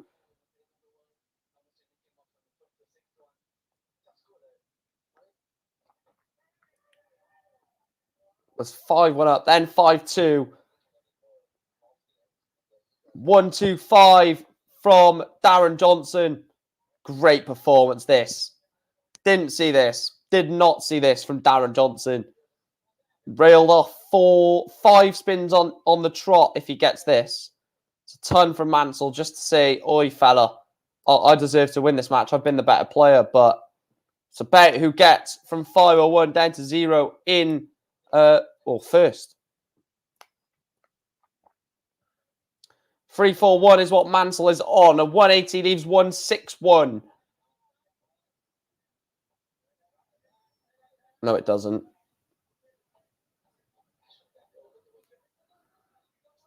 Yeah, it does.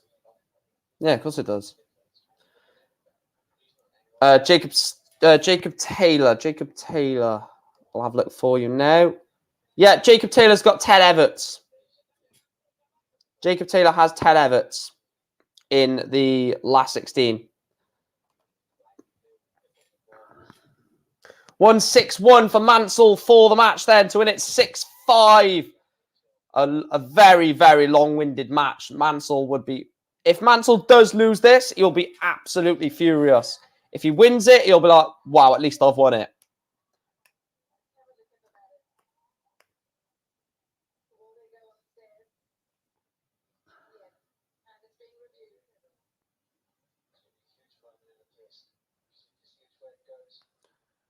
$76 for the match. 6 darts at this.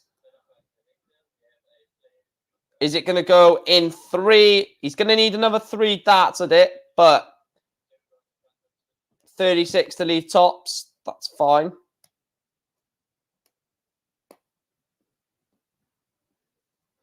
I'll tell you what, I won 1-7-1 to leave 3. Imagine that. Tops for Mickey Mansell to get this done. And it does in first dart. Mickey Mansell finally gets over the line in that one. I tell you what, the nerves must have been going. The amount of legs that his opponent was railing off there. Very good comeback from Darren Johnson to be here. He didn't win the match, but still a very, very good comeback there to nearly win that match. It was always a bit too hard for him to win. Over in Europe, Brian Roman is 1-0 up in the quarterfinal against Kai Gorthardt. Lucas Venig is 2-1 up against Vladimir Anderson in the last 16. Kevin Doertz versus Daniel Close and Patrick Van Bogard versus Jules Van Dongen in the other last 8 game. In terms of UKQ score, Jacob Taylor is on 2 points. Iron Force. 2 points with a +8 leg difference. Wins this. Say he wins this 6-5. He will be on 3 points with a +9 leg difference. Will put him up into 9th.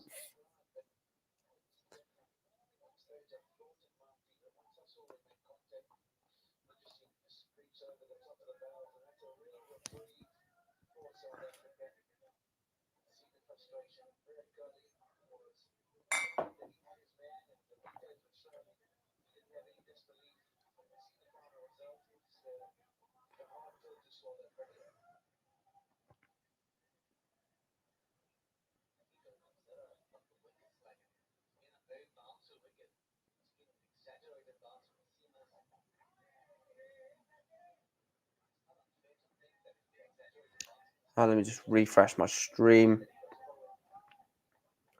28 likes, guys. Keep hitting that like button. Let's push to 40 likes. Why not? 40 likes. Let's try and hit that. And if you are new, this is your first time watching this stream, you can subscribe to the channel. And please make sure to turn notifications on. If you do want to support the channel further, you can do that by becoming a member by hitting the join button, like Byrne did earlier on. Or you can donate to the channel via the super chat from as little as 79p and as well.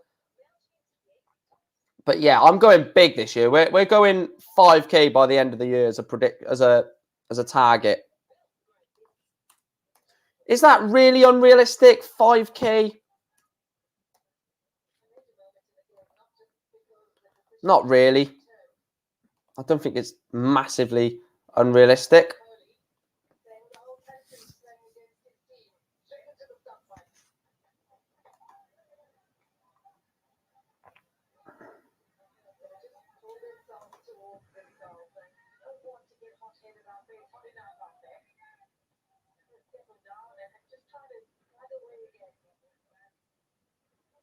Let me have a look at the stream.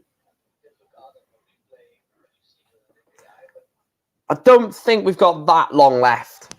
Mike Warburton 2-0 up on Darren Webster. Jacob Taylor 1-0 up on Ted Everts. Matthew Dennant 1-0 up on Jamie Clark. Sean Griffiths 1-0 up on Connor Scott. A lot of Irish. The Irish contingency is going well in this tournament, or in Q School in general. Conor Hennigan, John O'Shea, Mickey Mansell, all in the last 16. And I think all of them are in the top 13, aren't they? So it is Hennigan, O'Shea, and Mansell. Hennigan is in 15th, O'Shea is in 14th, Mansell is in 4th. So all three of them are in a great chance of getting a PDC tour card.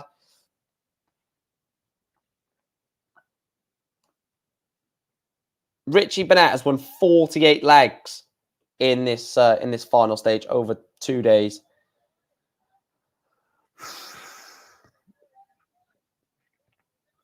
Trying to look at the lowest. So the lowest ranked player that is in the day today is Sean Griffiths, 30th place. So if Sean Griffiths was to win the day, not only would it give him a tour card, but it would also drop players down like Darren Webster, unless obviously they get further than him. But Gary Blades would then drop. Greg Ritchie would then drop. Kai Fan Lung would then drop. Ted Everts. Well, Ted Everts is chugging along nicely. If he beats Jacob Taylor, or the winner of Jacob Taylor, Ted Everts, looks really good for potentially getting that tour card. I'll try and zoom in a little bit more because...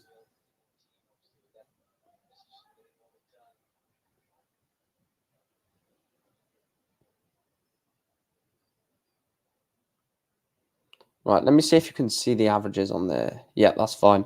Right, we'll keep that on there for now. Mike Warburton 2-1 up on Darren Webster. Jacob Taylor, Ted Everts 1 apiece. Reese Hayden is 1-0 up on Dan Reed. Jamie Clark, Matthew Dennant is 1-all. And Connor Scott is 2-0 down against Sean Griffiths. I think this is the stage where last 16, where if you lose in the last 16, I think you still, no, last 8, I'd say. I think if you're a quarterfinalist, I reckon you've got a chance. I reckon you've got a very good chance if you're a quarterfinalist. Let me change the layout so you can still see all the averages. So John O'Shea, Matt McGeady, tough game. Darren Webster, Mike Warburton, tough game. Jacob Taylor, Ted Everts, both played some good darts today, to be fair. Conor Hennigan. And look at that. Look at some of the averages already. Mike Warburton, 3 legs of darts, 105 average. Jacob Taylor, 102.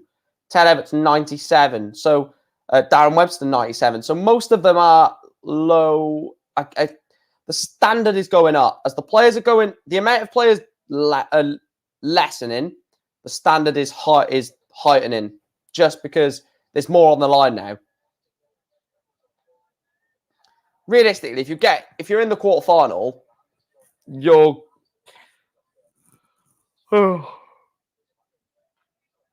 you're in the quarterfinal, I think you get a tour, or in a very good position to get a tour card if you get to a quarterfinal. If you get to 2 quarterfinals, that's enough for me. 2 quarterfinals out of 4 days will be how many points? Would be 3 points. Yeah, so 2 quarterfinal appearances will be enough. But you know, that would be 6 points. 6 points gets you in, I think, especially in UK because there's 2 more places up for grabs. Maybe 7 might be enough for 7 might be enough for EU, but I'm not too sure. It's going to come down to how good the quality is tomorrow and going into the final day. Mike Warburton done well on the online darts league. I need to watch that next year. I do need to watch that next year, I think. When is the what sort of timing is the online league, Cole, mate? Because if it's a reasonable time to watch, then I will potentially start watching it. Because I didn't watch any of it last year. And me doing these watch-alongs, people are coming in the chat and saying, did you see this person's 9 data? I think it was Matt and Adams. Someone said, did you see Matt and Adams' 9 data on the online league? And I was like, never watched it in my entire life. So I don't know anything about it. So if you could maybe tell me what like channel it's on or stuff like that, that'll be much appreciated, mate, because I need to watch it this year, I think. Give a better insight onto more players outside of the tour card holders. Darren Webster takes the 5th leg, leads Mike Warburton by 3 legs to 2 in leg 5, sorry. John O'Shea losing to Matt McGeaney. The averages now are starting to creep up. Definitely, if you look at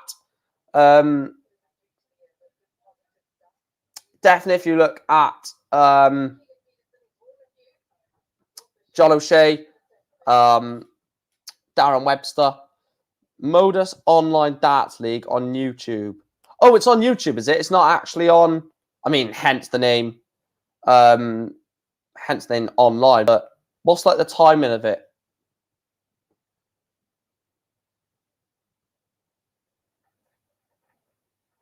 Is it like? Is it reasonable times or? O'Shea 112 average and loses the leg. Wow, it's 102 average and or 100 average, sorry, 2-0 down to someone with 120 average.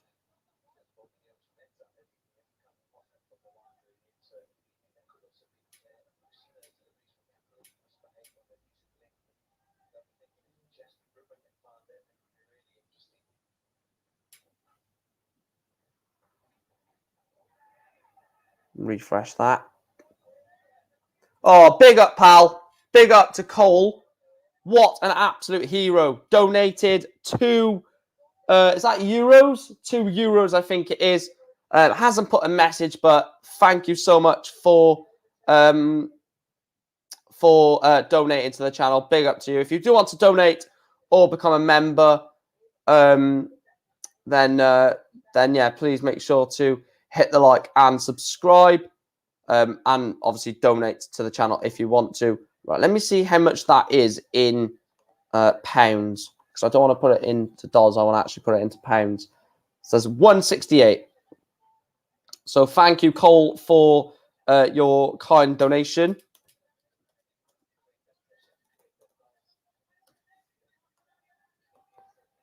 Thank you for your donation to the channel. I'm going to put that on the banner.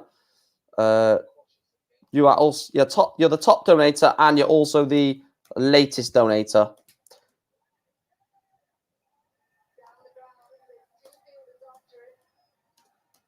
I'm going to do this all the time. So like the top donator and the latest donator. So if you do donate, you get some sort of as long as you're like the latest. If you're not the latest or the top donator, you'll still get recognition. But yeah. So thank you for donating to the channel, Cole. Much appreciated. What was I going to say? Hi, Mark. Just finished watching the quiz replay in full, mate. I must say I was in stitches, mate. That was absolutely hilarious. The way he just walked into the ground and just sat down and carried on the quiz like nothing happened. I think that was more the funniest part. The fact that he just sat down in the ground as if nothing happened, as if the fact that he hasn't just walked into the ground, sat down and carried on with the quiz. That's what made me laugh. And when he said, "I'm trying to keep a low profile," oh god, that nearly killed me. Conor Hennigan was good on my dad's here in Ireland too. Oh, I thought that name was like Spanish or something, Colberto, or Italian, but from Ireland. You've got a few Irish players in the last stages of today, haven't you, Cole? You've got John O'Shea, you've got Conor Hennigan, and you've got Mickey Mansell. Just to round up the current scores then, Matt McGeeney 2 and up on John O'Shea, both 100 plus average. So is the next game. Darren Webster, Mike Warburton, 3 legs apiece, both 100 average. Webster's just taken the 4-3 lead in that one. The World Youth Champion, Ted Everts, is 3-2 up on Jacob Taylor. Scott Waite, Scotty 2 Hottie, is 2 and up on Conor Hennigan. Reese Hayden, 4 and up on Dan Reed. And Matthew Dennant against Jamie Clark is 3 legs apiece.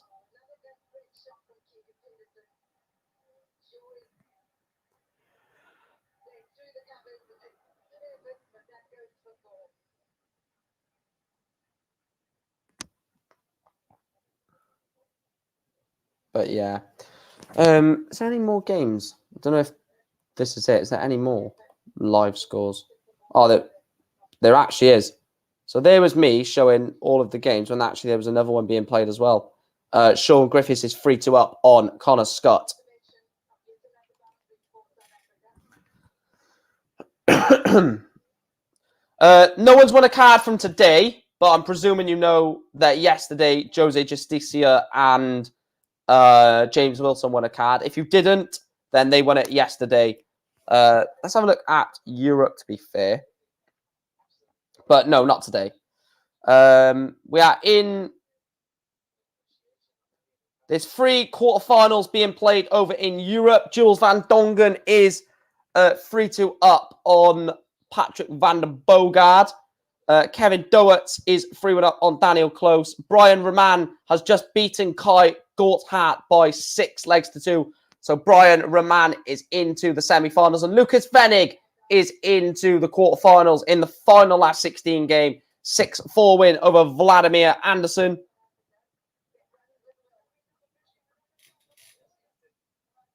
Yeah, he's a soft-tip player, isn't he, Jose Justicia? It's nice to see Spaniards doing well. Tony Alcinas, Jesus Nogueira, Cristo Reyes. I want to see a couple more Spaniards get on the tour. Just like I would love Thibaut Tricol to get on the tour. Right, it's just pushed the live scores down a little bit. So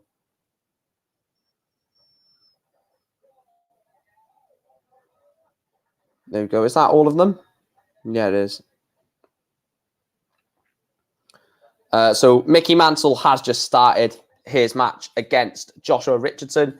I've done this yesterday. I'm going to do it today and for the rest of Q School. So when we get to the semi-final stage in Europe, I'll take this off screen. I'll put the European semi-finals on. Then I'll put the final on. And then we will go back up to UK to finish off the UK side of things. Wait, so 1, 2, 3, 4, 5, 6, 7, 8. Yeah, so these are all the last 16 ties then. Bloody hell. Matt McGeeney is 3-1 up, averaging 113. This is brilliant darts from Matt McGeeney.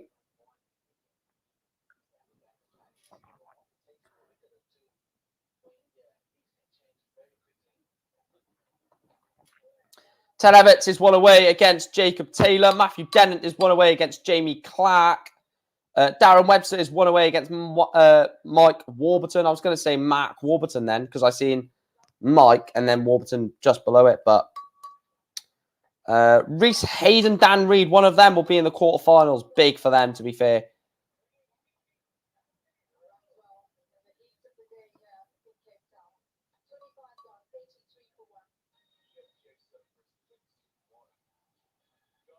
Do you mean like on the stacks them on the dartboard in terms of like a term for the darts going in, or do you mean something else?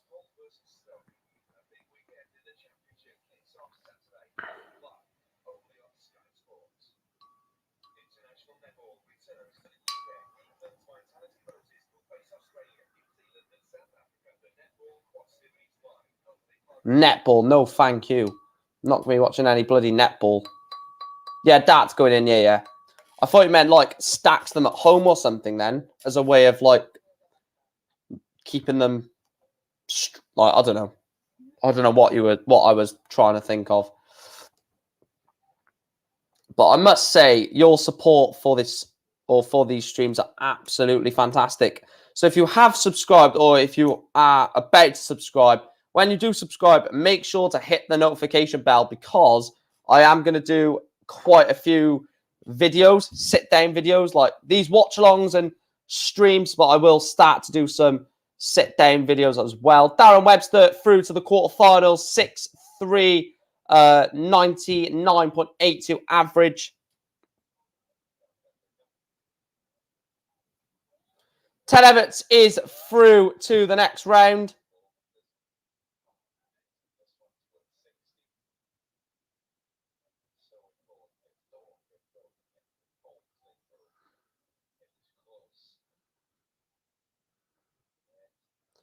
Yeah, I will be doing a lot of, well, not a lot of, but I will be doing some videos where I just sit down and give my opinion. But most of the content I do will be live. Will be like a stream. Sean Griffiths, 4-3 up on Connor Scott.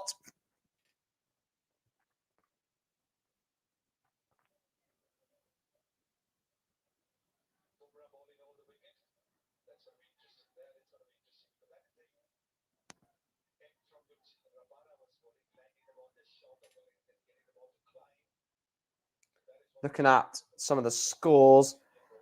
Oh, I'd love to see Mickey Mansell get a tour card, to be fair. He's beat Matthew Edgar. Matthew Edgar was someone that I really thought was going to have a great chance of winning today. Drew Chaz Barstow again, then drew, or then had to play Mickey Mansell. Tough games, that. Chaz Barstow, then Mickey Mansell, and no pushovers.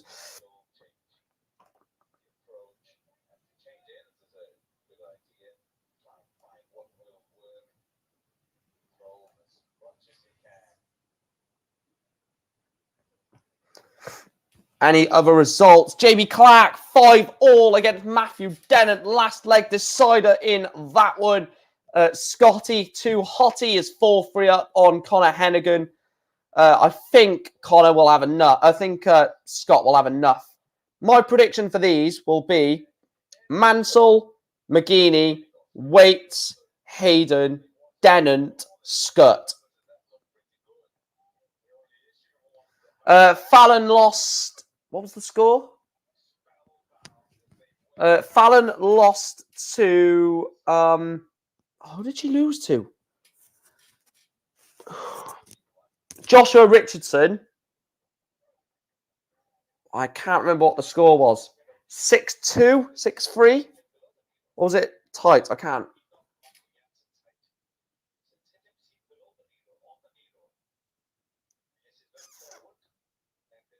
Does anyone know what the I can't get off this screen because I've got the scores on, but she lost to Joshua Richardson, who's actually now played in the last 16 against Mickey Mansell.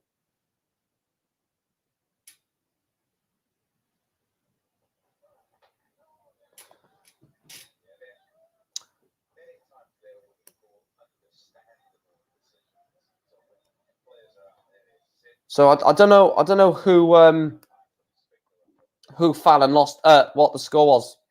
6-5. 6-5.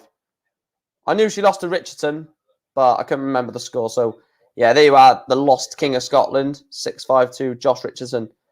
No worries, Chris. You can come on tomorrow if you want, or you can come on. Do you want to come on for the final?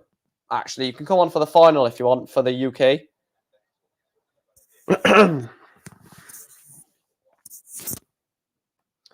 Let's have a look at these games. 4-4 now, Connor Scott. I did say Connor Scott was going to win that, to be fair. So, Reese Hayden, Dan Reed, last leg decided. Jamie Clark has knocked out Matthew Dennant. Big win that for Jamie Clark. Mickey Mansell averaging 111 in his game against Joshua Richardson. Very good from Mickey there. You'll come on tomorrow. Do you mean like the whole day, Chris? I'll tell you what, that'll be a massive help if you want to come on all day. If you do, I will put your link in the description. So if you do, like, I'm not gonna stop you from plugging your own channel because you're gonna be sat with me for like 7 hours. So I'm not gonna say don't plug your own channel. So if at any point in the day, like you just want to say, if anyone does want to subscribe to my channel, the link is down below. Then more than happy say that, mate, because you know, I do want to get you to like 100 to 200 300 subscribers very well, not shortly, because that, I don't know, well, it might be achievable, I don't know, but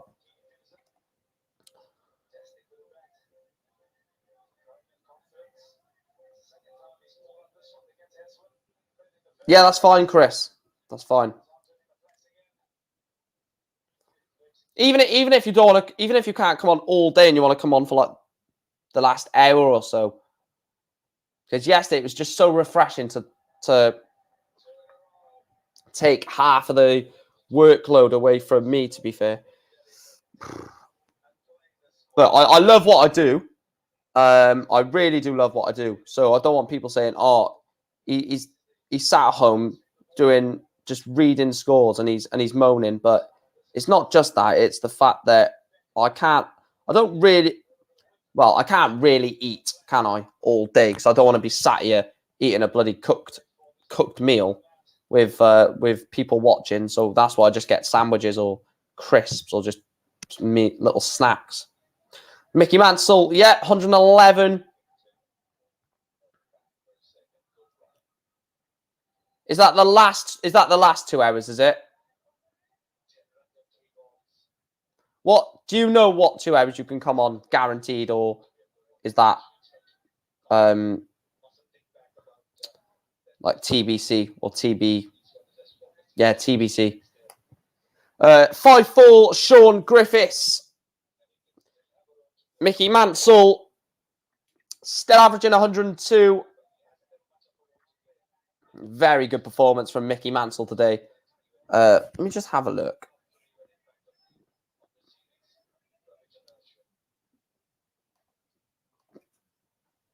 Let's have a look at EU a second. Have we got any results over in EU? So Brian Roman is into the semi-final. He will play the winner of Kevin Dowitz or Daniel Close. So like I said, when we get to the semi-finals in EU, we will be moving over to EU to have a look at that. Where did Cameron Menzies lose today? Cameron Menzies lost, because I'm interested in this. Cameron Menzies.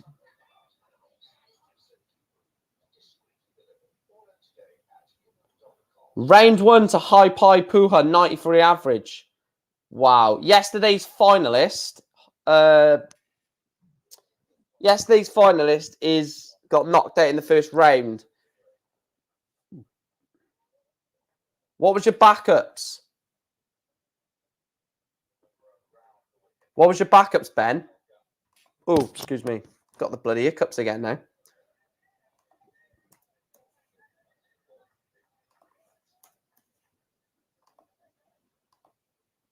Who did you say for EU? I can't remember who you said for EU, Ben.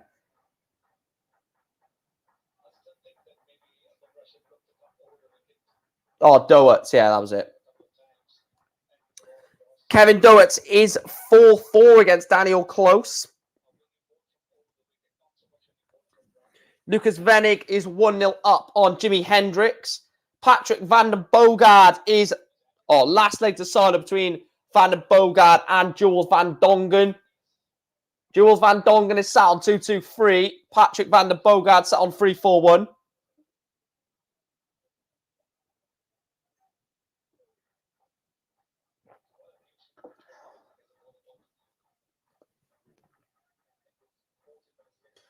I'll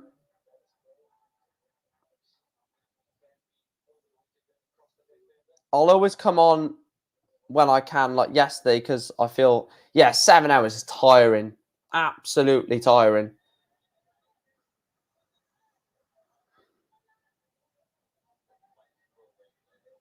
6-4, Sean Griffiths gets the job done in that one. Jules van Dongen wants 1-6-4 for the match. Van den Boogaard sat on 1-5-7. Jules van Dongen, is it 118? Leaves himself 46. Which way would you go on 46? You could do a Jose de Souza route and go double 3, double 3, double 10, double 10. Imagine that, the Jose de Souza route. 46, double 3, double 10, double 10. 46 for Jules van Dongen. He's gone in 3 darts. I reckon he done it. I reckon Jules van Dongen went double 3, double 10, double 10. He definitely didn't.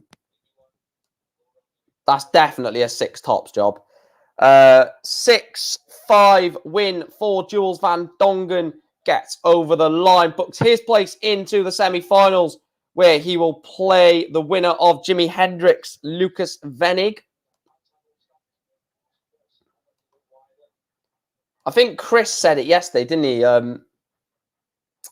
Jose de Souza on 40 on. No, what was it? I can't remember what he said.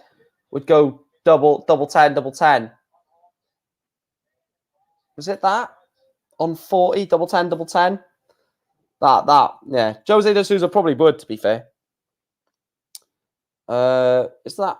Where was the other result? I missed that other result. Matt McGeaney, 6-2.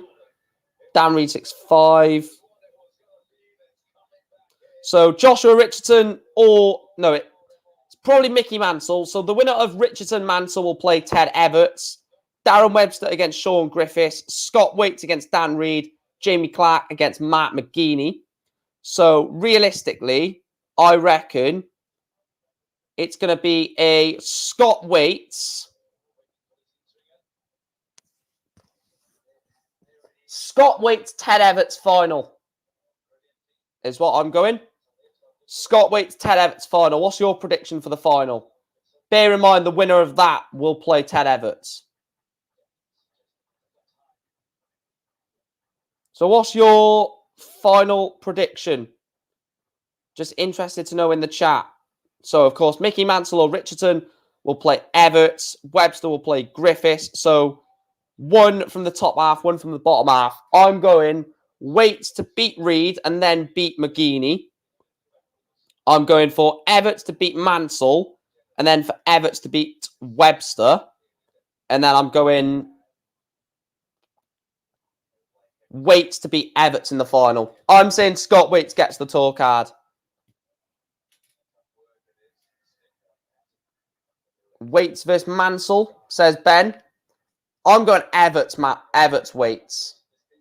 I think Ted Everts beats Mickey Mansell. Because don't forget, Everts is a youth. What a load of bollocks. What a load of absolute bollocks. Matt Porter in talks with Fallon Sherrick and Cameron Menzies. You better be sarcastic. Yeah, both Ben and Chris are going with Waits Mansell. Probably the sensible option, but I like to be different. So, Jules Van Dongen, like I said, is into the semi-finals. So 2 of the 4 semi-finalists in Niedenhausen have been confirmed. Right, let's put this game on. Let's put the conclusion of the Mickey Mansell game. The thing is, I could...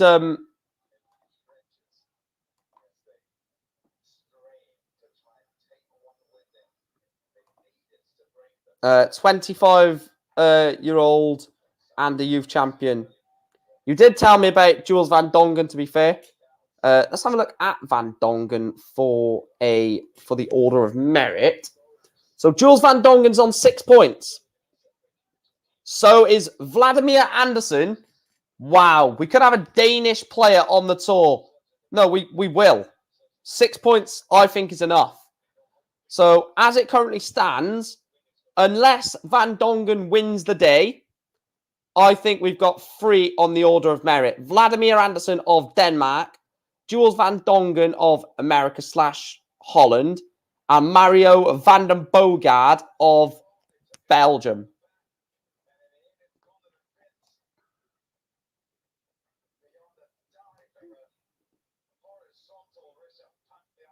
Yeah, Humphreys.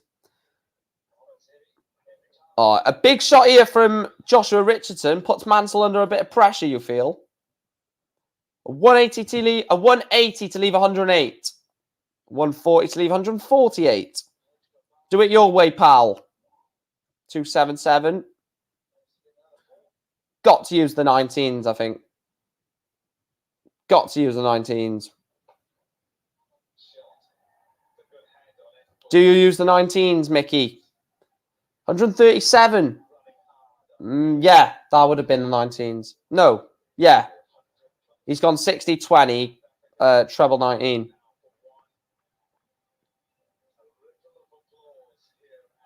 $60 treble, 60-20, treble 19. 140 for Mickey Mansell for the match to win it 6-3. Treble 20, double 10 for the match. That's sensible. That is sensible. It's not like it's the last leg decider.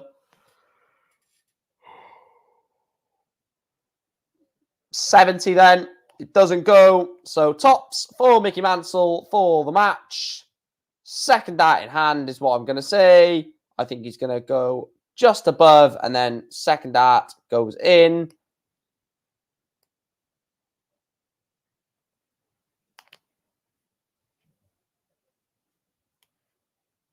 And it does. Second dart in hand. Mickey Mansell books his place into the quarter-finals. Easy, Tiger. Getting ahead of myself. Not into the semis yet.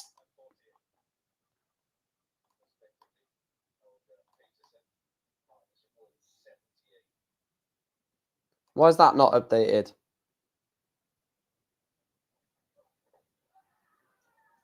It has updated. Wait for this Mickey Mansell to drop right here.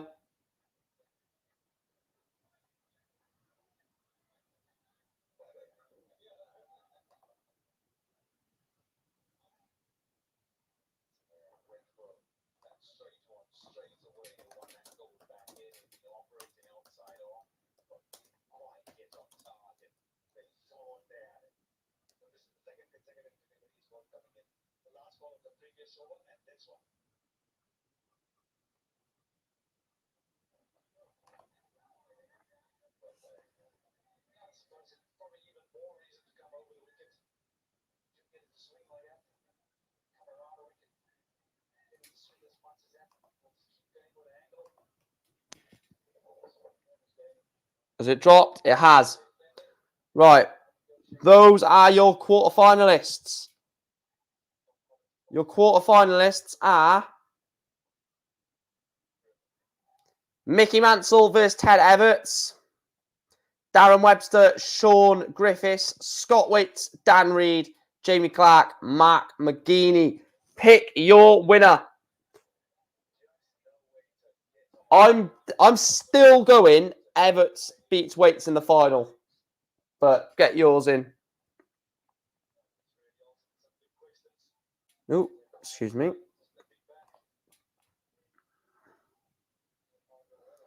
Right, the last quarterfinal over in Germany. I'm going to put it on the screen as we are getting close to the semi-finals in EU side of things. And the current last quarterfinal is between Jimi Hendrix, against Lucas Venig of Germany. Holland versus Germany.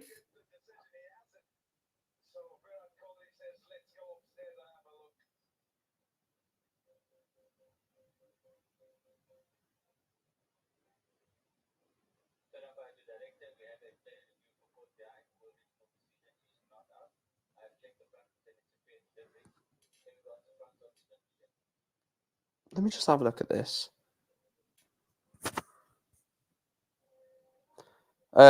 Rich. Chris says Mansell beats Waits in the final. Oh shit, and he just knocked my water off. What percent is my phone on? 40. Right, listen to this, Chris. This shows how long this stream has been, right? When I started the stream, because obviously I don't wake up until like 9 o'clock, and then I go straight onto the stream, brush my teeth and stuff like that, and get straight onto the stream. But when I started the stream, put my phone on charge, got it all the way to 100%. It's now gone. I've now got it from like 20% up to 100. Taking it off charge, it's now gone back down to 47, and shortly I'm gonna have to chuck it back on charge again. That's how much this stream drains my battery.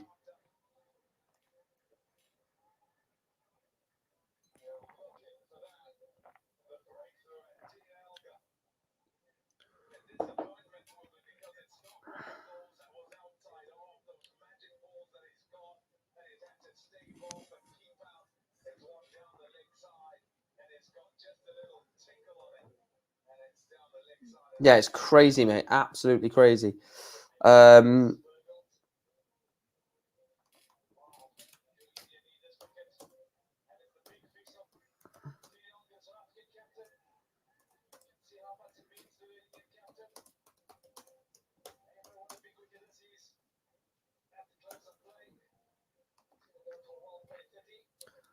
Also, Chris, for the for our podcast that we're doing, I'm going to get the graphics for all the new tour card holders through Q School. So I'm going to try and, for all the talking points that we're going to have, I'm going to get what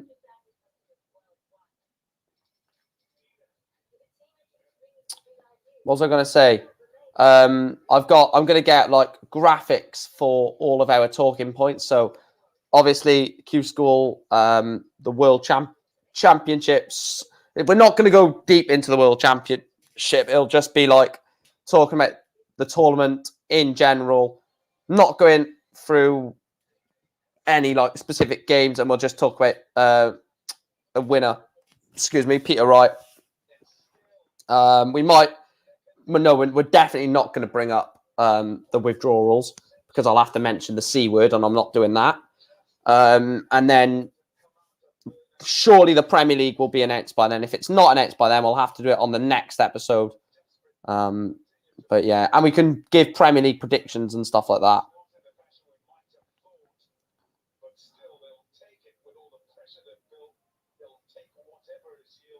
I don't know if Sherrick is that word. I just think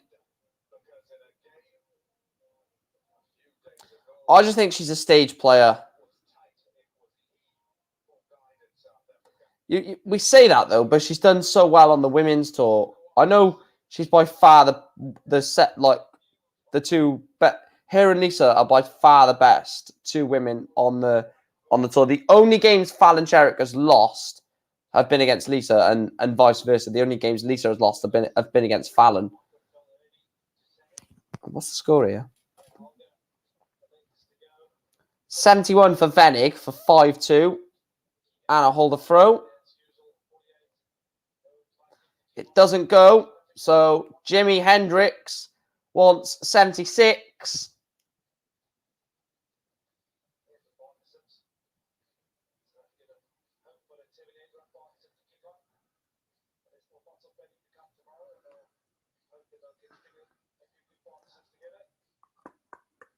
Hang on, let me try something. So the one semi-final, Roman against Doets.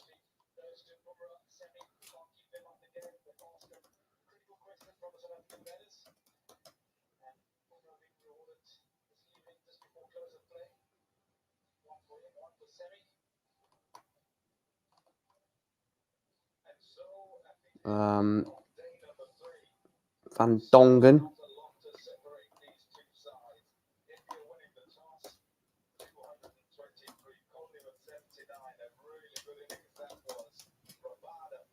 Yeah, I don't think she's what that word that you said. I'm trying not to swear, but I don't think she is. But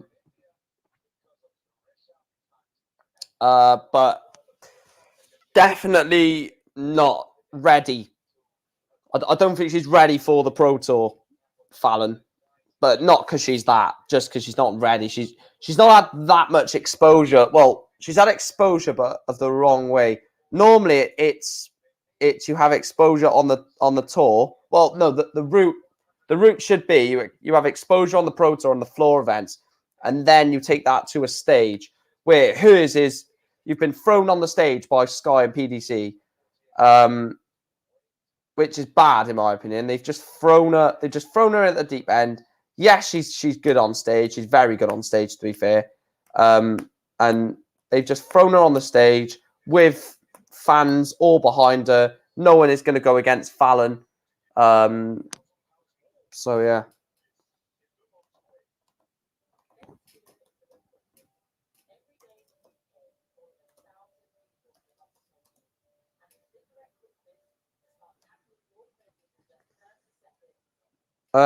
My Premier League of darts is not going to start until after Q School. Right, bear with me 2 seconds, guys. I do need to quickly go to the toilet. I'll leave this game on for you.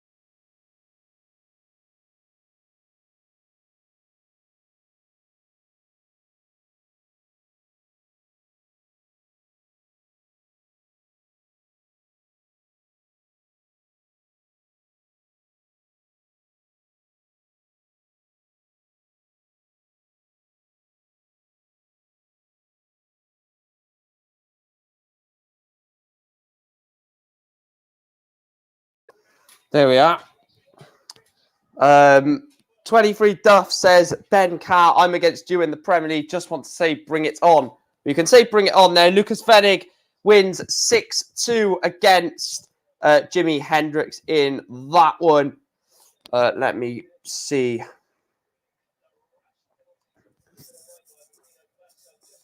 So, are the semi-finals underway yet?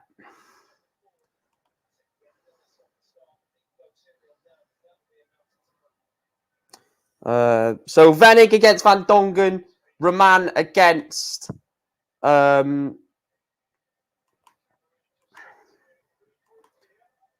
put EU on. So predict who you think is going to get a tour card from these. Lucas Venig against Jules Van Dongen, Brian Roman against Kevin Doertz. I know exactly who Ben is going to go for, hence, or because he said Kevin Doertz is going to get a tour card. So that is who he's going to go for.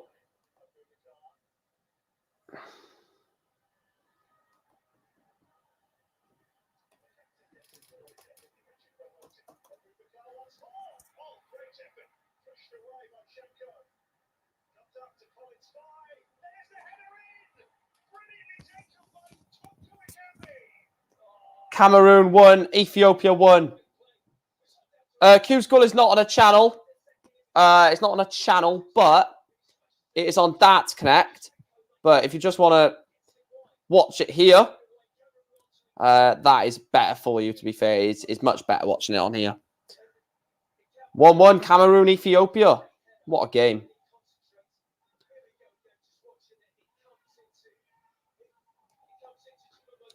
The quarterfinals over in Milton Keynes.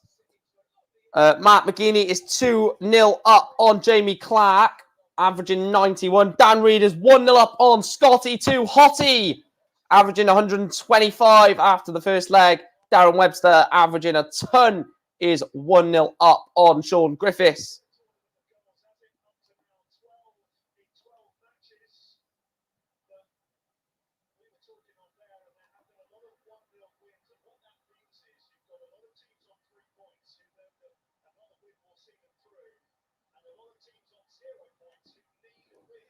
Gonna have to leave once EQ School is finished. Got darts tonight. Yeah, that's fine, pal. No worries whatsoever. I'm sure that you will be checking who wins the UKQ School before and when EU finishes. Before you go, let me know who you think will win the tour card in UK before we let you go, or before you let us go, really.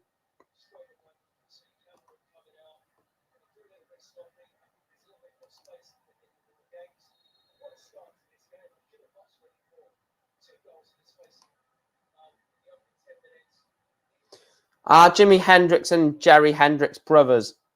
I'm not too sure. Does anyone know that in the chat? Let me see if I can.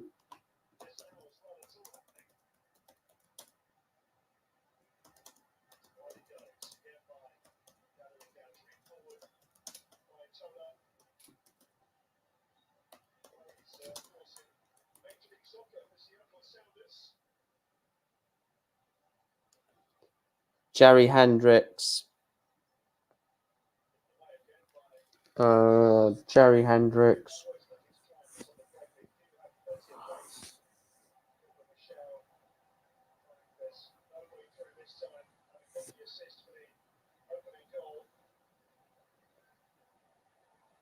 I didn't realise he was in the 2017 World Championship. Jerry Hendrix.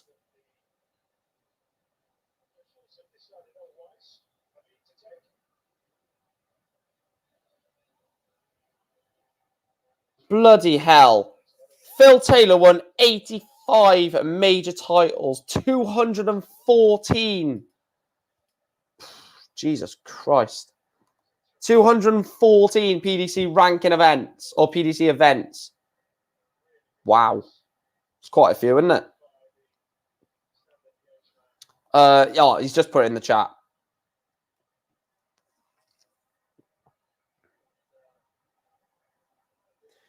I'm going to have to find a way of how I can get two people to play and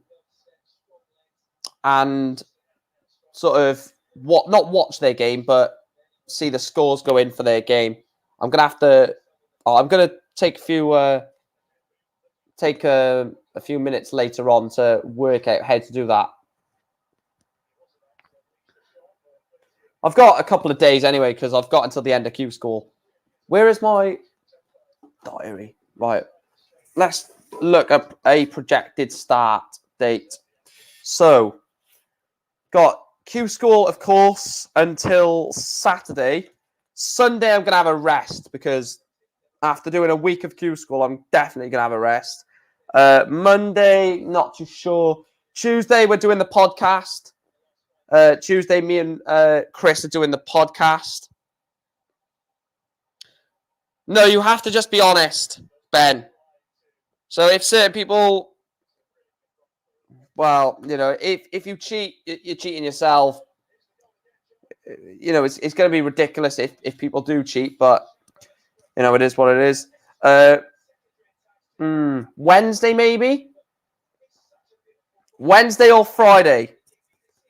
Next Wednesday or Friday, I'm going to pencil it in.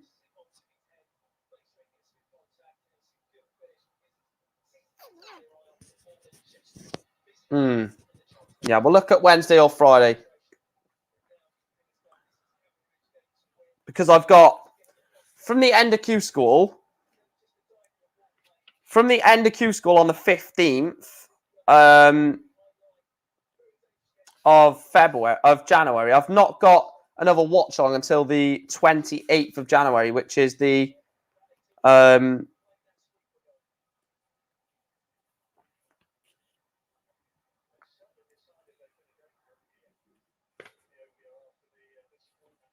yeah, I might have a few game of darts later, actually, to be fair. I've not played some games in a while. Have these semi-finals got underway yet? No, they haven't. Let's do a quick refresh to make sure they haven't got underway without us knowing. You sneaky buggers. Decent averages in those quarterfinals. So all 4 quarterfinals in Europe, or in UK, sorry, are underway. No, I'll tell you what I'll do.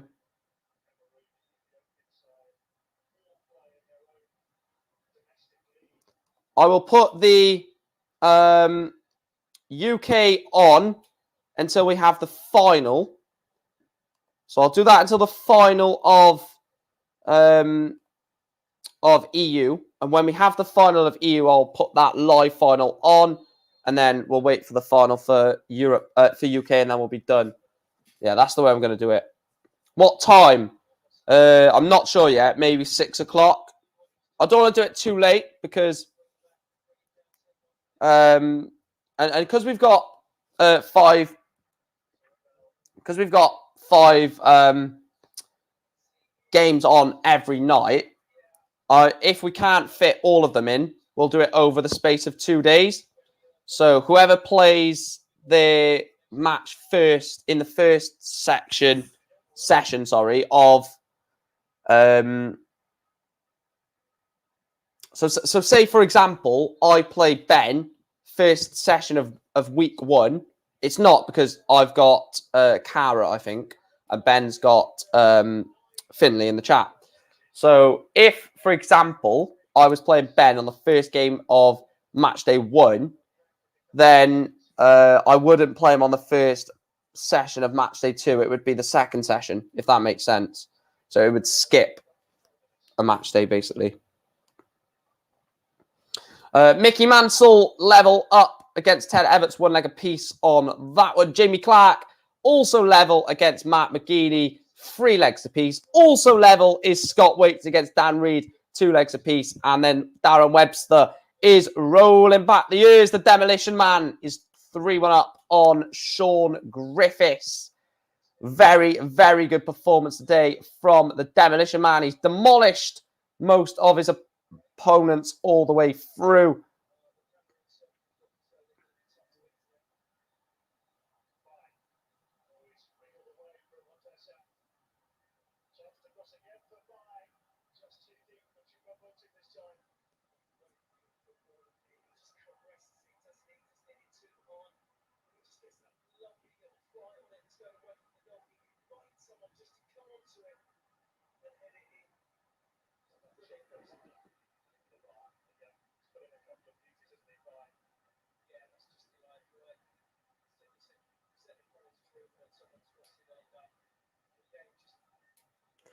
I don't care who wins these tour cards, really. Whoever wins them has clearly earned them and deserved them.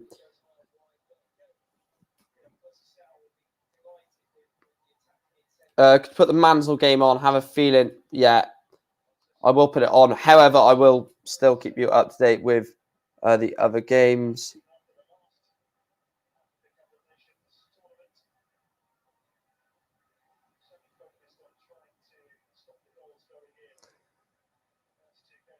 Someone's just said on Twitter, this is a new Mark McGeaney compared to the one that finished poorly on the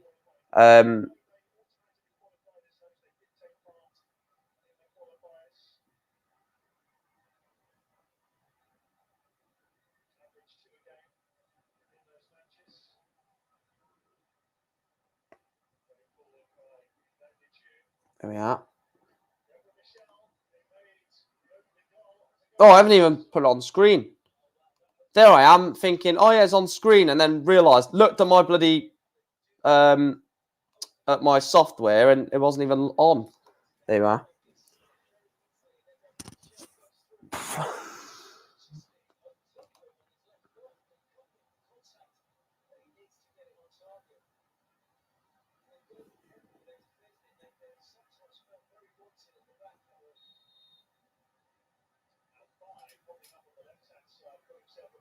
What is the website called?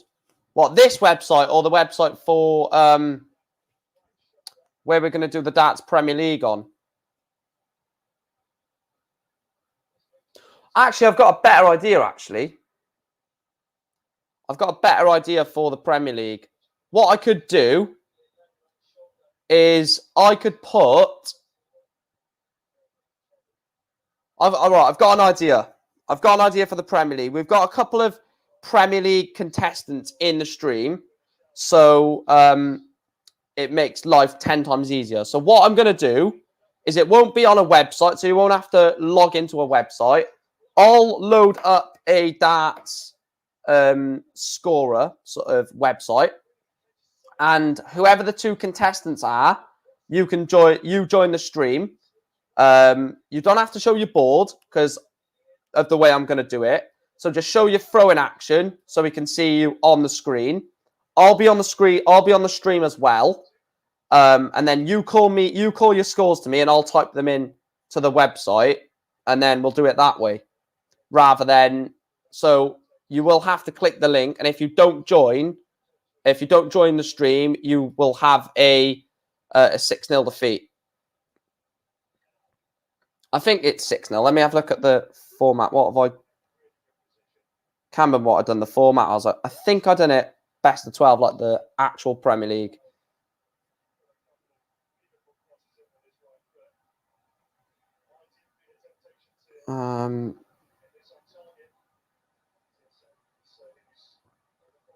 Yeah, it's like the actual Premier League, best of 12.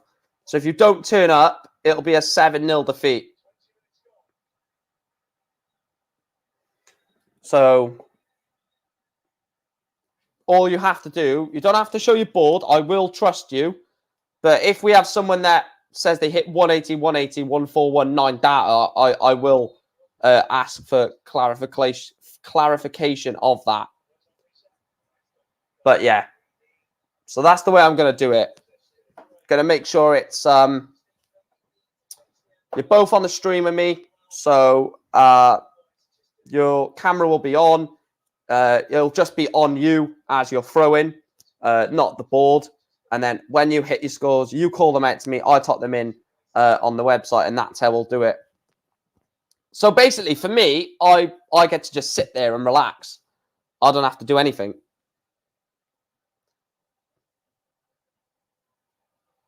No, you'll ask me. So I'll say, instead of, so when you're on a finish, that's when I'll say you require so many. So for example, say you start the leg, and you hit, I don't know, a ton, for example. Say you hit a ton, I'll just go 100. And then if you're on 170, I'll say, Ben, you require 170. And that'll just be the way it goes. So I'll go, Ben, you require 170. And then if you want to ask me what you've got left, so say you hit 170 and you don't know what you've left after your first dart, you can say, how much have I got left? If you hit a 19, I can say you require 151. You'll then say, all right, okay, cheers, and then be able to set it up from there. So that's the way I'll do it. You wouldn't go 19 off 170. I'm just saying. That's giving you an example. I think that's a better way of doing it. Let me have a look at the first lot of fixtures, actually. So the first game is me, but I'm going to move it to the last game because I don't want to have the first game of the... But then again, I should actually, to be fair, because it's my tournament. So the first game is me against Cara, whether she turns up or not. If she doesn't turn up for the first week, because she's actually Luke's partner, she doesn't turn up for the first week, then basically whoever doesn't turn up when it's their game, the other person gets a 6-0 defeat, 7-0 win. If no players turn up, then it's just void. They don't get any points. It'll be a game, but it'll be no points. So they'll both lose 7-0.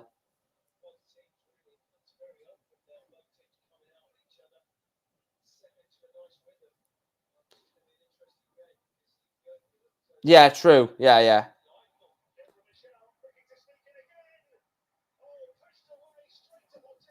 I cannot wait to do it, guys. I'm buzzing to do the Darts Premier League. We have 2 results in the semi-finals. Darren Webster in the quarterfinals, sorry. Darren Webster beats Sean Griffiths 6-1. Jamie Clark 6-3 victor over Mark McGeaney.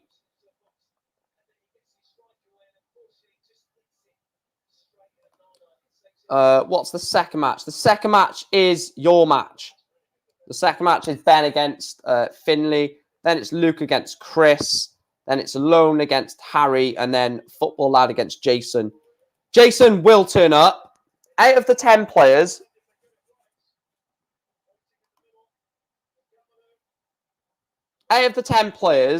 obviously I'll turn up every game, obviously, because it's my stream. Cara, I'm not sure. Finley will. Ben will. Not sure about Luke. He hasn't been in for a while. Chris will. Football Lad and Jason definitely will.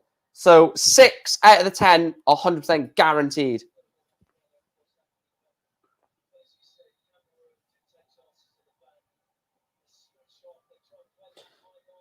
Look, I will say it for the first episode. You got to be honest. I said if we think you're cheating, you will get disqualified from the tournament if we think you're cheating. But you get a yeah, do it at home, yeah. Like the first game is me against Cara. If she doesn't turn up, then it'll be it's worked out good that the first game is either me or Ben. One of 2 players or one of 2 people that will give a good example. Not so much the darts, because I've been playing crap at the moment, but in terms of the way in which we want the tournament to progress. Mickey Mansell 4-2 down against Ted Everts.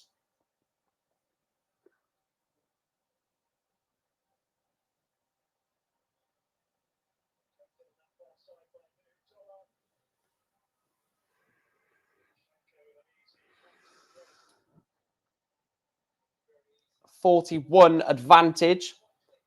Gets a 140 Mickey Mansell. I still think Ted Everts plays. I still think Ted Everts plays Scott Waits in the final. What about me? I'm against Ben. You will regret saying that I will lose. Look, if you're honest, Finley, mate, then I don't care who wins, really. I don't care who wins the tournament. But if we think you're cheating, and this just doesn't apply to you. I'm not saying you're going to cheat, but if we think someone is cheating, we're gonna just well, I may give you a second chance. If not, it depends how late in the tournament it is, actually. If it's like second game, then we'll give you a warning. Or first or second game, we'll give you a warning. If it's like the 7th or 8th game into the tournament and you do it, we will have to eliminate you from the tournament, because I want this to be a successful tournament, both on and off the board. Like, hopefully we can get like some good viewing numbers for it as well. Do you think Edgar will do it? I'm not too sure. Mike, I'm not too sure, mate. I could put my camera on my board or on me. I don't mind either, to be honest. I got both cameras set up at easy anyway. I need to get a board. I need to get a board on my camera. I need to get a camera on my board until I can get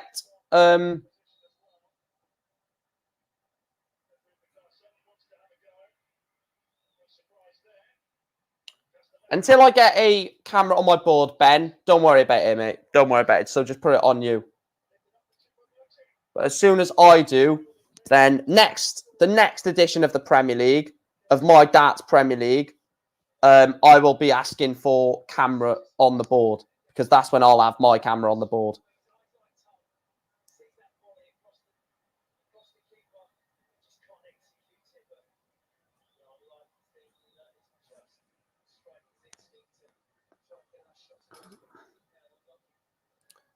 Having a look at the other results. Scott Waits is still 4-3 against Dan Reed. Brian Roman is 1-0 away from, or one leg away, sorry, from a 6-0 whitewash over Kevin Doherty in the semi-final in Niedenhausen. Jules Van Dongen is 3-2 on Lucas Venig. A win for Lucas Venig, or a win for Jules Van Dongen, probably does guarantee a place in, or does guarantee a tour card.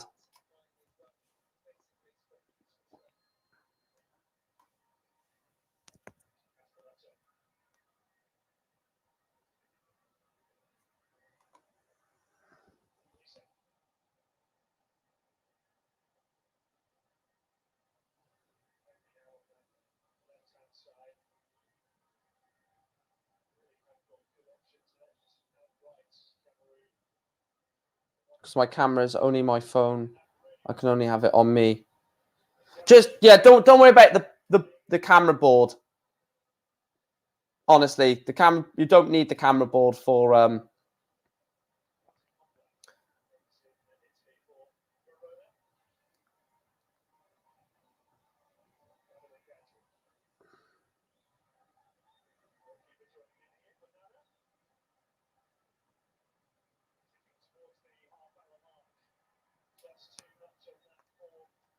let's have a look at the result.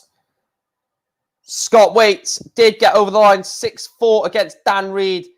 So Scott Waits, Jamie Clark is semi-final 1.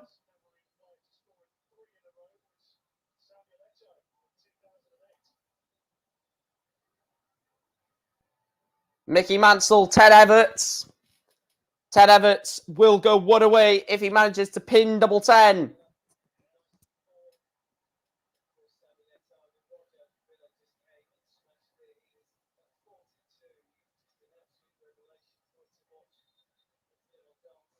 I'll do it whatever way you want.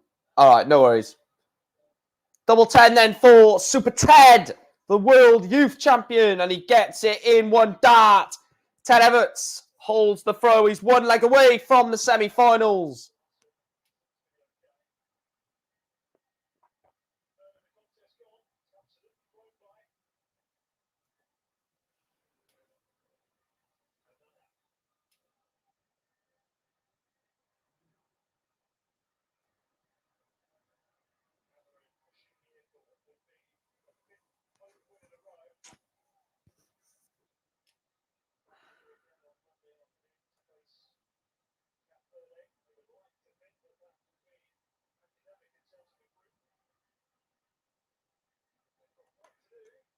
Let's have a look what is going on.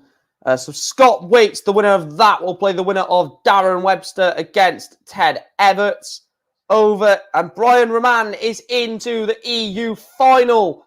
Brian Roman will play the winner of Lucas Venig or Jules van Drongen.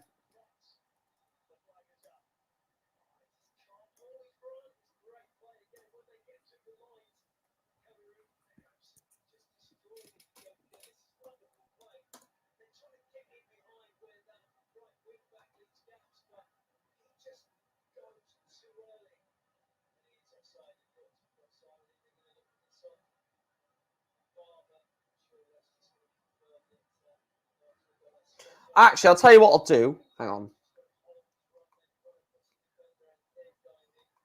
Going to be in a tough position here because both finals, I think, will be... No, I should be fine. Should be fine. Right, I'm going to take this Mickey Mantle game off against Ted Everts.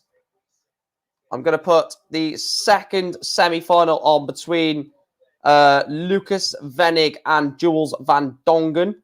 Or is it Drongen or Dongen? I think it's Drongen, isn't it?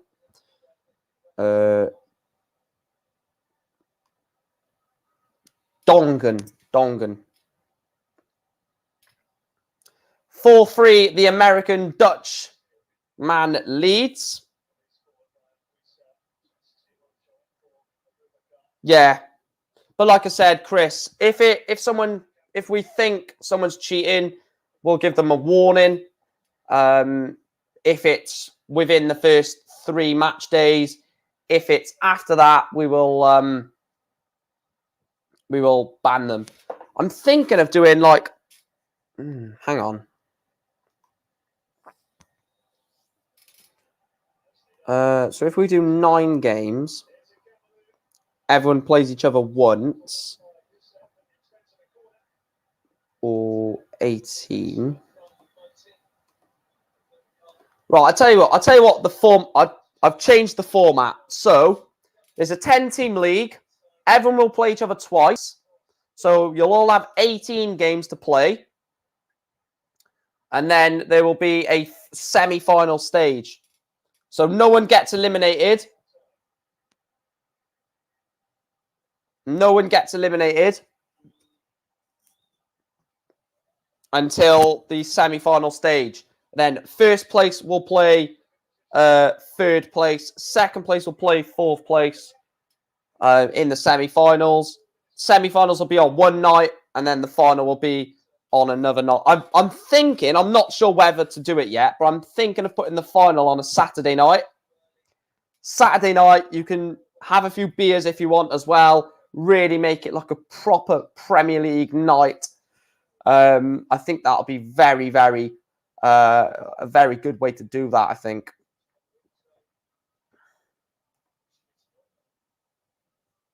Has that game ended yet? It has ended. Ted Everts did beat Mickey Mansell 6-3, so Ted Everts will play Darren Webster. My prediction is on, guys. I did say Ted Everts to play Scott Waits in the final.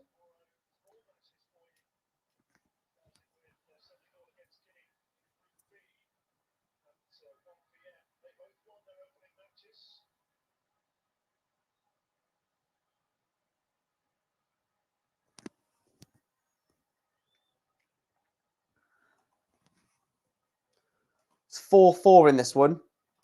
Big moments in this match between Lucas Venig and Jules van Dongen. Ribena. Oh, good old James Milner.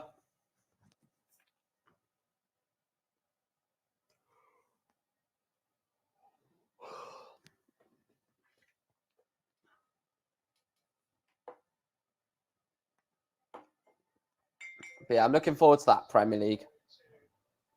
I still haven't done all the fixtures yet.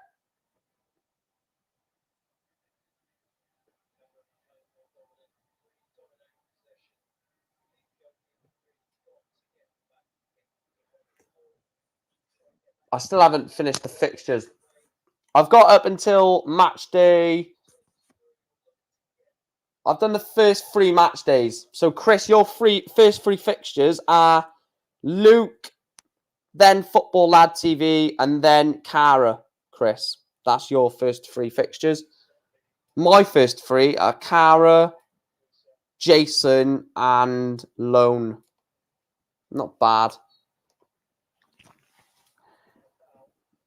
Van Dongen is 1 away. Do you want to come on for the final, Chris? Do you want to come on for the UK final?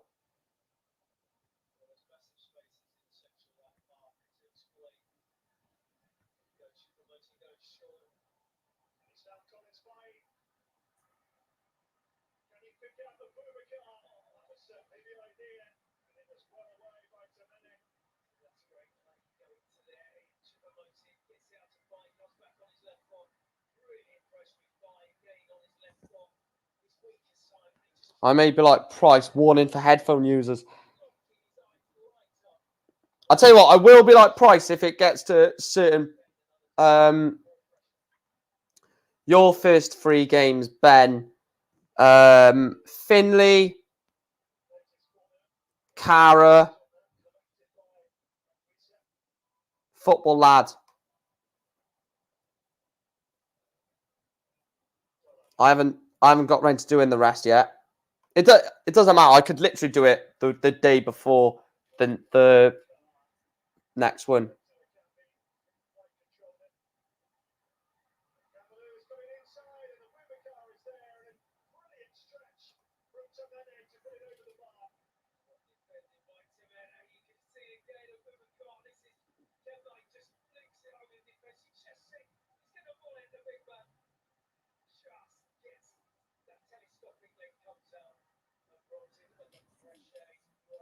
Oh, no worries, mate. No worries. So you've got some, well, I'd like to say pretty winnable games for you, Ben, but I don't want to disrespect any opponent in the tournament because they're going to be putting their hours into the channel. So Van Dongen takes out 115, books his place into the final. The final between Brian Roman against Jules Van Dongen.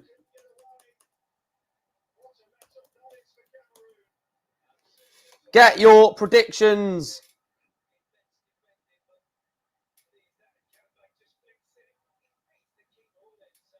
There we are. Get your predictions on that. Oh, hiccups again.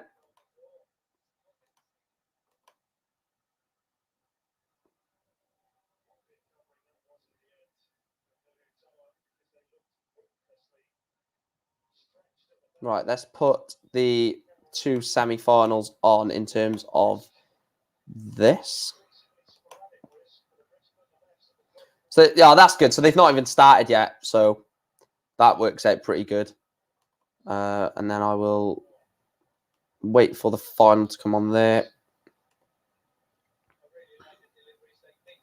Vote on the final, guys, on who you think is going to win the PDC EU Q School final between Jules Van Dongen and Brian Roman. The winner will get themselves a PDC tour card. So I need to put this on here, don't I?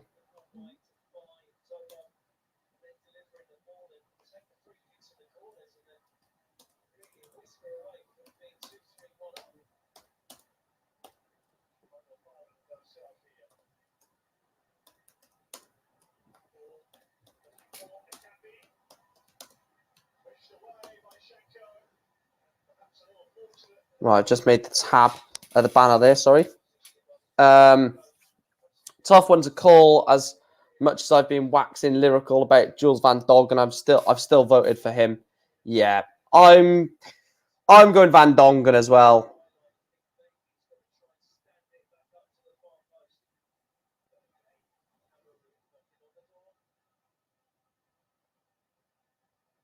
Edgar out, second round to Mickey Mansell.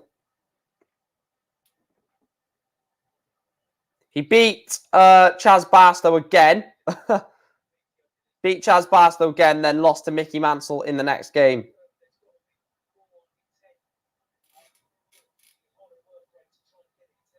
Is that final started yet? No, it's not.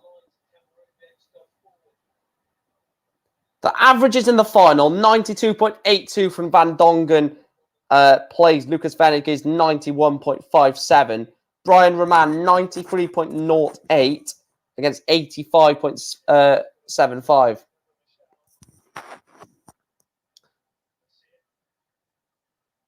So yeah, Edgar very, very poor again today. Not poor in terms of like crap average, but a poor result. Decent performance, poor result. I think Edgar would agree with that as well, to be fair.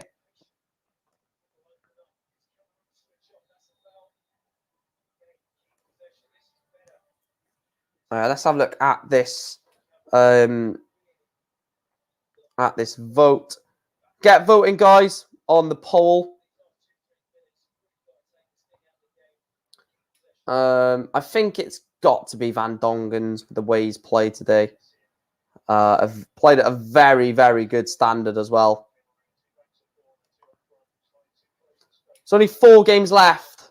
3 games in UK, 1 game left in 1 game left in Niederhausen, Germany. Let me have a look at the run for the final for both of those. So round one, Brian Roman won 6-1 against Carlo Vampire. Jules Van Dongen won 6-2 against Stefan Heinrich. Round 2, Brian Roman beat Michael Massou 6-3. Jules Van Dongen beat Eric Tofas 6-3. Last 32, Brian Roman beat Ronnie Hybrecht 6-3. Jules Van Dongen beat Rauby John Rodriguez 6-1. Big knockouts there. Brian Roman beat Radek Sagansky in the last 16. Jules Van Dongen beat Patrick Vatt. In the quarterfinals, Brian Roman beat Kai Gorthardt. Van Dongen beat Patrick van der Bogard. And in the semi-finals, Brian Roman beat Kevin Doert. Van Dongen beat Lucas Venig.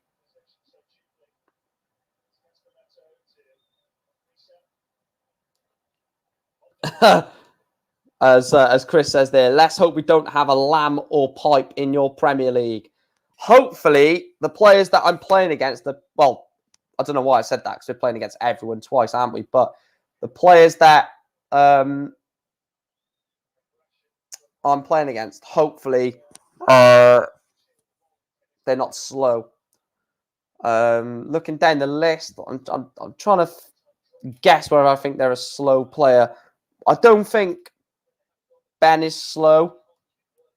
I don't think I'm definitely not slow. I'm too fast. I need to slow down a bit.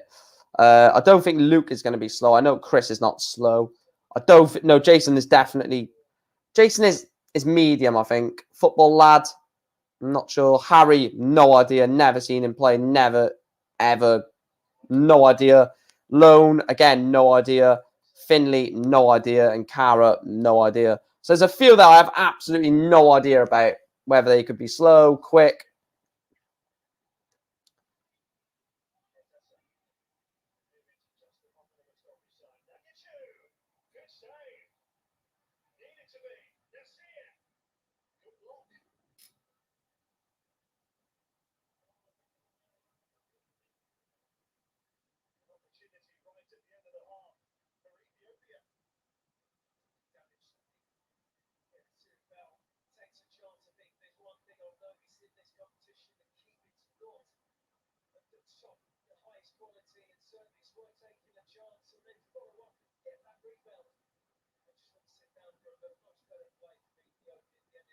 Right, let's have a look at that. What's my phone on?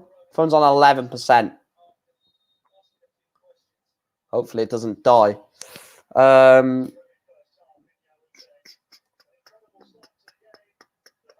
this final got underway yet? Oh, come on. Get this final underway for Christ's sake. Otherwise, I'm going to have to put the the UK final on in a minute. Yeah, 80% in favour of Jules Van Dongen. I expected that, to be truthfully honest.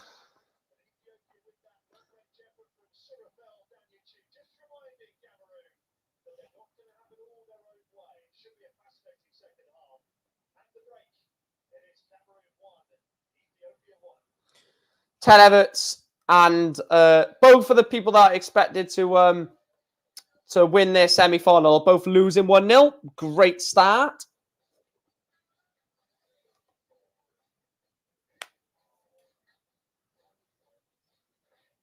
The final's not even close to getting underway yet, I don't think. Do that.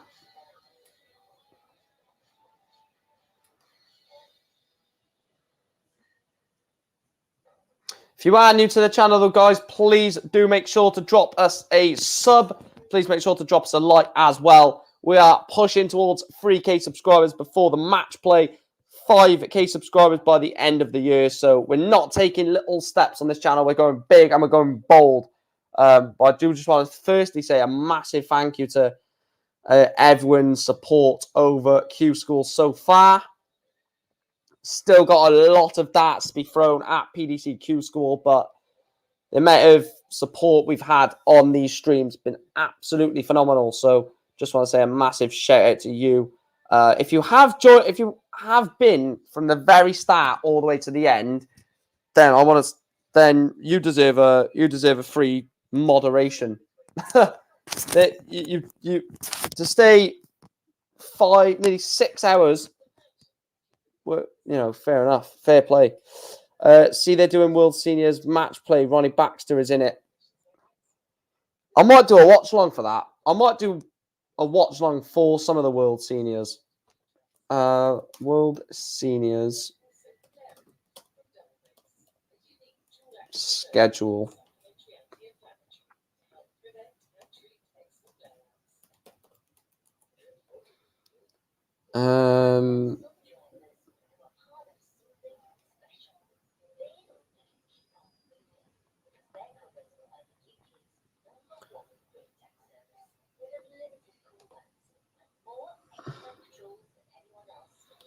World Seniors. I'm going to have to put my phone on charge now. I'm just looking at the World Seniors in terms of like the schedule of it. So it's Thursday evening, Friday afternoon evening, Saturday afternoon evening, Sunday afternoon evening. It clashes with the Premier League. Oh. Clashes with the Premier League. And my channel is definitely going to be more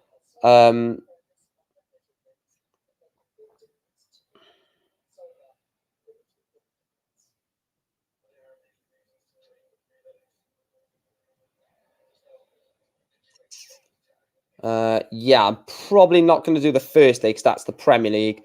And then the Saturday and the Sunday are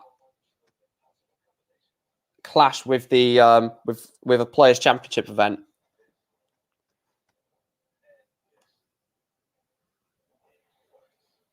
So it's basically what is going to be more popular with you guys, the World Seniors or the Pro Tour. I might need to do a poll on that, actually. That might need a channel poll closer to the date. So I want to cover the Players' Championship events. Of course, cover the Premier League. The Premier League is definitely coming on this channel, unless Fallon Sherrick is in it, of course. I don't even think I'll watch it, though, in that case. But that's the first big dilemma of this channel.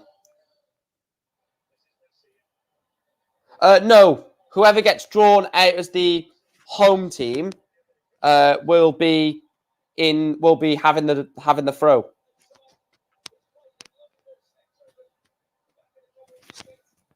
So I'm drawing the fixtures. I've only gone round to doing 3 set of fixtures at the moment.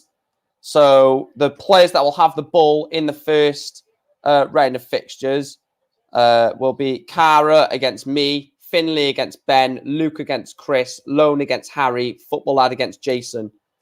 And then in the second round of fixtures, Luke against Lone, Ben against Cara, Jason against me, Chris against Football Lad, and Harry against Finley.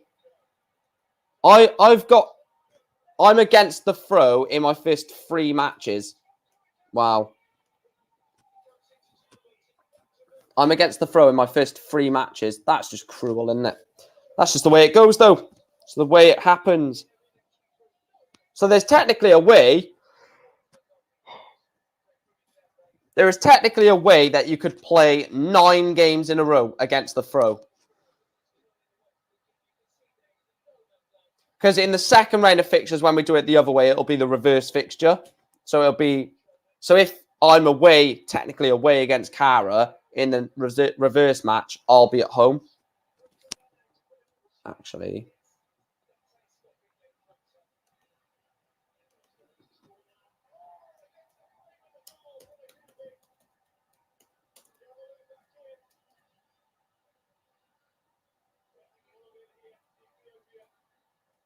Yeah.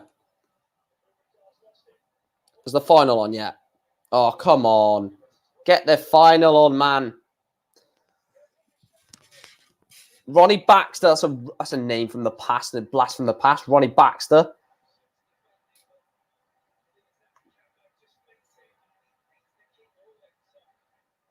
I remember when I did a vote for the in one of the World Championship games, and there was like 585 votes or something ridiculous. I don't know if you remember that, Chris.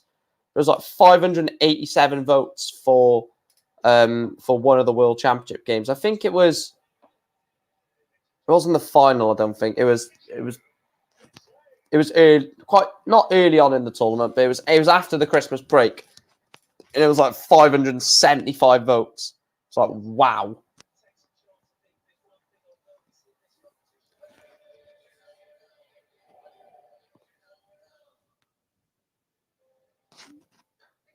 The coverage of the Africa Cup of Nations has been awful this year.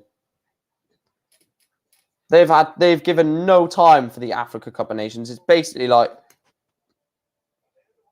yeah, neither can I, but crazy. The numbers we gained during that World Championships, like views and subscribers and stuff, mental stuff. Looking back at it now, I didn't want to mention it during the tournament, but looking at it back now, there was a stream that had 44,000 views. The best, I think that is.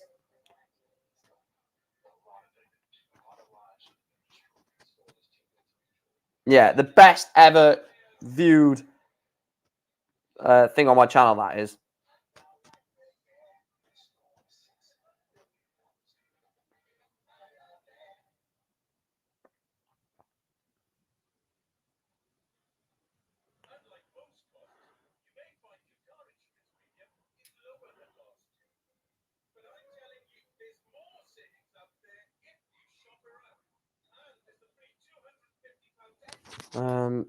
Yeah, I'm deleting that.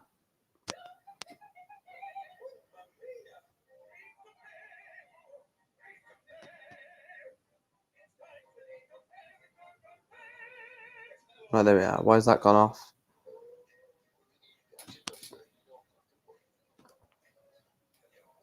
Like a Bosch. I love this advert. Like a Bosch. Right, the final is finally underway.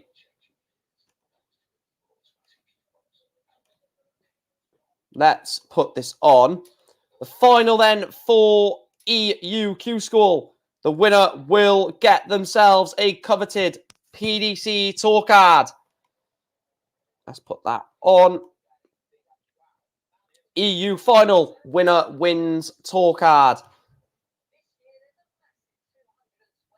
So the winner of this game will become a 2022 to 2024 PDC tour card holder. 4 games left now, I think. Well, you've got the final in this, 2 semi-finals, and then the final. Yeah, so the 4.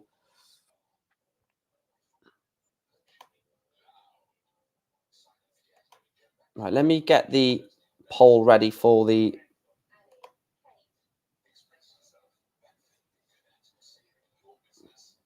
Just going to get the poll ready for the UK final, because I can just put Darren Webster or Ted Everts.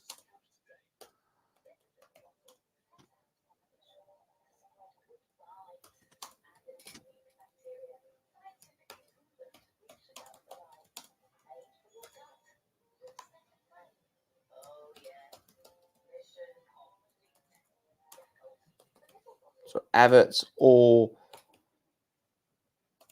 Webster.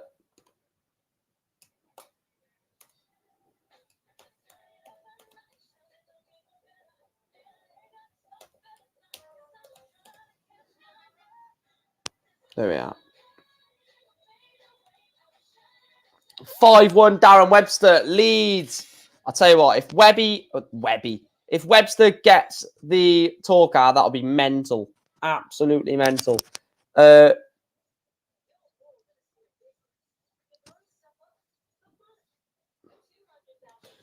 this is going to be an interesting one then.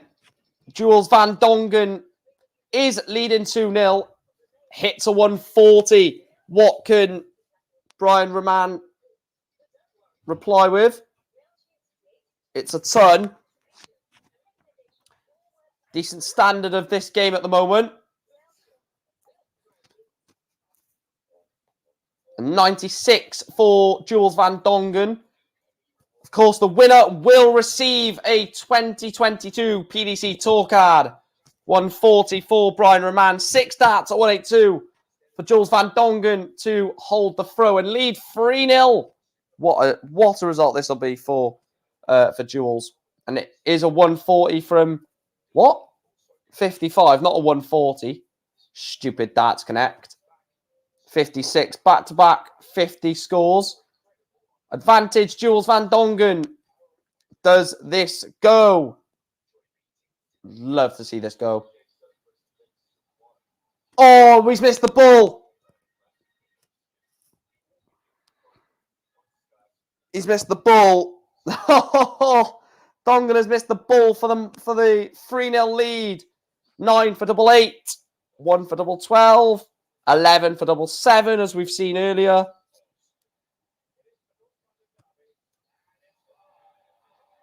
And he gets it 3-0. Wow. Didn't see this happening.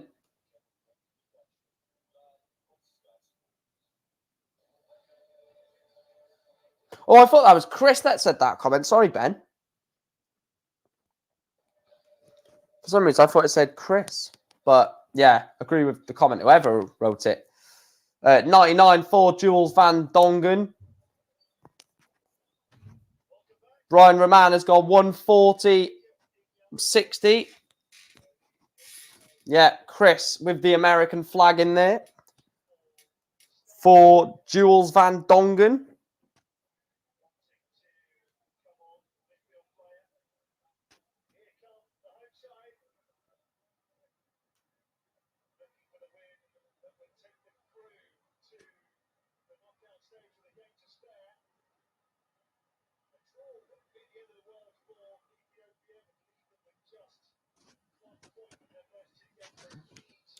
A 180 year from Brian Roman would be a perfect visit.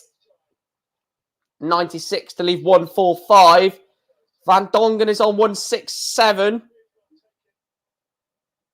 I mean, for a 12 dart breaker throw, thought he was going to take that. I thought that was going to go then.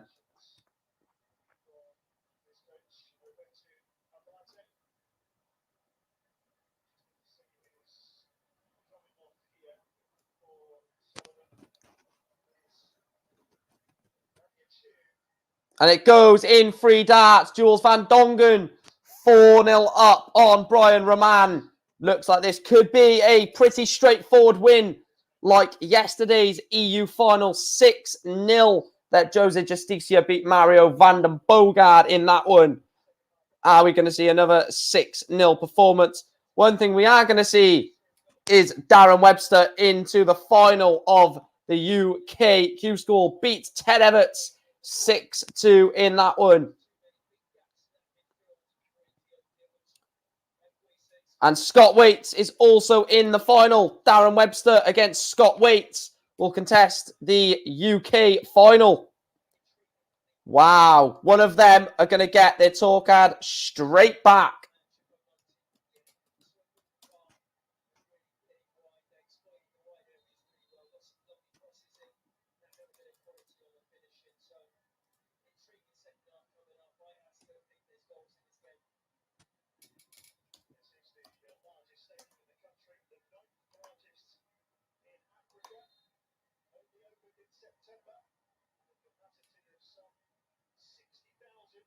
There we are.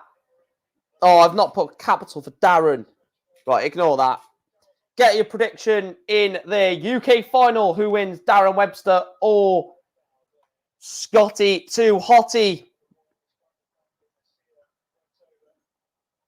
That's going to be an interesting final. But we've got a final here to talk about first. Chris says, can't wait to wax lyrical. Getting tweet prepared for duels. 1-3-7-4. Roman leaves double 12. So could be 4-1 here. And a break of throw for Brian Roman.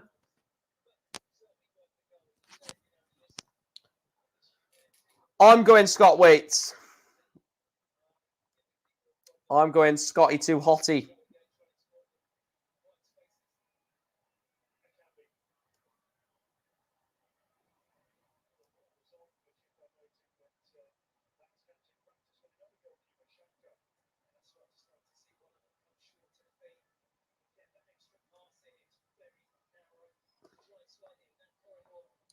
Yeah, I'm saying Waits 6-4.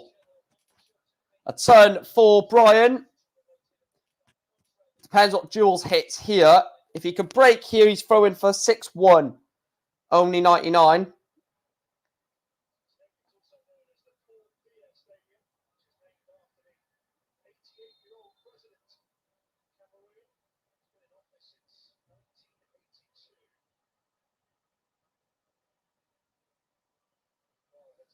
$99, then 96.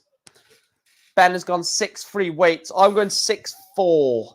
I think it'll be a 6-4 victory for Scotty Too Hottie.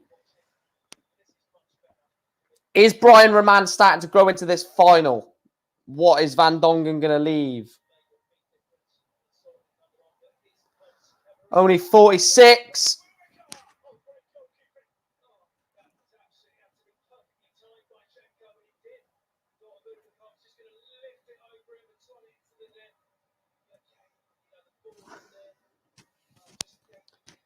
$260. That's a. I would say that's a good ton, but not really. Your opponent's on 156. Depends what he hits. It's only a ton to leave double. Well, only a ton. It's a ton to leave double 8.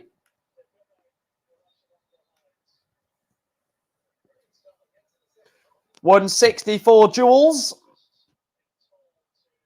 Would be special. Doesn't. Has Roman bust that? 76 of Van Dongen.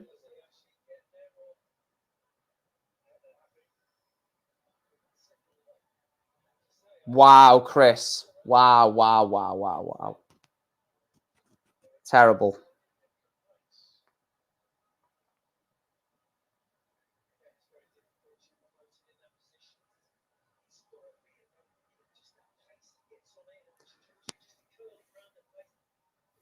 Gets a leg back. 4-2 to Jules Van Dongen.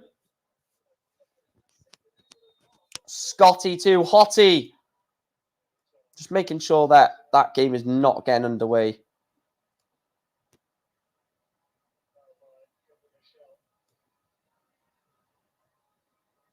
Okay, it's not underway yet, which is good. So 60, turn 180 from Brian. Go on then, do the 9. Go on, pal. Only a 41 visit. So big visit from Jules Van Dongen. Puts him in a great position to... 139. expecting Roman to hit something decent. It is a 140, so 140 to leave 62, 180 to leave 42. No. 140 to leave. Can't bloody speak. I know what I'm trying to say, but look, he hit 102 to leave a ton. Let's just leave that there. Brian Roman, 140. Got to stay straight. Oh, he's taking it. Brian Roman breaks the throw with a 140. He's throwing for 4-all. Is the Belgian. This is why he's the #1 ranked in the WDF. Because he can do stuff like that. Back-to-back 140s. One was a scoring visit. One was a checkout. The next one a scoring visit. The 140s are reigning for the Belgian. They're reigning in the match. 140 after 140. Great standard this final is turning into. Oh, he follows it up with a 59. Poor. If there was fans in there, they'd be going boo.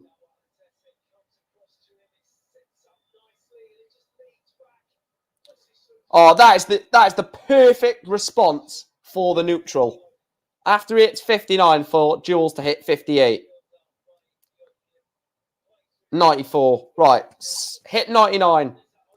No, I'm joking.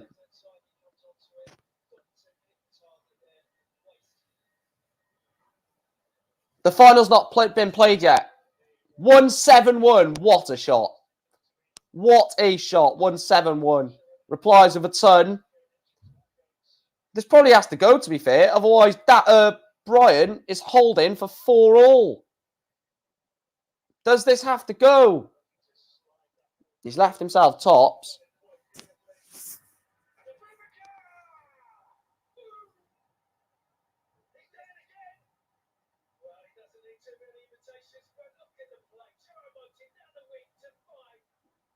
Vincent Aboubakar has scored for Cameroon, for anyone interested. And it has gone to Brian Roman. 4 legs apiece over in Niedenhausen. The final between Darren Webster, Scott Waits is warming up over in MK.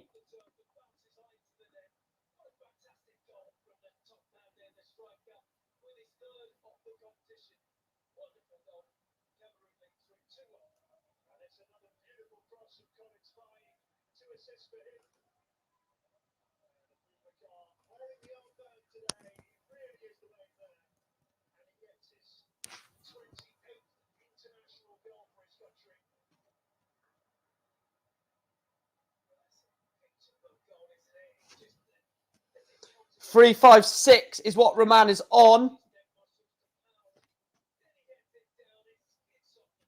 It's 2-1 Cameroon. They were 1-0 down to Ethiopia, but it's 2-1. Ton 44, Jules Van Dongen to leave 160. What can Brian Roman leave?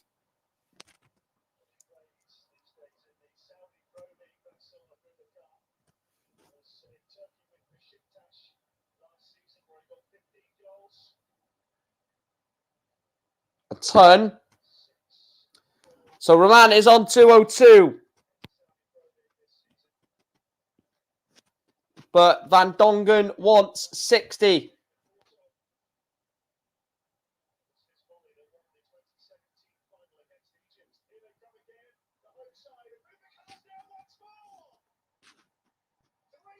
Aboubakar scored again. 3-1 Cameroon.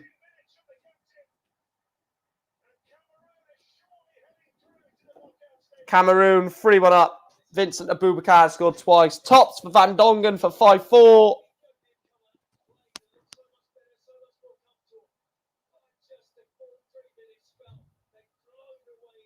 So Brian Roman wants double 14 for a break of throw. Is it going to go?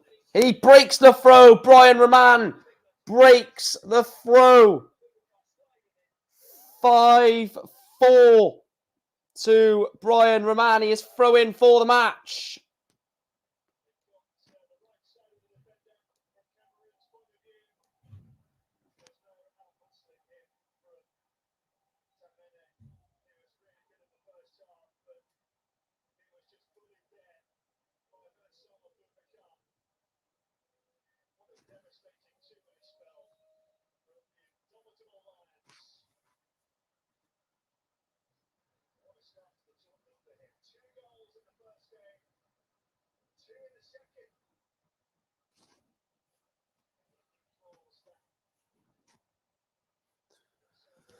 How's this going to go? Turn 93. 85 followed up by 99.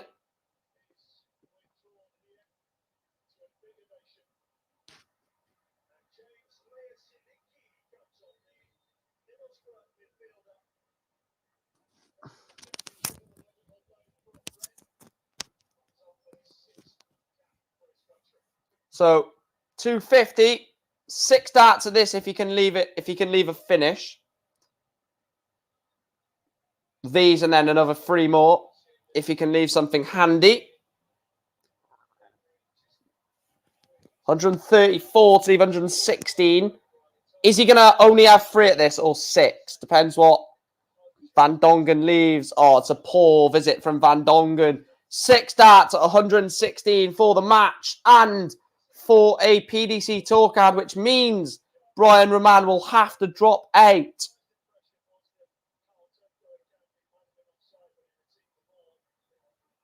of the. He'll have to drop out of the WDF should he get this tour card. Double 18 for the tour card.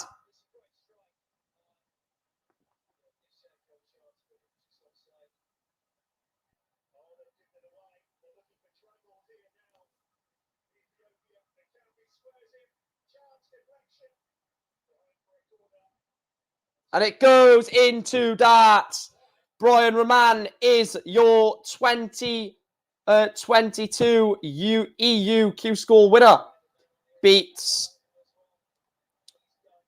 I don't know what I was trying to say there. Beats his opponent, is what I was going to say. Beats Jules Van Dongen by 6 legs to 4 in the end. In the end, it seemed like he might have run out of steam.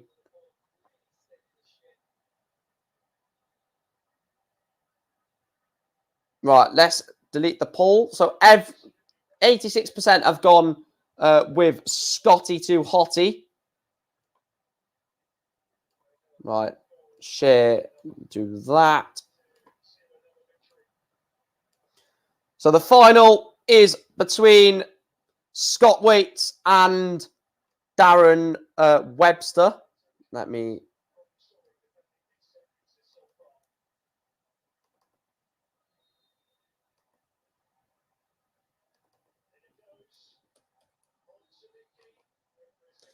So the winner of this next game between Scott Waits and Darren Webster will become a PDC tour card. Whoever wins it will just get their tour card straight back. As easy as that.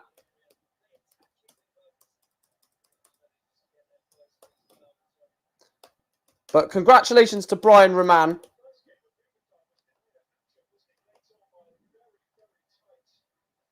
Fair play to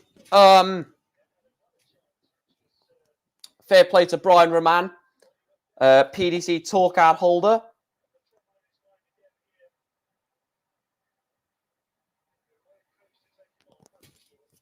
Right, let me just update my notes.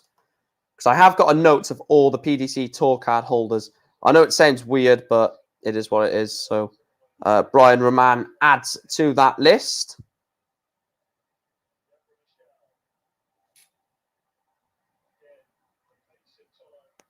So Brian Roman is the 99th PDC tour card holder. The winner of this will become the 100th. And then we'll have 28 left.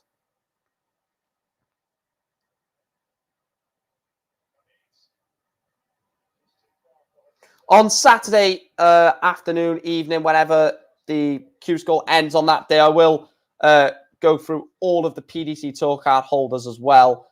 No, actually, I'll put in a video out of all the PDC tour card holders, and like just saying who they are, sort of thing.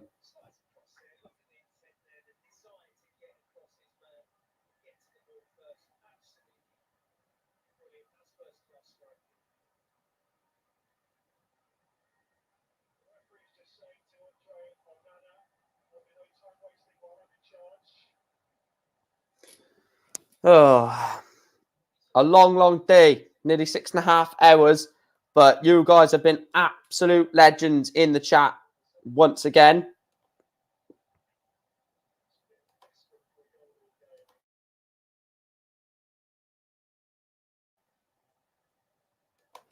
Let's follow the conclusion of this match then.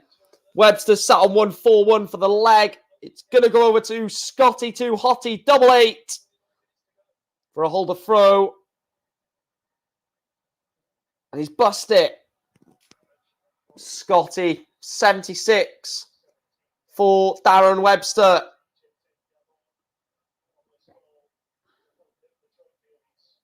And he doesn't take it, misses tops. So double 8 for Scott Waits to get it on throw.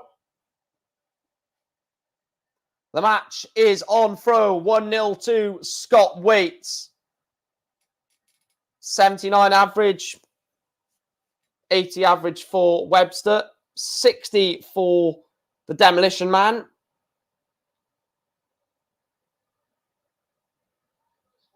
It's a great 180.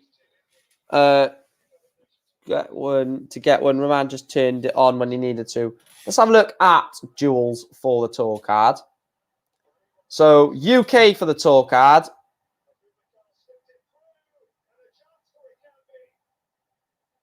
Everyone on 5. I think Jamie Clark, Jamie Clark, the loser of this. Well, it depends if this is 6-0, it'll be a massive dampen to their points. Look, the top 2 in EU have both got 7 points. They're through. They've got a tour card. So Mariam van der Bogard and Jules van Dongen have got a PDC tour card. So I think has Vladimir Anderson, in my opinion. I think 6 points is enough or 7 points is definitely enough in EU. 6 points, 100% is enough. 7 points is 100% enough. I think 6 points will guarantee it in UK. 5 points may be enough with a high leg difference, but it will be interesting to see.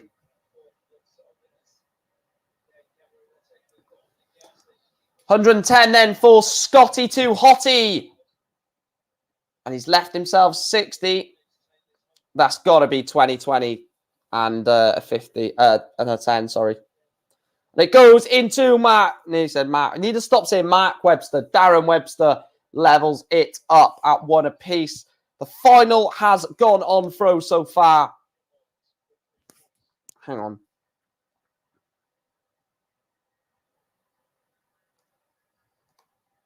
Wait, does it say best of 11 on the... Oh, it does. All right, okay, no worries. I was going to put in the banner best of 11, but it says it at the bottom of Darts Connect, so...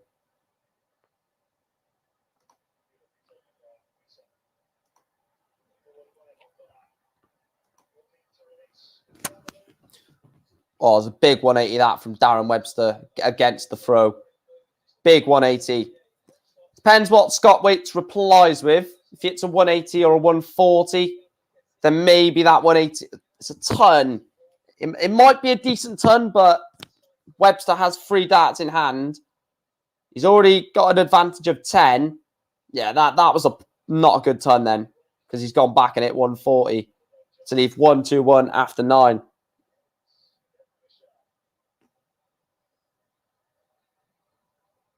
One, 2-1 after 9. So he could be on for a 12 dart breaker throw here, Webster. How important is this first breaker throw? Well, yeah, he's not got it yet, but you know, another 3 darts at 61.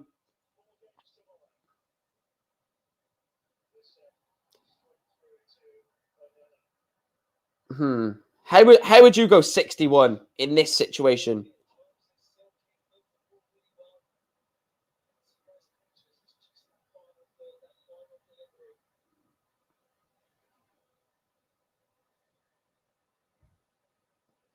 My tips: Webster 6, Waits 4. I said 6-4 to Scott Waits. 25 double 18. I would go. I'd go. Oh, I don't know. No, I'm thinking of like party shots. I would go treble 7. Treble 7 tops personally, but 25 double 18 could work. Well, would work. Sorry.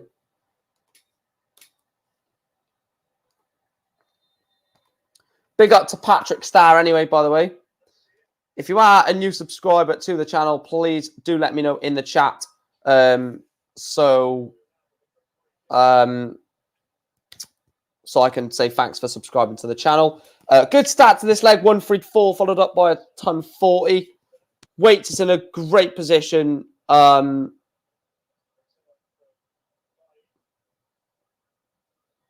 a great position for a break back here. Ton 35, that's a brilliant visit. Risky going for 25. Yes, if you're at the bull, you've only got one data double then. If it was 62 and you go 25, then maybe, but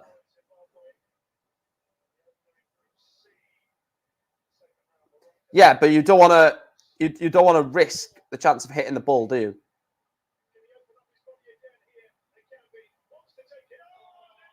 (4-1) Cameroon. What a goal!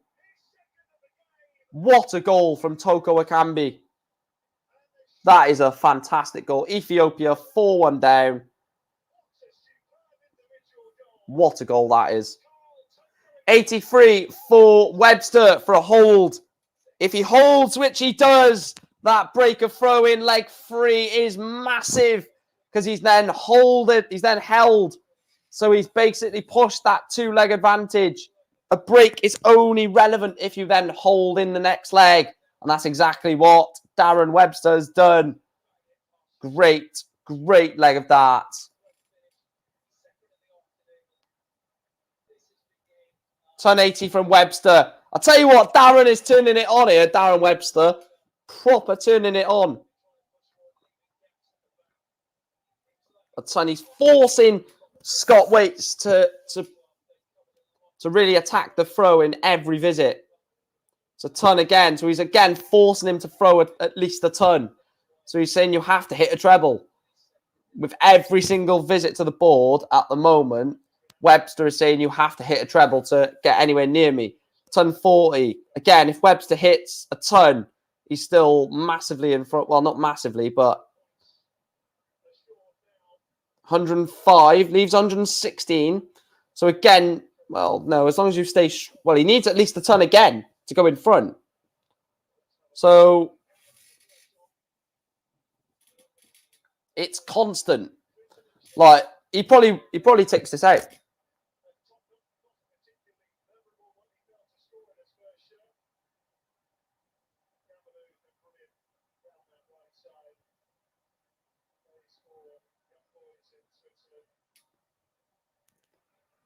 And he doesn't take it. So 76. Oh, 76 had to go. I'm off to darts now, mate. Enjoy the stream today. I'll be here tomorrow towards the end of the stream as I've got to do some work first. No worries, Ben. Catch you later, pal. I predicted Webster, says Duffy. Demolition 180 from the Demolition Man. Knew there was going to be something about the Demolition Man. He's 4-1 up. Darren Webster breaks, then holds, then breaks, then holds. No. Breaks, then holds, then breaks. Wow. This is vintage Darren Webster. This is the Darren Webster when he was in the top 16 of the world, wasn't it?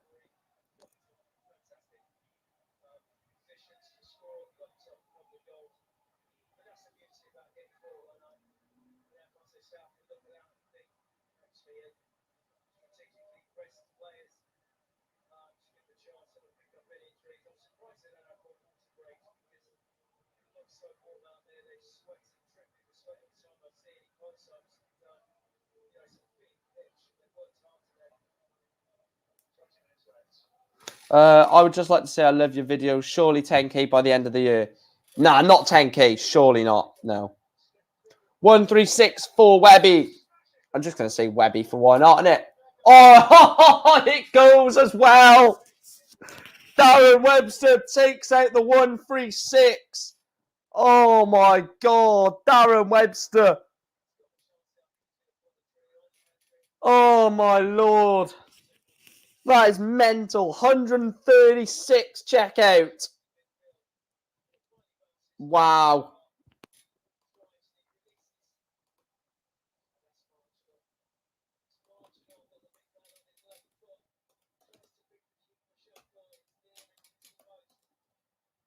Wow. The smallest man versus the tallest man. Fine, 5K at least. Oh, I mean, if I get to 5K subscribers by the end of the year, that would be massive. We're nearly halfway there, so.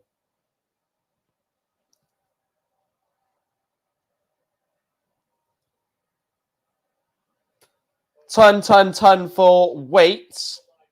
Webster's gone, ton 40. Well, you're going to hit Webby. 55. Oh, not left to finish. So, advantage weights in this one. Has to be said. Advantage to Scotty Too Hottie. Is he going to be too hot? No, only 83. A 140 to leave double 13. 80 to leave.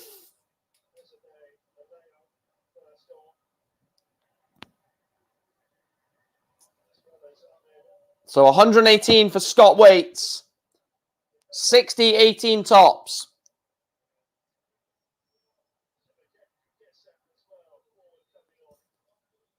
It's got to go.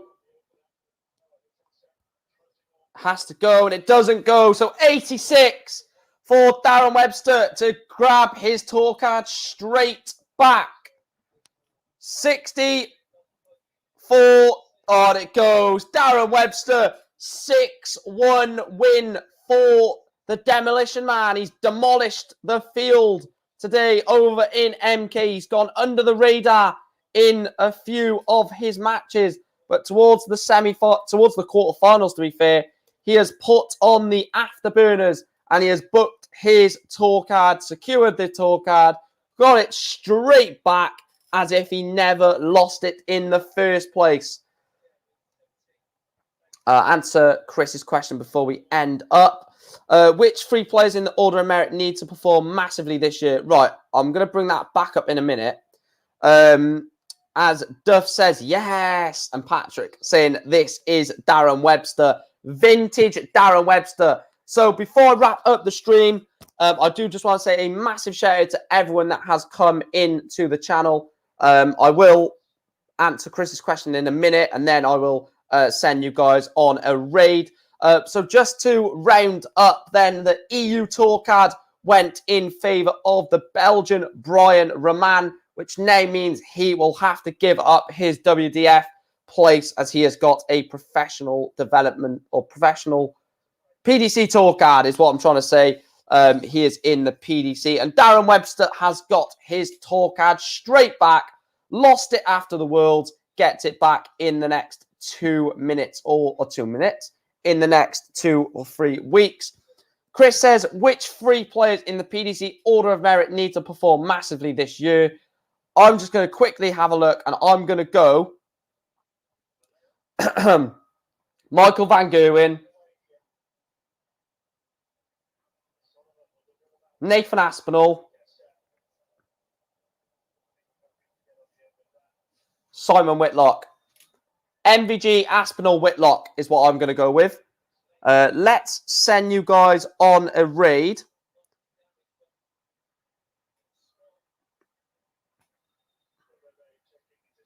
So jump onto this link, guys. Jump onto this link that I'm about to put in the chat.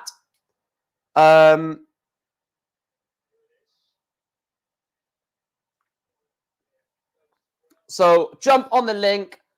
Jump on this guy's channel. He's a top quality guy, a massive Liverpool fan, Scottish. His name is Doug, and he's an absolute proper gentleman. Really is a nice guy. He's doing a watch along for Cameroon versus Ethiopia. 15 minutes to go in that. So jump over to his channel, give him a like, subscribe to his channel, and just say Mike Green Raid. So do that, guys. I will be in there as well, so I will remember which one, which of you do turn up to his stream. So I'm putting it in the channel now. See you guys tomorrow from 11 a.m. And yeah, see you guys then. And make sure to join Doug's channel on the raid. Speak to you guys soon. He will appreciate it as well. Say Mike Green raid. See you later.